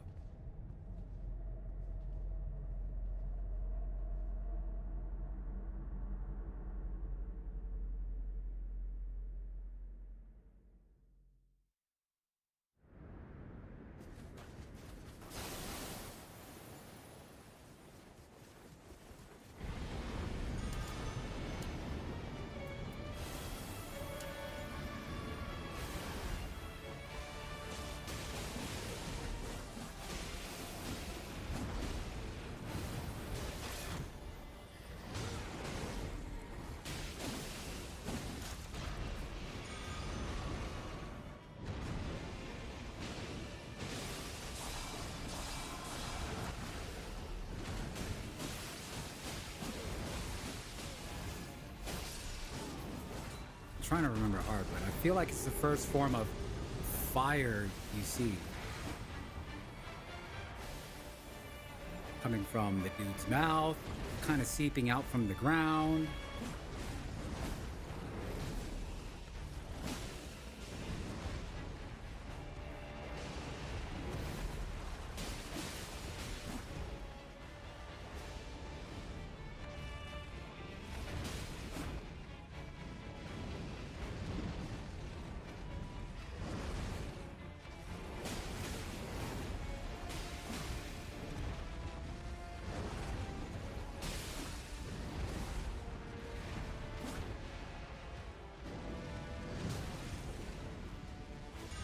Gotcha.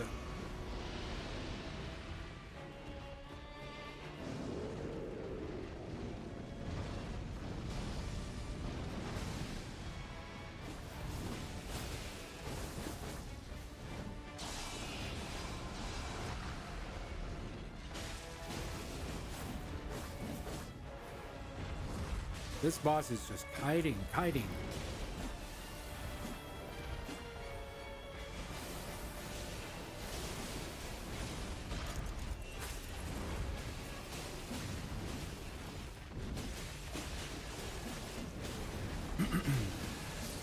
I could understand why this group just avoided dragons.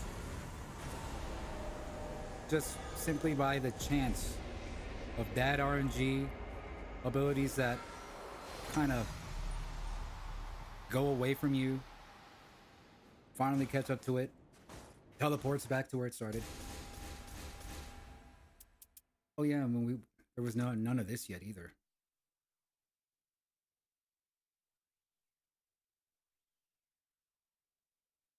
What level did they enter?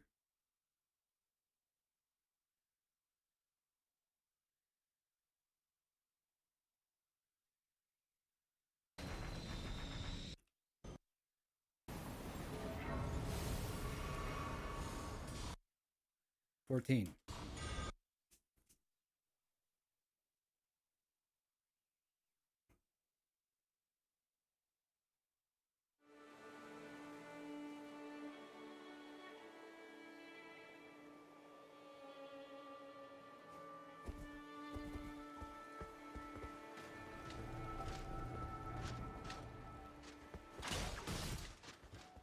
So that point of view was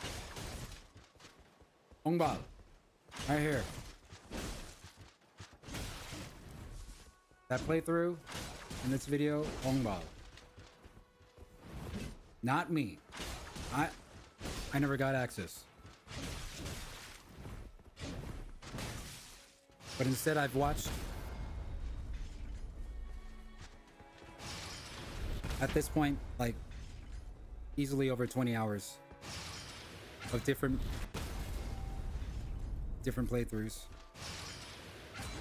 all combinations.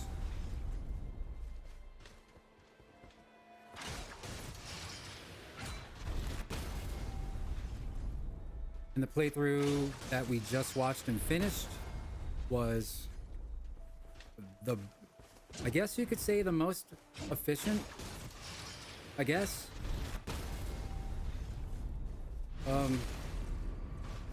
From the test.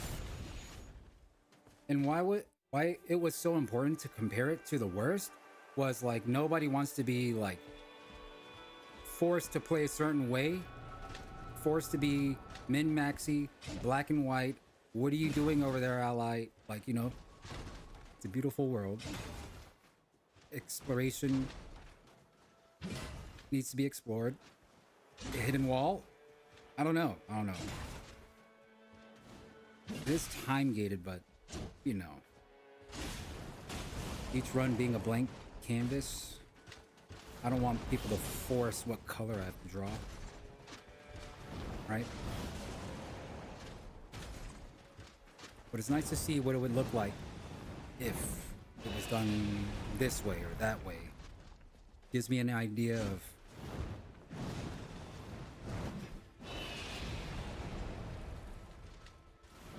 how much time.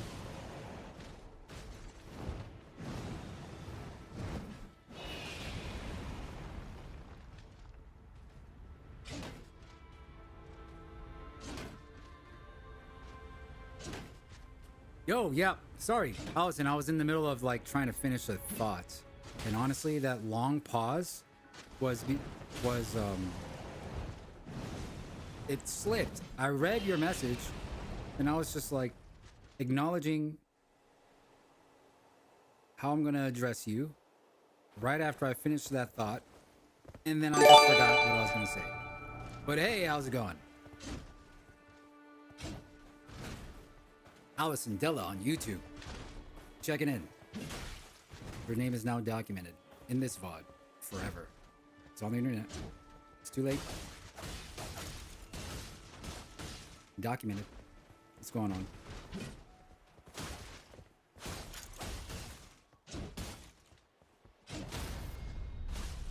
Nico. Thank you for the follow. On Twitch.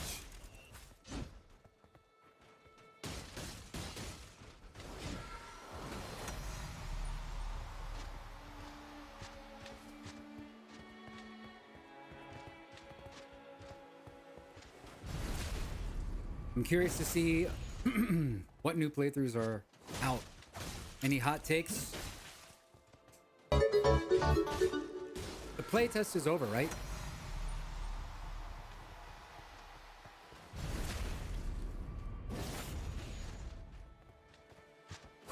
Log egg? The log egg? Thank you for the follow. Log egg.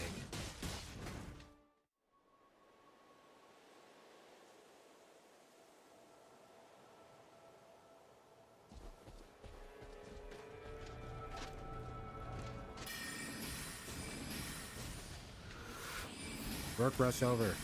Congratulations.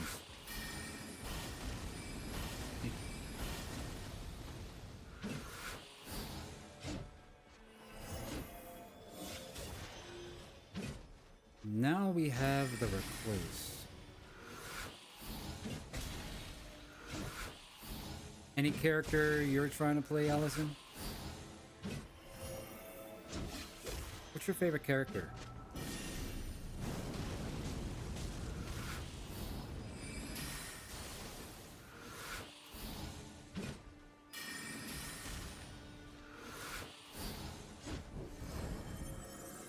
I don't think I have a favorite game.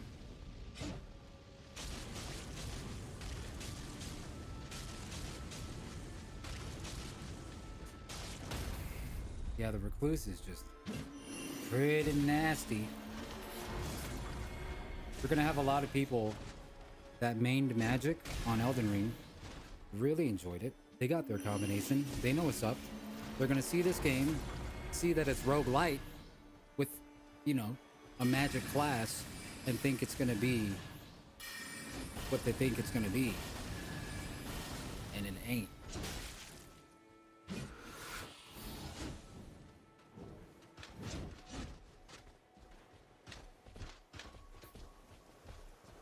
Bao. What a beast. Needs to hurry up and put up a run. You got a new run? No, not yet. Damn. Damn. All right. And I've never versed the Nameless King before, man. He's gonna be in NightReign. I've never even seen this dude besides the trailer. Wait, did I beat this guy? Dark Souls Remastered.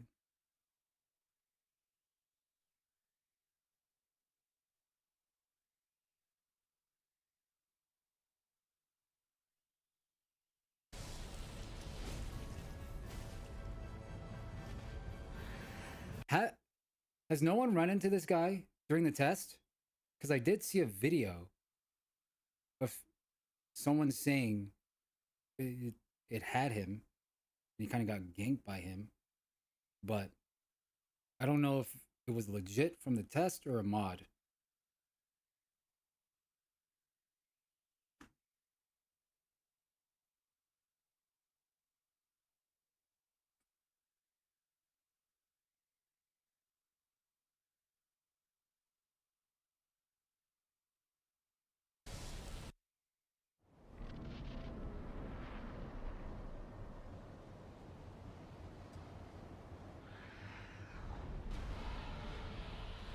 Are those bots?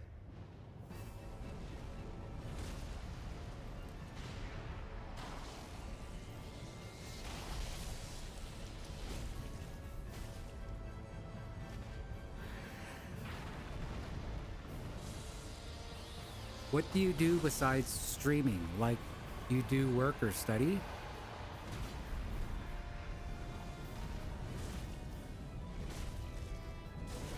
Yeah, I do everything. Everything. Why do you ask?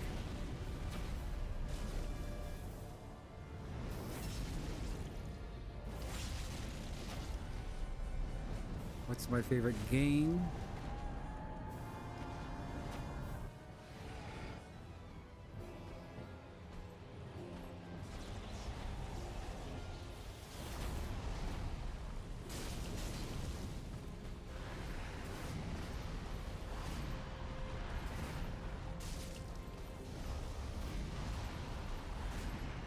Why do you ask?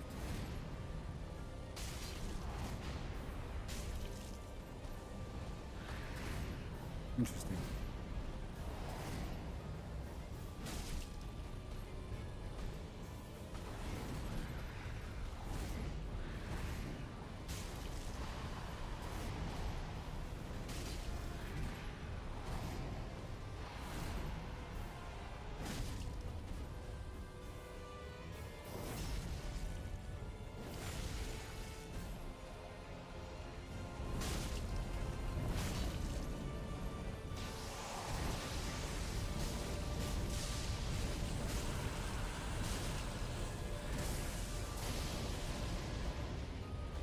Yeah, I don't think this guy definitely.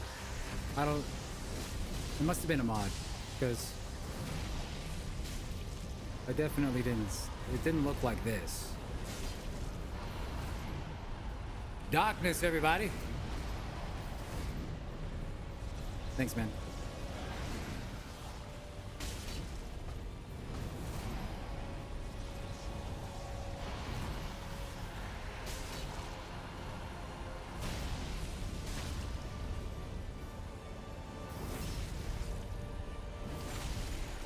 You guys, you're friends with this guy?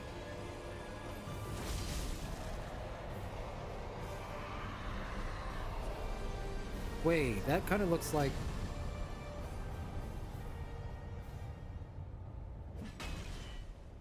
armor.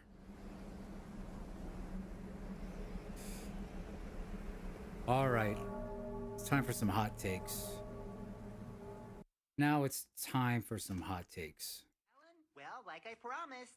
Why I won't be purchasing Elden Ring NightReign. Interesting. Interesting. Let's see. I'm listening. Here's your reward. Open your Wait. Let me get a drink. Let me get a drink. Quick. Quick. Something. What? I was about to click that one.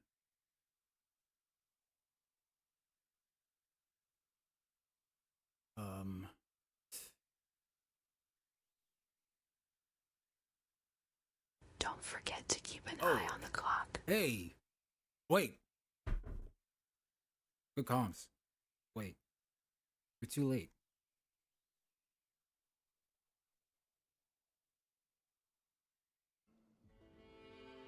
Dude, let me solo her. Let's see how he was doing.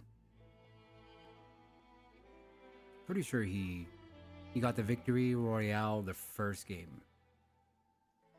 We watched. Bloodborne. Victory royale the first game, but not so lucky. I'm just gonna get something to drink though. Don't get too invested And we got a in mage this with playthrough. us. Oh yeah, I also learned you can like see who's actually playing with you. You can see their names now. The most fun is probably gonna be the bird guy if you're looking for the most fun. I choose Wilder because he's really well balanced, but I really love his ultimate move. Just staggering whatever bosses with one hit. I think that has a lot of like value. Cock the out eye But and if cheap we're to talking forget just tongue. strictly value, then probably the Duchess is the best way to go. Like early game, that's basically who you want to like play with.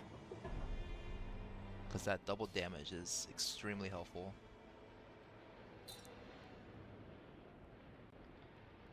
Yeah, so since we got 3 hours, I'm just going to be playing as much as I can. Alright, so first I'm going to, go over there. This is the meta. We go in, we get that extra flask, and then we start farming. Hey, level up pup. What's up? Thank you for the 5. Yeah, and I'm not going to fight Loretta now. My god, she's scary.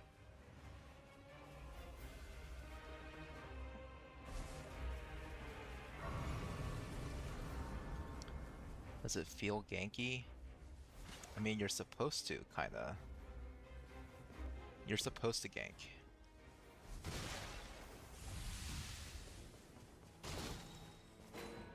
I also learned, just having certain weapons that you find with certain attributes, you can just keep it in your inventory and it'll keep all the status effects. So I was just like tossing away weapons for no reason.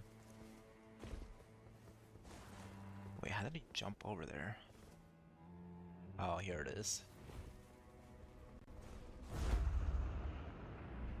Oh, a Castralian. I haven't fought him in... Oh, it's a boss. Never mind. I messed up. You know, while going downstairs, I noticed what time it was. Okay, so doors can be open if you stay near them, but it has to be from the inside. Oh. But, luckily for me, we started our day early today, Hands up, son. so I got a little bit more time. That's a little version of me, Alan. I want you to have it. I don't really want this. I mean, I'll take it if you don't want it, Alan. You don't want that? I mean, yep, sure, here, thanks, man. take it. Put it right If there. that's all right with you, Mr. Charlie has it instead. I mean, you already gave it to him, but it's your gift, man. Do whatever you want with it. You want to... Yeah. Now that the casual NightReign and network test has casual ended, co-op I wanted players. to talk a bit about how I felt about the content I played and why I came to the conclusion that I most likely won't be buying NightReign. First and foremost, I wanted to get out of the way that this is coming from a very personal place and not a criticism of the game. At least for the first half of this video, I'll be going over how my preferences just don't align with the way that NightReign was designed, which will likely be the opposite People buy from it. this review. Also, this isn't a review of the game, just a review of the network test, and just a review of the content I got the chance to see. As well as that, I'm not going to be going off of a straight script, because I wanted to play the total amount that I possibly could within the network test, which meant this video is coming out late compared to a lot of others, so it might be a little rough around the edges, but at least it came out somewhat soon after the network test's release, hopefully. So first I'll go over a quick overview of what the game is. He's invader main, right? I know if you main invading in Elden Ring, probably co-op I could see is like a whoop-de-doo situation. Definitely your teamwork and you don't work well with others. For the few people who haven't been keeping up with it and don't really know. And the weird thing is, it kind of literally is Fortnite Elden Ring. Like, a lot of people were saying that as a joke, but especially compared to modern Fortnite, where there are bosses on the map and NPCs running through compounds, which you can kill for various pieces of various quality loot, it really does kind of mimic that same feel of Fortnite, but without the PvP, which is a strange choice, but whatever. But before you load into the map, you'll have to pick one of the 4 characters that were available within the network test. Now, the characters are actually pretty interesting, a lot more so than I thought they would be, and that's one of the things that I definitely think for other people will really carry this game, where it just doesn't for me. Like, I get that they're cool, they just don't play the way that I would want to, in the same Souls style of very tight, precise gameplay. For example, their ultimates give them iframes throughout the entire animation, which makes sense because they're ultimates, so it's like, yeah, they want to be powerful. But it kind of just feels like you've given these characters really powerful ashes of war that they can use at any point without any sense of like risk reward. And at least for the Guardian and the Wilder character, this is just like a big hit of damage, in the Wilder's case being more single target oriented, and in the Guardian's case being bigger AoE, larger target oriented. But this all just kind of translates to more damage and more stagger damage for free just every once in a while. And you could kind of say the same for the Duchess character, who just goes invisible, which is nice for like getting revives and stuff. It does have strategy, I'm not saying that, but more. I mean, yeah, it's very good, very strong stuff. As we saw in the playthrough so far, you could still go all 3 days beating just one mini boss. But I feel like the player has a lot of advantages, and the enemies that we get to try right now are very sugar-coated. You think they did that on purpose? You remember how hard Elden Ring was? You remember all the complaints? You remember the Radon nerf? Promise Consort nerf?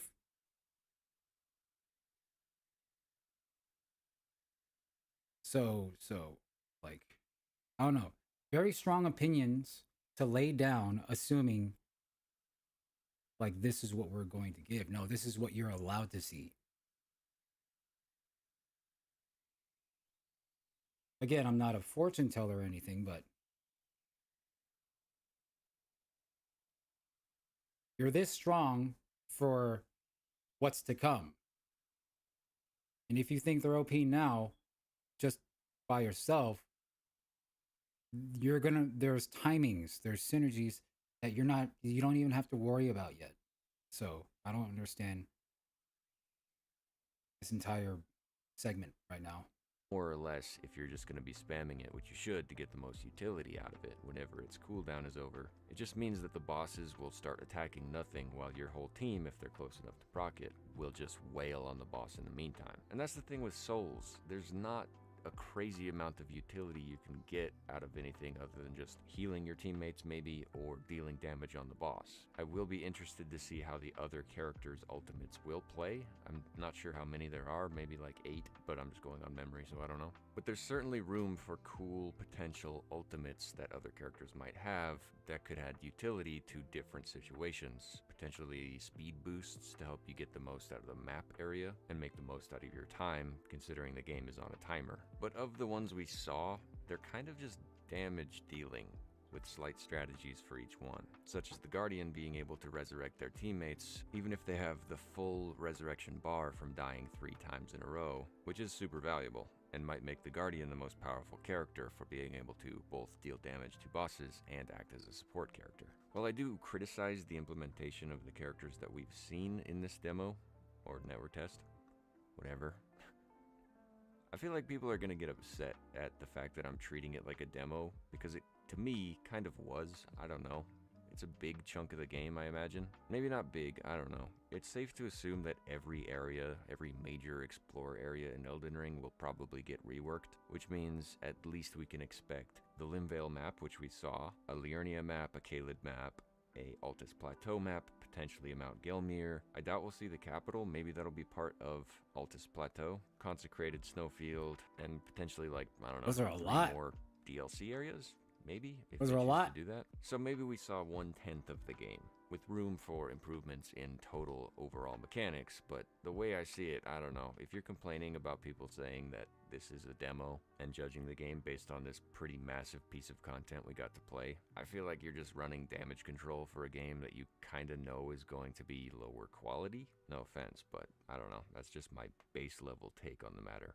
To me, I'm going to treat this like a demo. Anyway, the characters that we got to see in this demo, while their ultimates are kind of similar, So, this is a take from a guy, I think, that just plays Elden Ring, Souls likes. He just plays. Oh, he plays some of this. How many roguelites? Demo. I said 8%, right? So he's saying the opposite of what I'm saying. And it's okay. Yeah.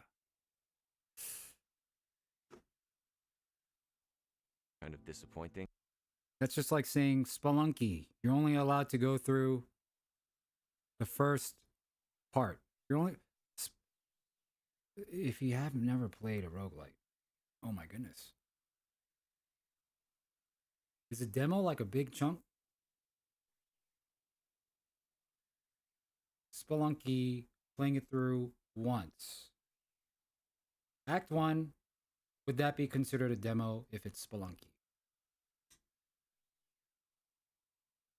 They do have some pretty cool implementations. Like I said, the Guardian able to get reses is cool, and the Duchess being able to go invisible is also a cool mechanic that can play in different ways. And honestly, the most interesting one, but also potentially the strangest one that people probably didn't play with much, because wizards are trash, is the Recluse. And it's unfortunate to say this because I don't really want to play as a wizard. She feels like the only character that's reworked to a point above a base level character from like Souls, to a point where she's actually really unique and plays totally different than what you would expect from Souls. And that goes with her ultimate as well as her base ability, almost more importantly her other base ability. I don't know what those are called, like secondary abilities or something. Her ultimate is pretty straightforward. It's just kind of a support utility where she marks everything in the area with a magic sigil or something that allows teammates, whoever hits that enemy, to gain a little bit of health and FP, which means you can rush in from the back lines and then tag a bunch of enemies with that and act as a support while you then run back and deal consistent damage. And yeah, the ultimate is less important to her as a total character, but really her base ability is a lot more interesting.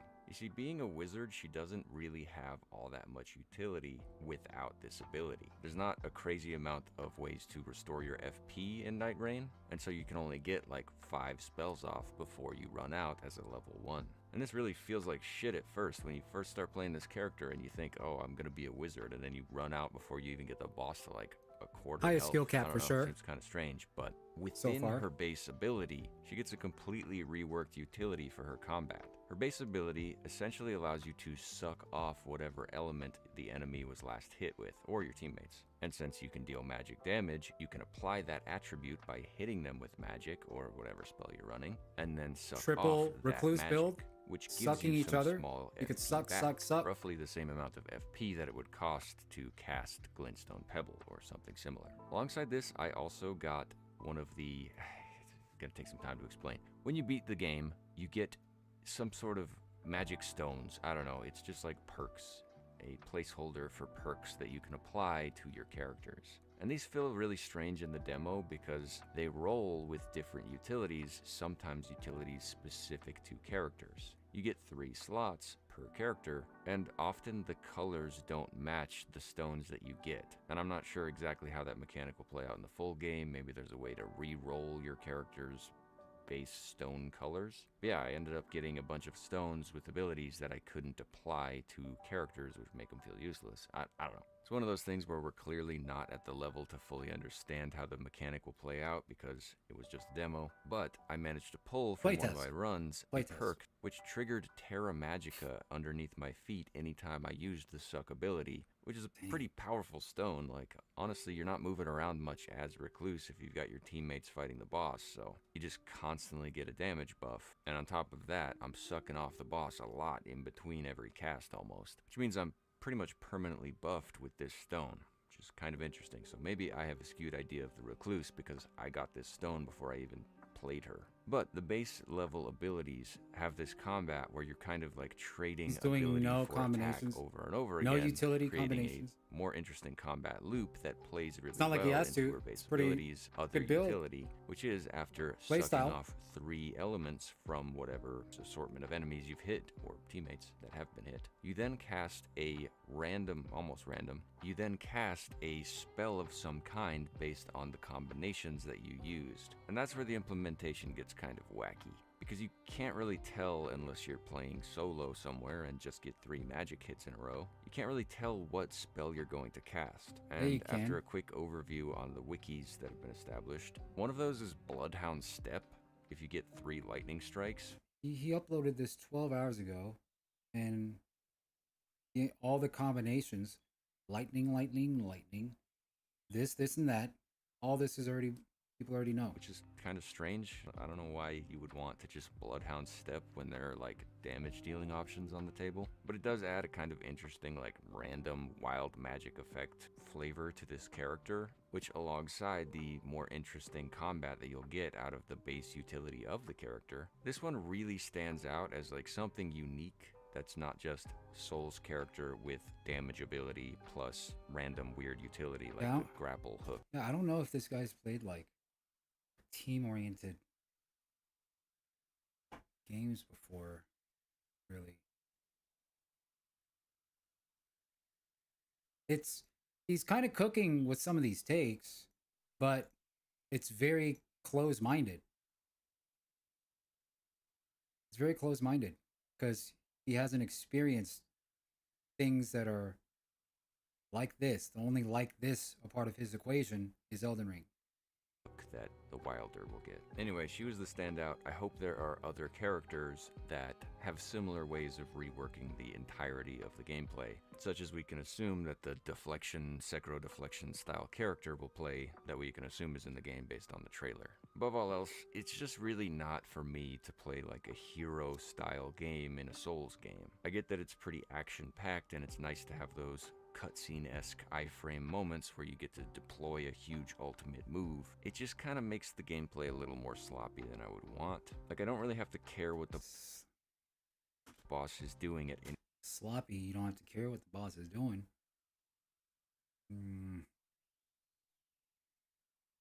For judging, lots of judgment off of tutorial phase, Andy. Days 1, 2, 3. It's tutorial phase. Sloppy. This is gonna have to be strict. When did you use your ability? Is it on cooldown? Recluse. Pop your ult. Wilder just used his ult. Stack up 3. Dude, there's going to be a lot of timing. and synergy. Two people using their ults at the same time. That's gonna end the run right there. It's kind of like in Marvel Rivals. If an enemy does his ult, somebody, one of the supports, we have 2 supports on our 6-man team. One of the supports has to cast ult. But if both supports cast ult at the same time, which happens a lot, we're just going to die because they have 4 other enemy team members that could do the same amount of damage than the one we just had to use a support ult for. Now they're both down. You can apply the same principle here for just key moments to maybe stagger this boss because there's going to be a window after he does this attack. We already used the one at the start of the fight. We're talking about 5 minutes later. So, I don't know. Sloppy, incorrect. For sure now, dance. Celebrate your successful day 1 and 2. Any point that I have my ultimate, I can just pop it and basically, if I'm playing Wilder, knock them into an animation on top of being invincible. I should also mention that characters get a passive ability. I don't know if all of them do. I forgot to check. At least Wilder for sure gets a passive ability where the moment he's about to take fatal damage, 1 time per life, he will just avoid it and have an automatic dodge, which again just kind of makes it like sloppier gameplay. Like, it's a cool ability from a character standpoint. I get that. Just not for me. Every time I see it proc, I'm like, oh, I suck. Like, that's nice and all, but like, I fucking suck. Why did I get that to proc? I'm supposed to be good at this game. So, with that as a starting point, we take one of these characters and load them into the map with the weirdly Fortnite-esque glider situation where you don't really get to even choose where you're gliding. You get like 5 feet of difference depending on where your stick is going to be pointing. And then you're on the map and you basically just create a route that you're going to do, clearing different areas. So that way you South can spawn, gain South levels, spawn. gain new loot, potentially talismans or... And if it's a timed roguelite, like you're just not... There's different ways to do this. The zone is just... It's fine. In Spelunky, it's just... You have a map, and then when the time runs down, the music changes, and a ghost is going to come to get you. Roguelite. All roguelites do this.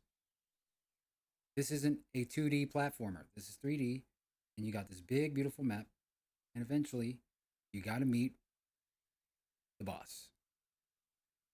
That's it. How else do you want? How else do you want to do this? Spells or whatever, all building towards the final boss of that night. There are 2 nights in total, and then 1 final Night Lord boss at the end. And this is where a lot of my problems with the total general gameplay kind of come to fruition. Because there's kind of a greater idea in mind that you'll have to have if you want to succeed, more so than just any one skillful fight or being good at certain boss fights that you might find, because you really need to keep in mind that your final goal is to beat the Night Lord, which means a lot of your gameplay will come down to finding the most successful method to beat the Night Lord, rather than just being skillful at the Night Lord fight. Because at the end of the day, you are co-oping with 2 other people, and anyone who's ever co-opted before in a Souls game knows just how different the gameplay feels to any one solo run of a boss. Co-oping will often mean that the boss is trading aggro between you and your teammates, which makes a lot of their moves a lot less predictable than you would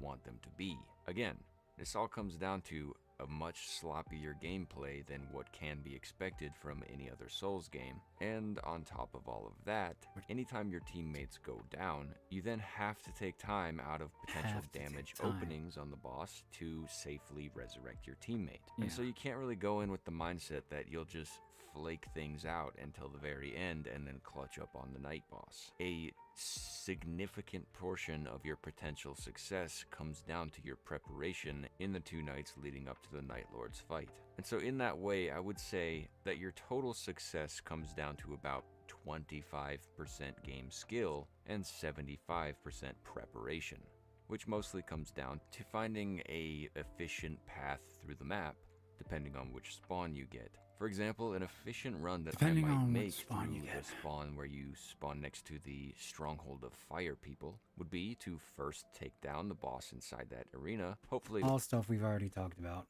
and I have a feeling it's just another. all my teammates are picking off I ads. just already know I'm going to really disagree. don't want to underestimate the importance of taking out ads. Like, especially the weaker ones, they give you a ton of extra runes pretty quickly. And so it's nice when I have teammates that are doing that for me while I take on the pretty simple boss at the bottom of that arena. Now, this series of events is going to give you 2 major benefits. The first of which is a small increase to your runes, comparatively to your teammates killing the ads. And the second is that this boss will always drop a blue weapon for you. And if you combine both your teammates and your efforts, you should all be able to converge on this point and collect a blue weapon, as well as hit the bonfire for 2 levels, raising your level to 3, which you need for blue weapons. And this will give you a pretty significant... Is this a why I won't be purchasing NightReign, or an explanation of how the game works? You might see in Elden Ring, where there are different tiers of quality of bosses, such as great enemy insight into how well the run might go if we survive up until that point, or if I can manage decision to make, especially so if your teammates aren't going to be picking up the legendary weapons that potentially will drop. It becomes a complete waste of your time if your teammates are now running blue gear at the boss fight because you were across the map fighting a dragon for 20 minutes. Again, it all comes down to the fact that this game does not prioritize game skill and instead prioritizes game strategy, which I perceive as 75% strategy, 25% skill, and is a widely skewed ratio than what I would want in a game like this.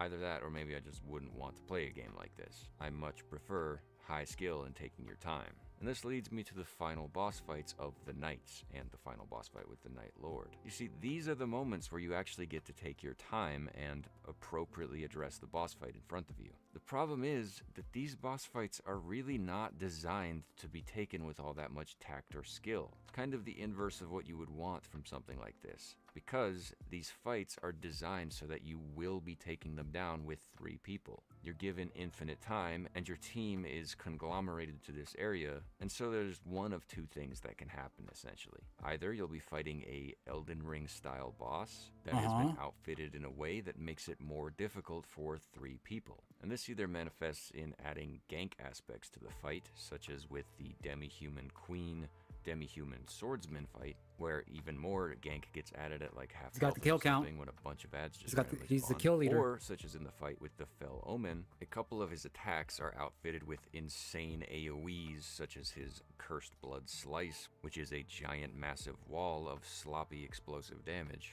Or in the case of his throwing knives attack, where he throws like a barrage of 30 knives, so that way all 3 of you potentially have to deal with the danger of them. It is maximum slop. That's kind of the point. It has to be sloppy enough that all 3 of you are in danger at all times to make them even remotely challenging. And that's kind of the best case scenario in this content, that you take something built in Elden Ring that's well designed and then overclock it with something to make it difficult for 3 people. The other side of this equation is when they make something new or reprise something old as something new, and it's designed from the base up to be fought with 3 people. And in this way, they've really designed some basic, simple boss fights that kind of just do large waves of damage or something. This is stuff like the Centipede Demon, which kind of just jumps up and down and sweeps, but is really kind of boring. And then also has gank aspects when his tail gets cut off and becomes another entity. Or worst of all, when they don't even design a boss at all and just throw a bunch of guys at you.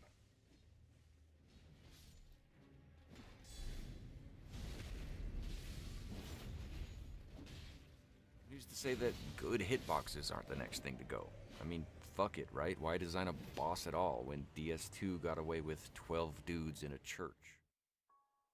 And when it comes to the final fight with the Night Lord, at least the one in this demo, you get both aspects of kind of sloppy big attacks with limited telegraphs, and also the gank aspect when it splits into 3. And honestly, knowing that this fight is designed to be fought with 3 people, I really thought they would have taken the time to consider how that plays with 3 people and made it so that each wolf specifically targets 1 player at a time, so that each player effectively has to deal with 1 incoming threat.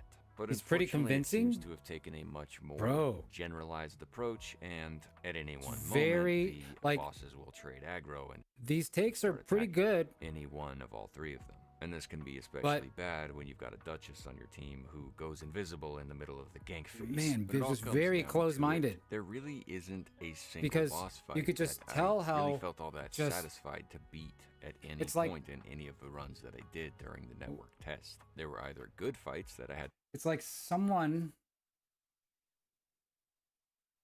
who's seeing everyone having fun playing soccer, but he wants to play football.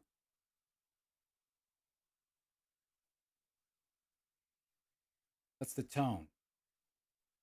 Comparing football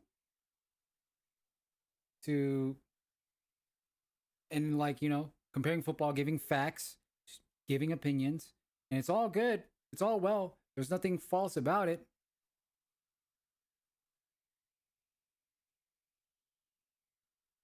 But let's talk about soccer. We're having fun playing soccer. I know what you're used to.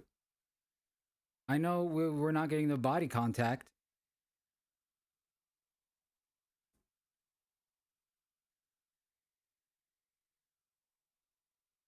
But what role do you play in Overwatch? What role do you play in League? How's your team synergy? How's your map awareness? How far did you get in Spelunky? What's your favorite roguelite? Have you tried Balatro? Maybe Hades. That's a persistent roguelite. Let's talk soccer. But right now, there's a lot of complaints from people who would rather play football. It's in the same school. We go to the same school. It's all the same team. From Soft High. But they're quickly like, I don't know, I feel like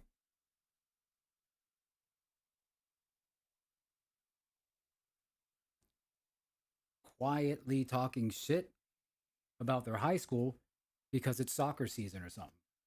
Had to give up on because I was soloing them and I didn't have time to finish them off, or good fights where 3 of us were dogpiling the boss and so couldn't really even have a fight at all. The fight was over before it could even begin. Or they're just bad fights like the Camp of Soldiers, and that really kind of sucks, especially for me. That really kind of sucks. Prioritize boss sloppy. It's like parts of these games. It's really not like the only fights I even kind of come close to enjoying within this format. It's opinions sprinkled with like how displeased he is with it, which kind of makes it hard to listen to, and could sway opinions because the way he's saying it, actual with his own sprinkle, slop, and the way he's explaining, he's saying a sentence that could be said in a tone that's just like whatever, but you could tell he has to say it because he doesn't really like the way it. Are the mini bosses in Elden Ring, the Crucible Knights, the Leone Misbegotten, potentially the Godskin if I have time. But these are all fights I've fought 1,000 times over already within a game that you're expected to grind over and over and over again. And no matter how different your run goes and how many different weapons you get, there's really not that much difference in weapons. Not much so that it would change up a run all that much from any other. Really, the biggest difference is when you get a legendary weapon, which they've specifically designed so that they have some sort of bonus utility or intrinsic unique trait, such as the Sacred Relic Sword, which is outfitted with a unique charged heavy Man, attack that sends I didn't a notice what disc time of it light was, around but you, I gotta which come is back really to this powerful video. and fun to use, especially when half of the bosses are just fucking dudes, which... So, complaining about boss genders now. Jesus Christ. I don't know. So far,